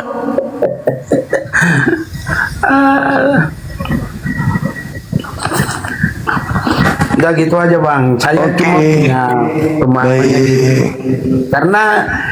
Karena menurut saya abang lari dari abang punya topik gitu. Oke. Karena topik di Matius dia berbeda dengan topik di kisah para rasul gitu. Di Matius mengatakan orang Yerusalem tidak akan melihat aku lagi, titik. Di Kisah Para Rasul orang Farisi malah ketemu Yesus. Yang saya pahami dari tadi sebelum saya naik, abang undang saya naik. Yang saya pahami dari tadi, abang punya pembicaraan dengan teman-teman yang pertama, itu kan konteks abang ini di Matius 23 ayat 39 ini, itu kan konteks yang paling mendalam yang abang bahas ini kan, pembicaraan Paulus dan Yesus kan? Iya. Nah, di dalam ambang bilang berkaitan dengan Matius 23 ayat 39 ini kan, aku tidak mengenal engkau lagi kan. Engkau tidak akan melihat, engkau tidak akan melihat aku. Tidak akan, ya. Berarti itu tujuannya untuk Paulus kan? Iya. Nah, di dalam Matius tidak ada tentang bicara soal Paulus kan? Oke, Paulus ini orang Farisi atau bukan? Begini bang, mohon maaf. Begini bang, saya saya bukan mau apa nih, tapi bukan kita mau berdebat untuk yang bagaimana bukan. Saya juga tidak mau apa nih untuk bagaimana gitu ya bang ya. Tapi begini bang, sebelum kita mengeluarkan satu topik, menurut pemahaman saya ini saya saran, sebelum kita memberikan satu topik di dalam Komal, sebenarnya kita harus mempelajari itu dulu. Kira-kira Matius 23 ayat 39 ini dia bercerita keseluruhannya tentang apa. Baru kita keluarin topik itu di dalam Komal kita. Jangan kita menyomot-nyomot dari ayat, pindah dari Injil ini ke ini ya, nggak sinkron dong. Oke, kayaknya saya harus belajar sama abang nih. Ketika Yesus berkata, Yerusalem, Yerusalem, engkau tidak akan melihat aku lagi. Pertanyaan saya, apakah tidak ada lagi orang Yerusalem yang akan melihat Yesus? Ya. Apakah tidak ada lagi orang Yerusalem yang akan melihat Yesus setelah itu? Yang tidak akan melihat Yesus lagi adalah yang tadi, orang-orang ahli-ahli Taurat dan orang-orang Farisi yang tidak mengenal Allah. Nah, sekarang di mana kata itu yang Anda tambahkan itu? Matius. Tidak ada di situ yang tidak mengenal Allah, di situ tidak ada. Itulah aku bilang orang Kristen itu lebih pintar dari Bibelnya. Yesus mengecam ahli-ahli Taurat dan orang-orang ahli-ahli Taurat ini, dia berbicara tentang kebenaran Taurat, tapi kelakuannya tidak sesuai dengan Taurat kan? Paulus gimana? Ya? Paulus bagaimana? Pada saat ketemu dengan Yesus, itu kan dia bukan nama Paulus, itu nama. Iya, Saulus, kelakuannya tidak benar. Saulus itu ya, berarti termasuk dia. Berarti termasuk dia. Iya, tapi itu pada saat dia Paulus itu artinya dengan kata lain, Paulus, engkau tidak akan melihat aku lagi sampai engkau berkata, diberkatilah dia yang datang dalam nama Tuhan. Maksudnya di Injil Matius tadi? Iya. Kan termasuk Paulus orang Farisi. Oke bang, udah, kita nggak usah berargumentasi ayat ini. Yang jelas pemahaman saya seperti itu bang. Saya bukan orang mau menunjukkan bahwa saya orang pintar apa, bukan. Saya ini orang bodoh juga. Abang malah lebih tahu tentang Alkitab soal saya. Malah tadi kan abang juga tunjukkan bahwa Paulus itu orang Farisi. Saya lihat buktinya, ya kan. Abang lebih jago. Tapi pemahaman soal, maksud saya begini, saya mau memberikan pemahaman begini buat abang. Kalau kita menyomot satu ayat di dalam Bible, baiknya jangan kita melihat ayat itu lalu kita fokus di situ, tapi kita membaca keseluruhan ayat itu dulu, gitu. Tadi keseluruhan, Anda malah memisahkan antara Matius dengan Kisah Para Rasul. Saya nggak boleh keluar dari Matius 23 sekarang, malah dia suruh belajar semuanya, gimana dong? Karena Matius 23 dia tidak berbicara soal Paulus kan, yang berbicara Tapi berbicara soal orang Paulus. Farisi. Ya, tapi tidak berbicara soal Paulus kan. Ya, oke, berarti seluruh orang Farisi di situ diceritakan kecuali Paulus. Itu kan maunya Anda. Iya. Semua orang Farisi nggak akan melihat Yesus kecuali Paulus. Nah, itu maunya Anda. Karena Anda pengikutnya, pengikut Paulus. Saya kasih contoh, Bang. Seandainya kalau saya orang Farisi, tapi pada saat hari itu saya tidak ketemu dengan Yesus, apakah memang Abang bilang saya ada hari itu juga?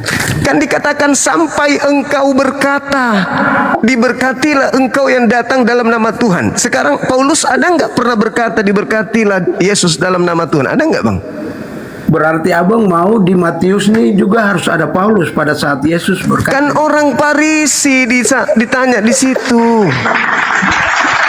Astagfirullahaladzim. Aduh, udah Bang. Oke. Saya minta maaf Bang ya. Oke, aku biasa ya, kita orang Ambon ya, maaf ya Bang ya. Saya mohon maaf. Ya, karena saya punya pemahaman berbeda dengan Udah Bang, udah jangan diulang lagi. Ya, kita sudah tahu.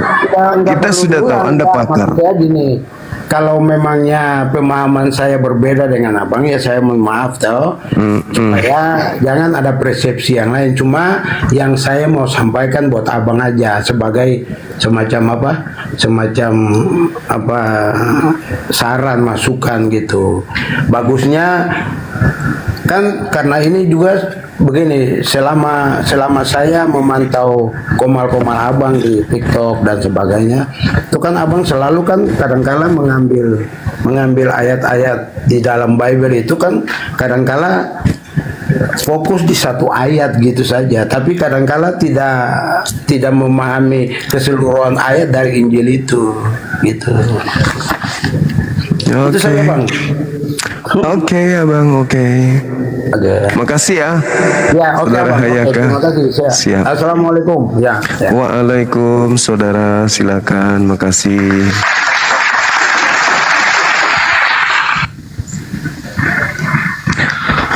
Ngeri kali teman-teman, ngeri. Inilah yang Al-Quran katakan. Walaqad zara'na li jahannam katsiran minal jinni wal ins. Sungguh neraka itu akan aku penuhi dengan manusia, sebab mereka punya hati, tapi mereka tidak melihat akan kebenaran, tidak menyentuh, tidak sampai kepada kebenaran hatinya itu. Punya mata, tidak melihat kebenaran. Punya telinga, tidak mendengar kebenaran. Ulaika kal an'am balhum adallu. Mereka seperti hewan ternak, bahkan lebih hina daripada seekor kera. Ini saya kira kalau kera ada kupelihara nih, dari bayi keranya kupelihara sampai dia berusia 50 tahun, ku ajari Bible misalnya, sebagaimana amanat Markus 16, beritakanlah Bible kepada seluruh makhluk. Kurasa kera yang saya pelihara dari 0 sampai 50 tahun, ketika saya bacakan dalil yang tadi ini, kera saya ngerti. Gitu loh. Ada orang dia yang punya kitab tapi nggak ngerti-ngerti. Berarti Al-Quran benar. Ulaika kal an'am balhum adallu. Mereka seperti kera, bahkan lebih rendah daripada seekor kera.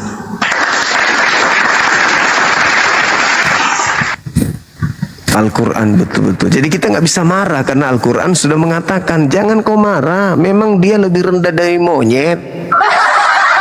Mau gimana? Kau paksakan lebih rendah dari monyet, susah. Lebih rendah daripada, Al-Quran mengatakan itu. Jadi inilah bukti apa yang diterangkan Al-Quran itu selalu sahih. Apa yang disampaikan Al-Quran 1400 tahun silam itu selalu valid.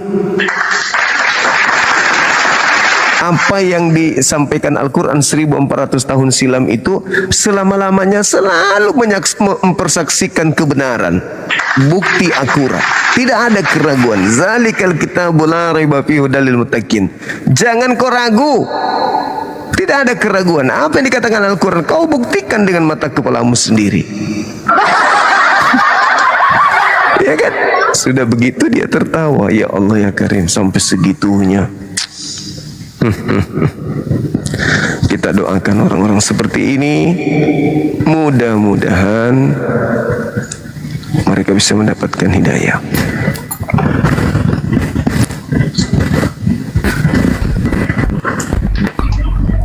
Halo, selamat malam. Selamat malam. Halo. Wis, ngeri kali ehonya, Bah. Ngerinya.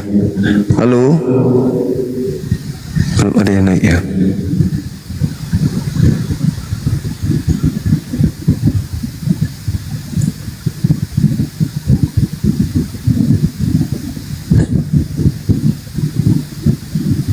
Banyak kali permintaan ini.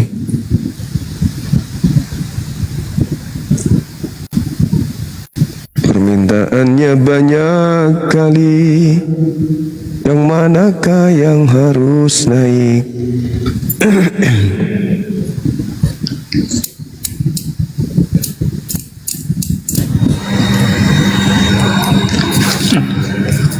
Halo saudara Regar, selamat malam. Anda kaget ada di atas, saya juga kaget Anda turun.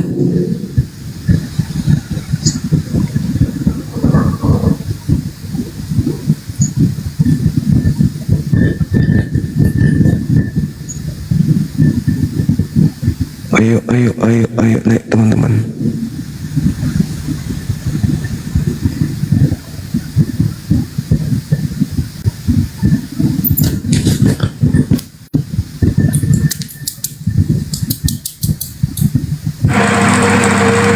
Halo, semangat malam saudara Sansan. Halo saudara Jack. Halo Bang.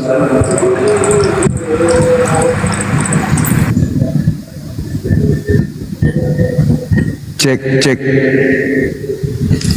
Halo, tes.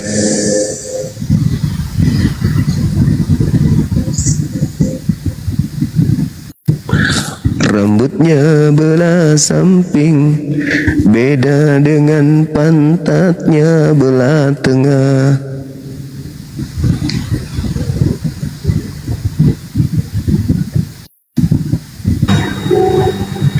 Halo, semangat malam.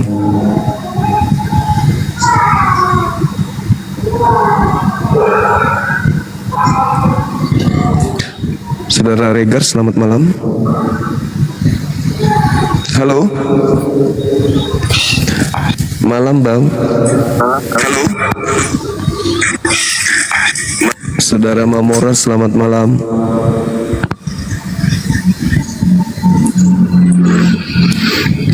Handi masih ada di Muslim Bang Suma, assalamualaikum.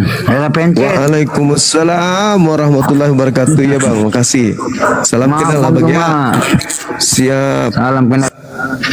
Iya, sehat terus abangku. Memang banyak yang masalah pensiun di bawah nih. Halo saudara Pangahut Tua Siahan, selamat malam. Selamat malam. Malam juga. Katolik Protestan abang. Sama aja. Oke, bisa buka kamera. Lagi gelap seperti di gua. Enggak apa-apa, buka aja. Mana tahu keluar dari gua bisa aja, jadi Bang. Tuhan. Tanya aja. Boleh Mana nggak tahu tanya? masuk ke gua 3 hari keluar jadi Tuhan. Silakan dibuka kamera Bang. Cuma tanya aja, boleh nggak tanya? Buka kamera dulu baru bertanya 5 pertanyaan. Gratis, tidak bayar perpuluhan. Buka kamera.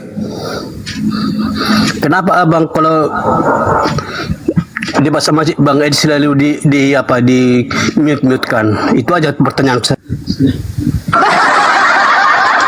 Karena Edis longor, tidak ada ilmu, nol. Lebih pintar ayam kate daripada Edis. Kalian aja yang tidak mengerti apa yang diucapkan. Kami umat Islam, apapun yang keluar dari mulut Edis itu tidak ada ilmu sama sekali. Menurut kalian Edis jago, menurut kami enggak. Kayak seperti orang yang di perandapan itu yang salto. Menurut orang sana salto itu sudah hebat kali, paling hebat. Tapi menurut saya salto itu mainan saya dari dulu sejak kecil, dan tidak ada istimewa-istimewanya. Orang sana kalau sudah salto satu kali langsung jadi bintang. Nah itulah Edis bagi kalian, baru bisa menyebut sedikit dari Al-Quran, oh jadi bintang dia. Karena sama-sama dongok gitu. Halo, selamat malam.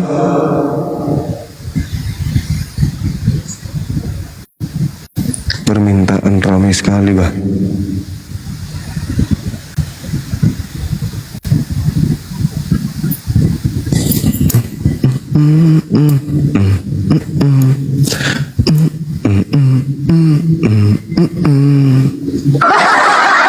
Ribu tahun lamanya menyembah ikan salmon. Halo saudara, semangat malam.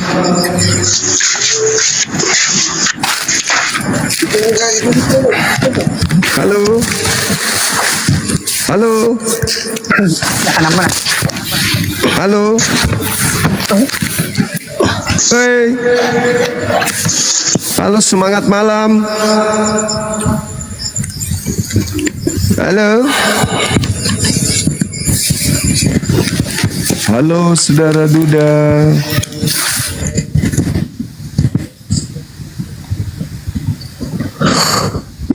Ribu tahun menyembah bule.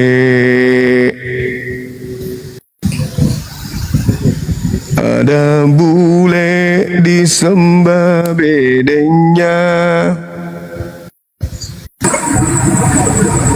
gara-gara keluar dari goa, si bule jadi Tuhan. Halo, selamat malam.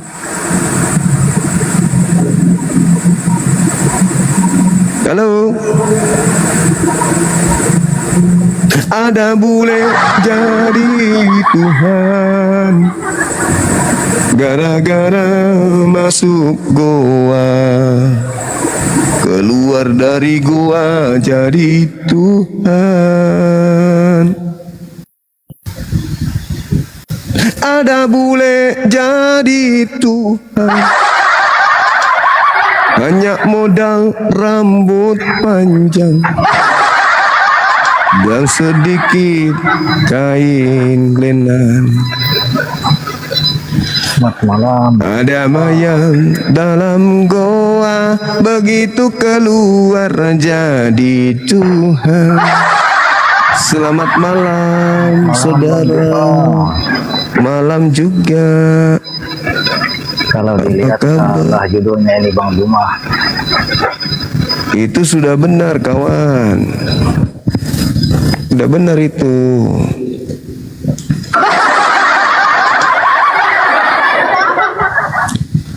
Ada bule pirang, dibilang janda tapi bukan duda. Ada bule pirang, bukan janda juga bukan duda. Tapi siapakah dia? Siapakah dia? Siapa? Dia adalah sembahannya.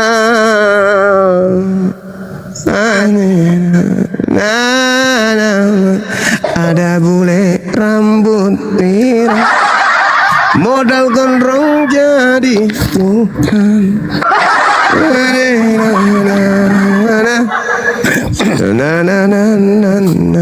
Halo, selamat jalan kehidupan. Apa kabar? Baik-baik abangku. Baik. Ya. Dari Katolik Protestan. Ya salah abangku. Dari kita Kristen aja.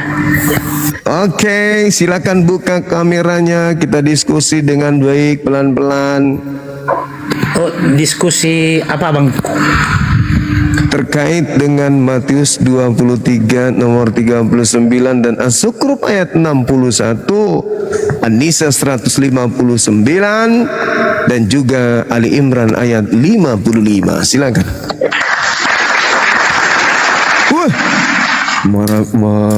Gagang ganteng kau dia bangku ini. Sama gantengnya abang. Waduh, aku pikir artis tadi. Ya Allah ya Karim. Ya. Gimana bang? Baik abang. Ini dalam hal apa ini abang? Kalau masalah berdebat saya seperti kurang apa namanya. Kalau masalah debat ya. Tapi kalau sekilas ya cerita-cerita pengalaman sih ya. Oke, boleh. Silakan abang bercerita. Aku menyimak. Nggak masalah. Gitu loh. Silakan. Pandangan saya tentang masalah agama mungkin ada Kristen, ada Islam, ada Katolik, Buddha, Hindu, Saksi Yehova. Betul ya? Betul bang. Dan saya lihat semua berbeda-beda pemahaman tentang surga, pemahaman tentang perilaku. Saya yakin semua pasti berbeda-beda. Iya. Betul ya bang? Benar sekali. Benar sekali. Benar. Lalu setiap juga agama pasti tetap mempertahankan. Iya nggak? Mempertahankan keyakinan tersendiri. Siap. Makanya kalau masalah debat tadi saya bilang, minta maaf lah, saya tidak mau berdebat. Ya, tapi kalau bisa saling memberi pemahaman pengalaman satu dengan yang lain. Mari berkawan, berteman. Oh, mungkin itu yang lebih saya pilih. Bagaimana pendapat abang? Sepakat. Ya, betul ini loh. Karena kalau ibaratnya berdebat saling bertahan, akhirnya apa yang terjadi, saling nggak enakan dong. Gitu loh abang. Iya. Betul nggak? Betul. Oke, itu aja dari saya abangku pertemuan pertama ini. Siap. Terima kasih. Jalan kehidupan. Bang, luar biasa bang. Oke lah, baik. Oke. Makasih ya bang ya. TTI Pamilum Jangkik Ganggi lagi TTI. Halo, selamat siang, malam. Ya, malam Bang Juma. Aduh, siap. Sengit kelihatannya debat nih sama Bang Juma. Ya. Dari mana bang? Katolik, Protestan? Kristen bang. Kristen, baik. Tadi sudah nyimak gimana saya dengan saudara kita Yamaha dari Ambon? Sudah nyimak bang. Cuma kalau kelihatan judulnya ini salah bang. Kalau Al-Juhud itu dengan Yohanes 14 ayat 6 itu bang. Jadi sama-sama seimbang. Gimana? Sama-sama seimbang. Nah, kalau bila mana Al-Juhud itu jalan yang lurus, kalau di Yohanes akulah jalan dan kebenaran dan hidup. Nah, gitu. Kalau ini kan beda tema nih. 61 dengan Matius 23 jauh itu bedanya. Gitu. Oke, silakan. Kalau dari Bang Jumal gimana? Dengan kita bahasnya satu ayat gitu. Jangan beda-beda ayatnya gitu. Baik. Jadi kalau di dalam sabar bang, saya urai dulu sesuai dengan pertanggungjawaban saya terhadap dalil As-Zukhruf ini, boleh ya? Boleh, silakan. Oke. Jadi yang namanya Nabi Isa di dalam Islam, bila mana dia menampakkan diri selain ketika ia datang penginjilan kepada kaumnya di abad pertama itu, sebelum tragedi penyaliban terjadi, itu tidak akan pernah datang menurut Islam, karena kedatangannya menghantarkan akhir zaman. Jadi ketika ia datang, wa innahu la ilmul lis-sa'ah fala tantarunna biha fattabi'un. Ketika Nabi Isa itu datang, barulah kemudian membawa tanda-tanda kiamat. Jadi kedatangannya semata-mata membawa tanda kiamat, tak ada yang lain. Karena ketika ia sudah datang, sudah terangkat, dia tidak pernah lagi turun. Kalau di Kristen, Yesus 2 kali turun. Pertama, dia mengajarkan Injil dulu kepada murid-muridnya Bani Israel, itu sampai usia 33 tahun. Kemudian pengajaran kedua datang kepada Paulus in the gang. Mengajar lagi tuh dalam keadaan setelah meninggalkan dunia. Nah, sedangkan Yesus sendiri mengatakan, engkau tidak akan melihat aku lagi sampai kemudian engkau berkata, diberkatilah dia yang datang dalam nama Tuhan. Berarti setelah Yesus terangkat, tidak pernah datang. Kedatangannya nanti di akhir zaman. Nah, sedangkan Paulus mengaku dia kedatangan Yesus. Mana yang betul, Paulus atau Yesus dalam hal ini? Kalau Al-Quran jelas, nanti dia datang setelah dia terangkat, pada saat dia datang membawa tanda hari kiamat. Ternyata kalau di Kristen, walaupun Yesus berkata, engkau tidak akan melihat aku lagi sampai engkau berkata, berkatilah dia yang datang dalam nama Tuhan, ternyata masih datang-datang juga, masih banyak juga orang yang melihatnya. Berarti Yesus ini, maaf, dia pelin-pelan. Engkau tidak akan melihat aku lagi. Ternyata masih banyak yang melihat dia. Itu gimana itu, Bang? Silakan. Ya, betul aja, Bang, begitu. Tapi abang tidak membaca keseluruhan perikop dalam Alkitab itu. Di dalam itu tidak bisa kita comot-comot satu ayat. Kalau satu perikop itu dibaca, kemudian didalami, dipahami, kita jangan membaca, menitikberatkan dalam satu ayat itu. Makanya kalau kita bahas tentang pemahaman kita di dalam Injil itu kan sudah jelas. Akulah jalan dan kebenaran dan hidup. Tidak ada seorang pun yang bisa datang kepada Bapa kalau tidak melalui aku. Nah, begitu juga dalam Al-Jufr 61 itu kan sudah jelas jalan lurus itu gimana, Bang? Kan sudah jelas di situ tentang mengimani segala sesuatunya itu. Kita nggak bisa secara copot-copot lalu memindahkan ke ayat-ayat yang lain. Yang jelas Injil itu adalah satu tarikan nafas. Bukan yang copot sana copot sini ayatnya, gitu. Pendalamannya itu yang penting. Jangan kita comot satu lalu disandingkan dengan yang satunya lagi. Bukan begitu mendalaminya. Tapi yang jelas pendalamannya dulu. Pendalaman tentang keimanan. Kalau kita tidak mengimani, kita tidak akan dapat ilmunya. Begitu, Bang Duma. Oke. Jadi di sini seakan-akan saya dituntut untuk membaca satu bab dulu, baru saya mau menjelaskan. Padahal pendeta khotbah di gereja itu cuman comot-comot ayat. Setelah dia membaca dalil-dalil yang lain sebagai pendukung. Saya juga di sini sudah membaca dari kitab Kejadian sampai kitab Wahyu. Bagaimana mungkin saya membacakan Matius 23 satu perikop? Saya sudah paham betul. Ketika Anda mengatakan akulah jalan, akulah kebenaran, akulah hidup, tidak ada yang sampai kepada Bapa tanpa melalui aku. Nah, terus kenapa praktek hidup Anda tidak melalui Yesus prakteknya? Oh, kita sudah jelas bang melalui Yesus. Nah, Supaya kalau Yesus kita melalui dapat Yesus, jalan, Bang. kalau melalui Yesus, kenapa Anda tidak percaya ketika Yesus mengatakan engkau tidak akan melihat aku lagi? Ketika Anda percaya kepada Yesus sebagai jalan, ada 1.000, 2.000, 3.000, 1 miliar orang mengaku bertemu Yesus di mall, di Damsyik, di Pulau Patmos. Harusnya Anda tidak percaya mereka. Karena Yesus mengatakan engkau tidak akan melihat aku lagi. Berarti tak ada lagi orang yang bisa melihat Yesus.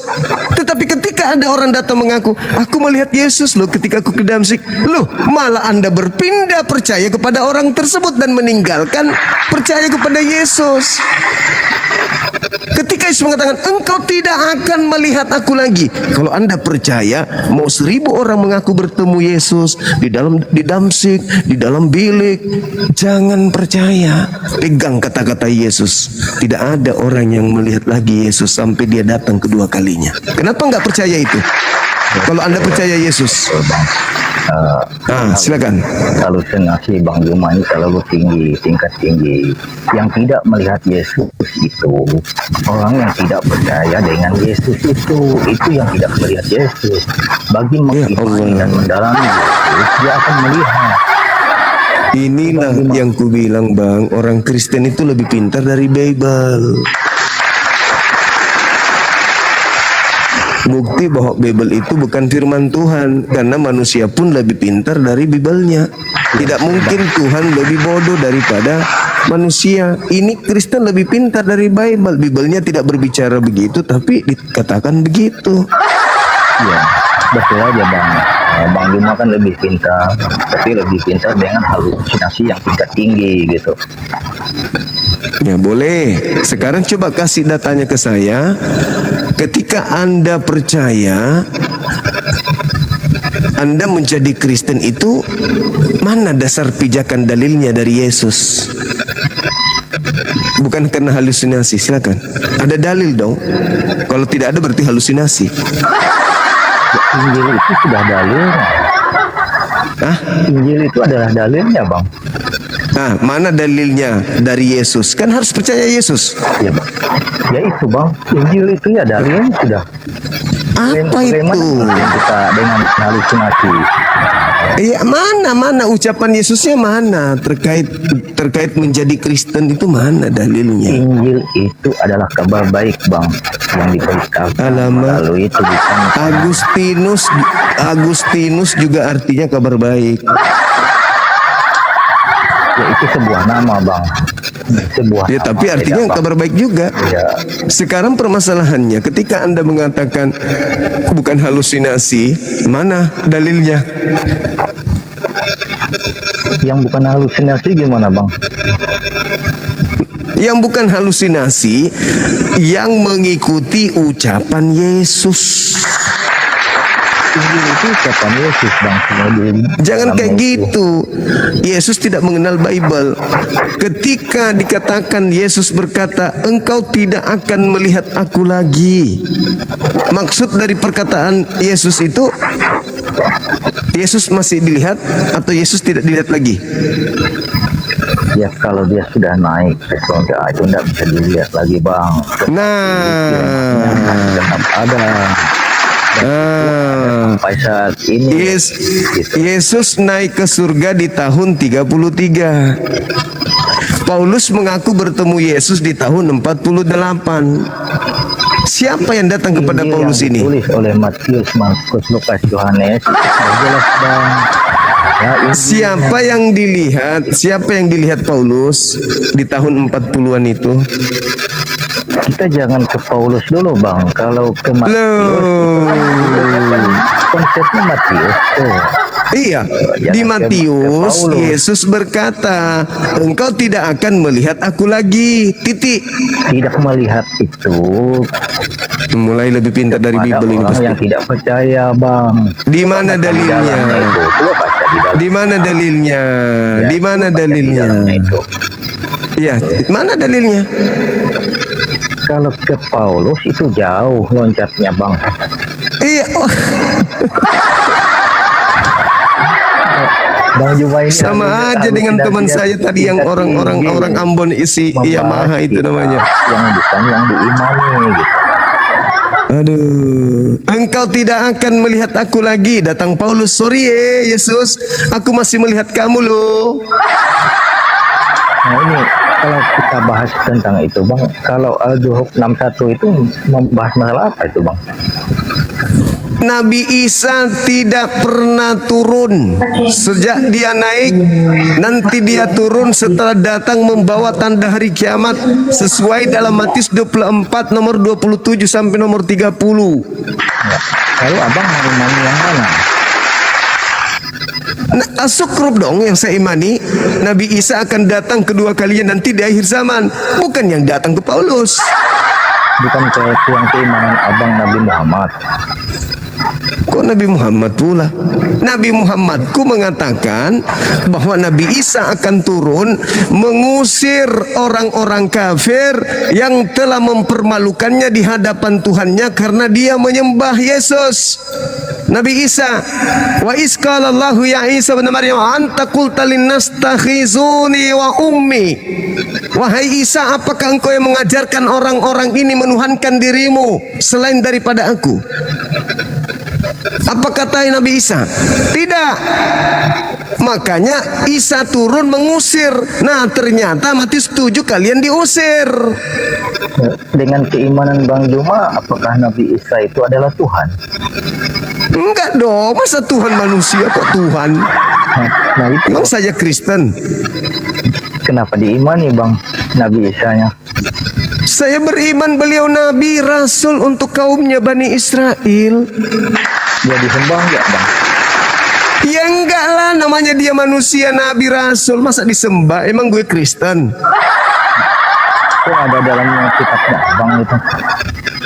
Loh, itu kan nabiku. Kan beda Nabi yang wajib aku imani sebagai nabinya orang Yahudi yang diutus kepada Bani Israel. Kan beda zaman itu Bang dengan nabinya. Ya tapi kan Bang Joma. Saya beriman Nabi Isa pernah datang kepada kaumnya Bani Israel. Saya beriman Nabi Musa pernah datang kepada kaumnya Bani Israel. Kenapa enggak percaya sama Yesus sekalian Bang? Yesus itu tokoh fiktif. Fiktifnya gimana Bang? Tokoh fiktifnya hanya diceritakan di data buku-buku hasil penyelidikan orang-orang yang tidak dikenal. Kalau Nabi Isa itu gimana Bang? Nabi Isa adalah nabi yang datang kepada kaumnya Bani Israel yang kemudian disaksikan oleh pencipta langit dan bumi, lalu memberitakan berita itu kepada baginda Rasulullah Muhammad SAW bahwa dulu sebelum engkau wahai Nabi Muhammad, aku telah mengutus seorang nabiku kepada kaum Bani Israel bernama Isa alaihi salam. Nah itu yang saya katakan Abang Juma ini halusinasinya tingkat tinggi. Oh beda zaman, jauhnya pada zaman, tapi yang dipercaya abang itu beda. Harusnya abang Anda percaya kepada Yesus gitu. Jarak Anda ke Yesus berapa tahun? Ya kita yang mengimani Injil Bang. Kenapa? Saya tanya dulu, berapa tahun jaraknya? Berapa tahun jaraknya Anda ke Yesus?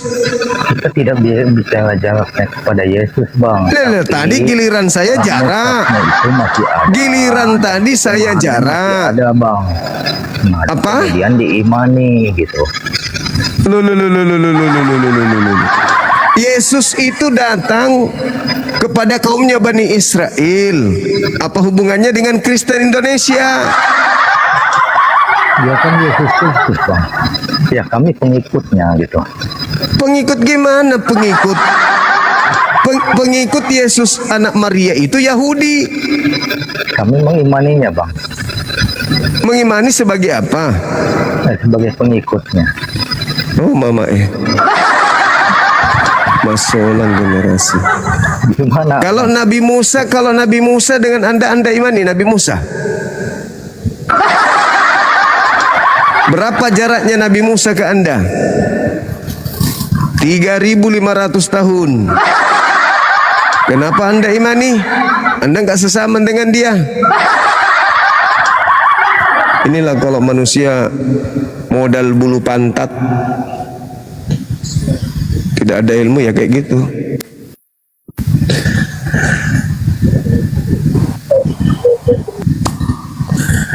Ada bule modal gondrong jadi Tuhan.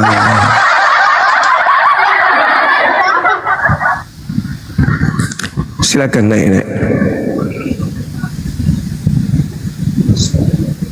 Naik lagi teman-teman, gak usah malu-malu. Tapi naik bawa otak.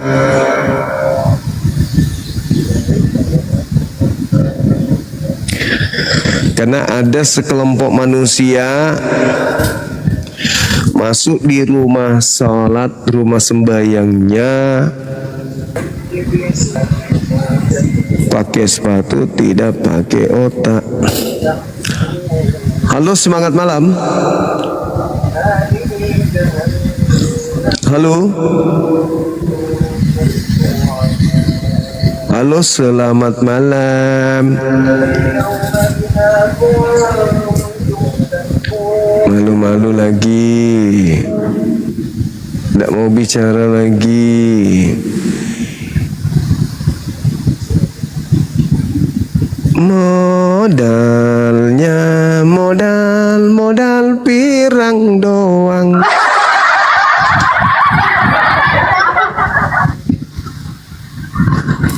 Halo, semangat siang.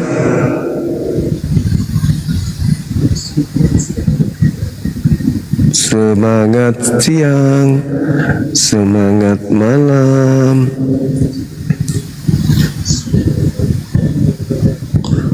Halo.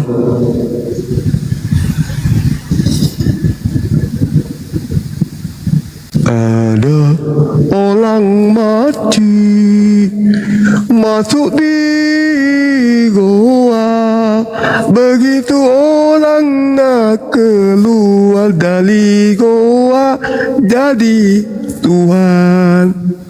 Ada orang mati masuk dalam gua,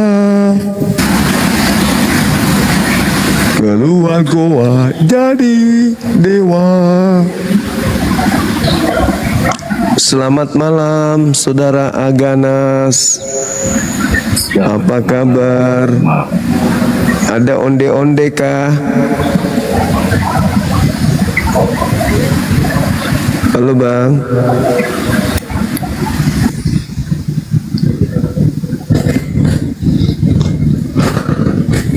Bunda Rahma, apa kabar Bunda?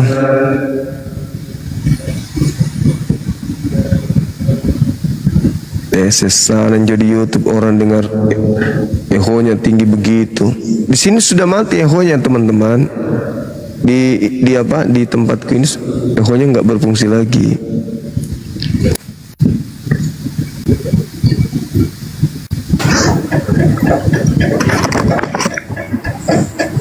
Halo, selamat malam Ibu Geri. Assalamualaikum Bang, maaf Bang, Islam, kepencet. Waalaikumsalam warahmatullahi wabarakatuh. Makasih. Aku suka caramu Bang. Semangat malam Saudara Ucuk Bombom.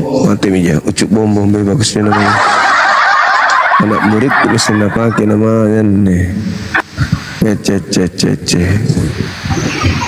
Saudara Disa.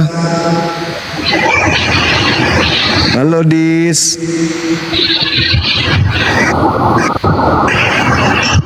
Halo Disa. Apa kabar Beb?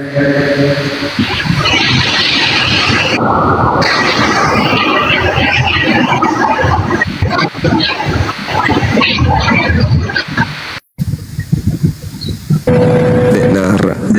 Wih. Halo. Wis. Masolang generasi.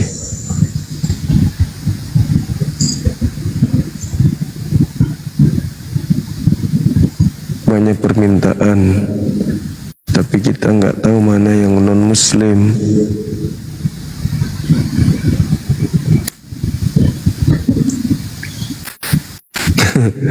Pasien rumah sakit Dadi selanjutnya. Ada-ada aja. Halo.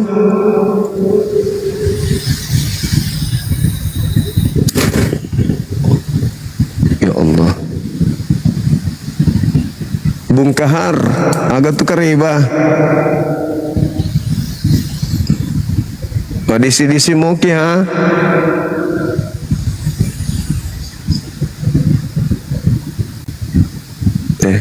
Sesalan jadi main di YouTube aku dong.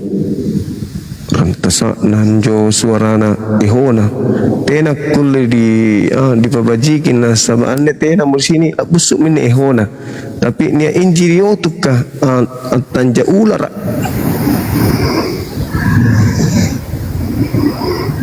Halo, selamat malam.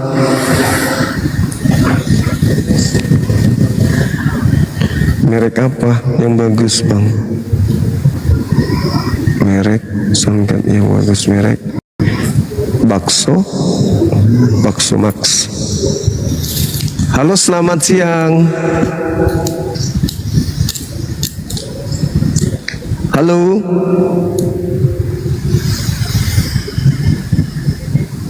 Halo saudara, I love Yesus. Oke. I like it. Halo, adakah? Oke teman-teman, saya rasa sudah tak ada lagi ya, karena saya lihat semuanya umat Islam yang ada di bawah. Baiknya mungkin kita istirahat, kita rehat, ya, boleh ya teman-teman sekalian. Di sini udah pukul 2 kurang 5 menit. Insya Allah besok pagi kita akan jumpa lagi. Tapi sebelum kita tutup, di follow dulu akun saya ini, di follow ya supaya semakin banyak, supaya semakin jangkauannya semakin luas. Di follow dulu, di follow.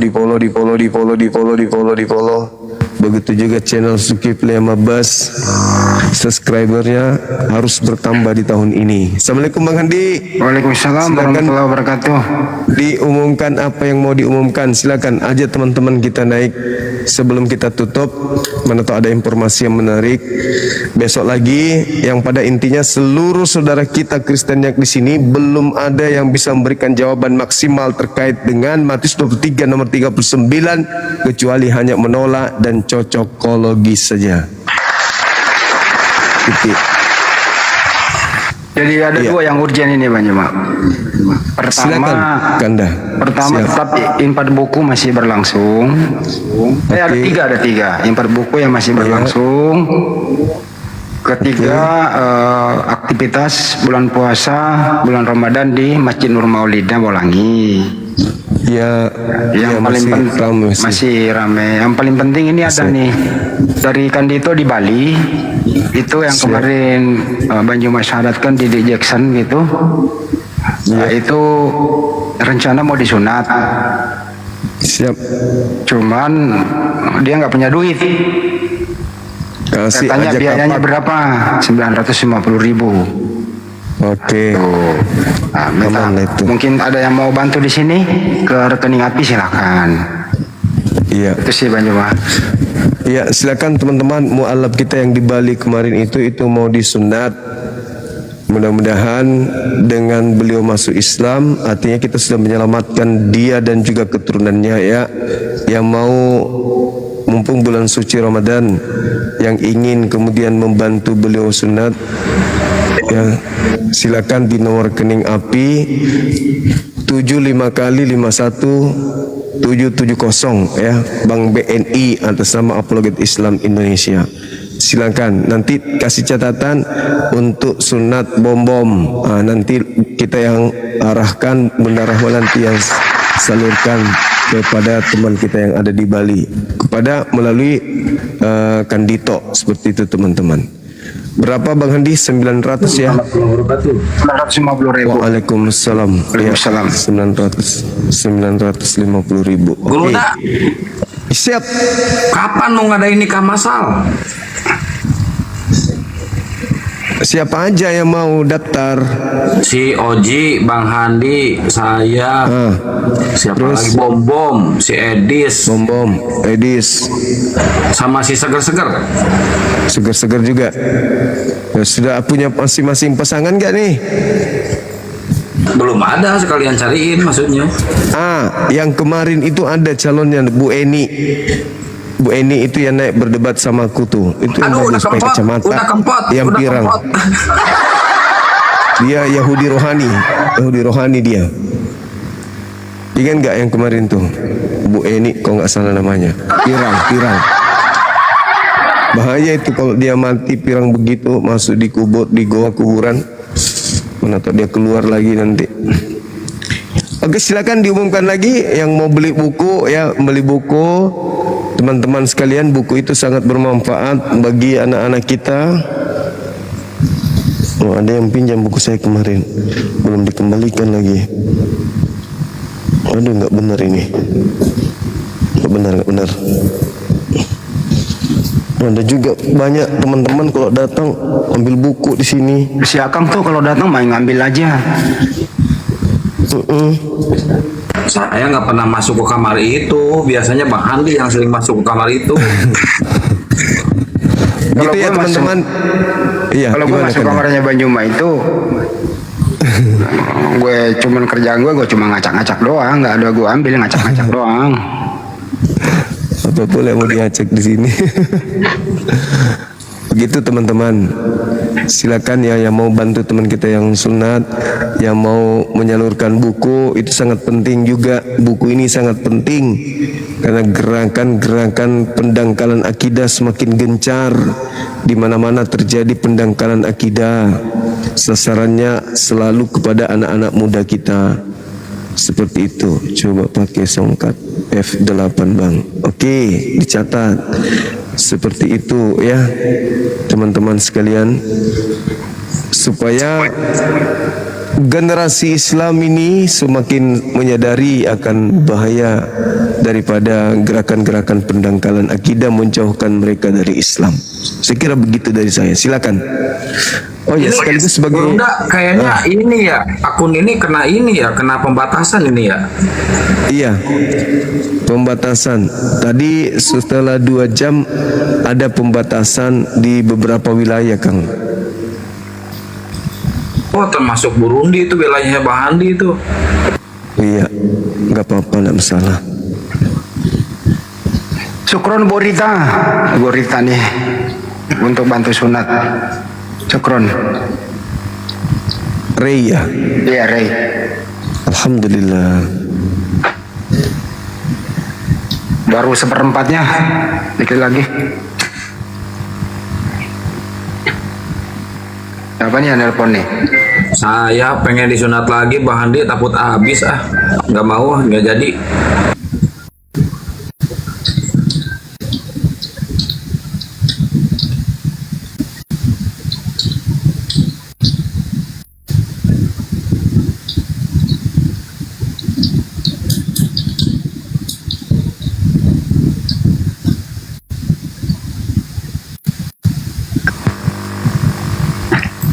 Jadi buku itu teman-teman itu udah disalurkan ke pesantren, ya tinggal diinpak aja biar mudah dalam hal mengalokasikan ke daerah-daerah rawan pemurtadan. Nanti kalau ingin memiliki person secara pribadi, nanti menunggu nanti cetakan jilid kedua. Jadi ini sifat buku ini infak, begitu kira-kira. Jadi berbagi ilmu lah ya pada daerah tujuan daerah-daerah rawan pemurtadan di seputaran Jawa Barat dan sekitarnya gitu. Gitu. Terima kasih kepada Neng yang ada di Oman. Kemarin sudah Neng yang ada di Oman ya, itu kemarin membeli 20 buku. Sudah TF infak sebanyak 20.150.000. Gitu Bang Juma, udah terlaksana. Alhamdulillah. Alhamdulillah. dan lain-lain ya yang belum bisa disebutkan satu persatu. Yang jelas antum semua luar biasa. Mari berlomba-lomba di akhir bulan suci Ramadan ini berbuat yang terbaik demi untuk meningkatkan iman dan takwa kita kepada Allah Subhanahu wa taala. Apapun itu yang kita kerjakan.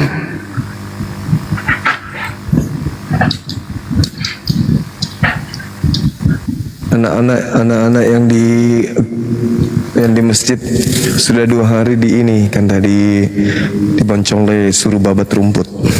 Oh ya, masya Allah. Ada Tommy kodam bilang, bagaimana ini disuruh abah siang-siang angkut rumput ini, bawa rumput kita puasa. Ini bukan padang gurun loh ya. Gak ada juga panas bagaimana kan, gak ada buka puasa, kerja aku udah masih anak-anak. Mereka tinggal selama bulan suci Ramadan tidak pulang Bang di atas terus ki. Mungkin sebaiknya dipikirkan itu gimana memberikan mereka baju baru THR lebaran mereka ya. Insya Allah ada aja rezeki Bang Andi. Ada ya, masya Allah. Insya Allah. Siapa tahu ada yang mau, silahkan ke rekening Makassar Mualaf Center Indonesia, nomornya 401 3000 17173, Bank Tabungan Negara, atas nama Makassar Mualaf Center Indonesia. Baju aja nggak hafal tuh nomor gua, hafal kok. Bang Andi emang hebat. Gurunda siap, masih nerima diskusi sama si Rahmat Ringo-Ringo nggak? Ongol-ongol dia itu banyak alasannya. Suruh aja naik di sini. Tadi saya udah ultimatum, kalau diskusi dengan Bang Juma jangan baper, kata saya. Kalau baper ya udah jangan diskusi aja, pidato aja di gereja. Udah, saya udah mulai paham tentang diskusi katanya. Itu malam kan aku yang suruh dia turun, kasihan tengok dia. Seorang pendeta babak belur kan tidak enak juga. Maka suruh turun kan, istirahat dulu Pak Pendeta. Gitu. Tapi kalau bagi saya Gurunda, semakin mereka panik dan terguncang, semakin bahagia hati saya Gurunda. Demi Allah saya. Nanti trauma dia sekali aja datang, kan kita mau selalu dia datang kan gitu. Iya kan? Iya betul. Benar nggak? Semalam aja katanya antri dia, cuma nggak dinaikkan. Saya lihat, Gurunda lagi seru juga sih semalam.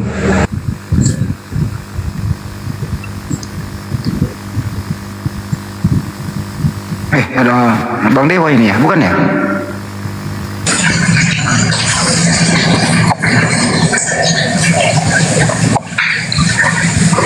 Besok bukber di mana Kang?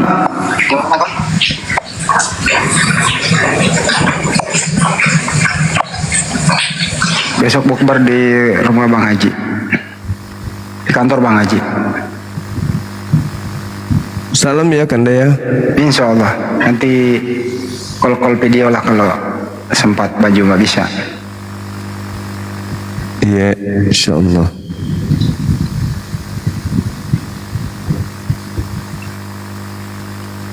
Udah ada 2 nih, sudah ada 450.000, tinggal setengahnya lagi nih buat sunat.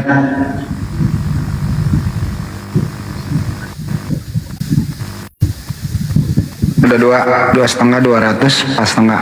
Oke, dikit lagi.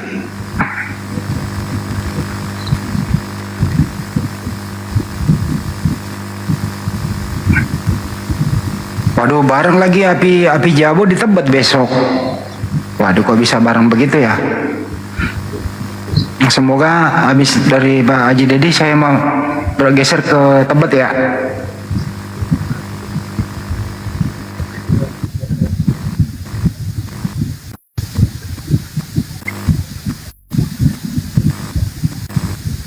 Itu Mbak Sri KMS. Ya insya Allah ya, dari tim dari tempat Bang Haji Dedi ya kita ke lokasi, jadi saling ini aja, apa tuh namanya, koordinasi. Kalau perlu kita lanjutin sahur bareng dah kalau perlu.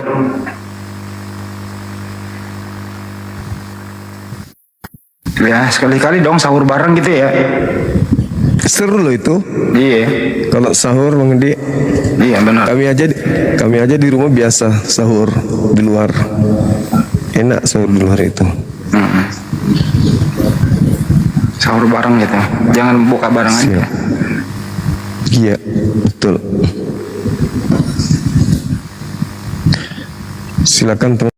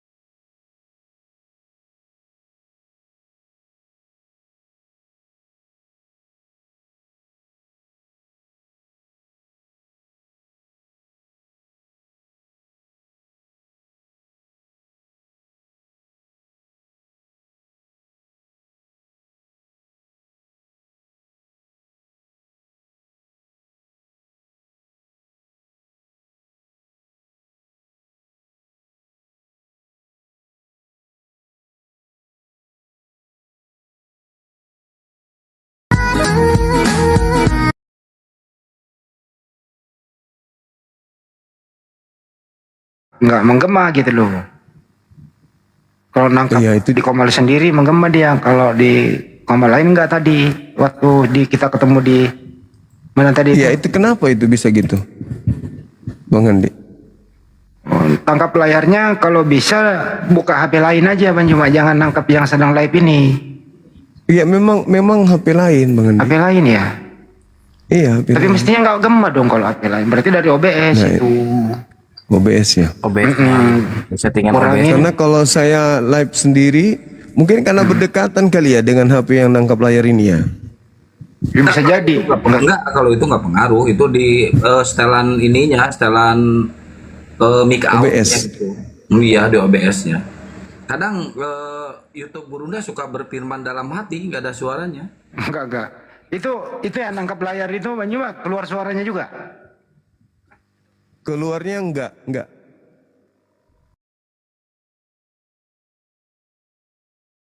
Berarti OBS kurangin dikit suaranya itu jalannya. Jangan terlalu full geser ke kanan, jangan sampai merah gitu.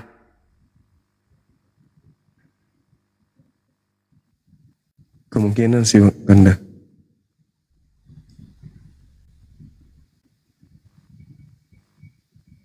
Oke. Ada lagi? Cukup kira-kira waktunya Banyuma istirahat. Silakan ditutup dengan doa kafaratul majelis. Diucapkan terima kasih kepada Ikhwan Fillah semuanya yang telah berpartisipasi. Oke, terima kasih ya teman-teman sekalian. Kru Apologet Islam Indonesia MMCI dimanapun berada, alhamdulillah terima kasih udah menyertai. Begitu juga teman-teman Menara Siar yang sudah bekerja sama dengan Zulkifli Mabas dan juga manajemen Apologet Islam Indonesia. Mau minta maaf ketika selama kita live ya ada kata-kata yang kurang berkenan, ada candaan yang berlebihan. Ya mohon dimaafkan karena kami manusia biasa. Kepada saudara-saudaraku yang oten, ya tolong lembutkan hatinya. Jangan menganggap bahwa apa yang kami sampaikan itu adalah unsur kebencian, sama sekali tidak. Kami hanya ingin menggelitik akal sehat Anda juga hati Anda untuk menerima apa yang kami sampaikan itu, karena kami berdata, bukan cocokologi, bukan asumsi, ya bukan doktrin, bukan dogma. Dan Anda bisa menyimak wakil-wakil Kristen yang naik ke sini. Anda lihat bagaimana mereka loncat sana, loncat sini, melilit lidah, menghindari data Bible mereka sendiri. Itulah cerminannya. Itulah cerminan yang Anda harus tahu, bahwasanya ketika mereka berbicara melebihi kapasitas dia sebagai seorang Kristen dalam hal penjelasan Bible, di mana mereka lebih pintar daripada isi Bible, harusnya Anda mikir, kok bisa seperti itu? Kenapa mereka lebih pintar daripada Bible itu sendiri?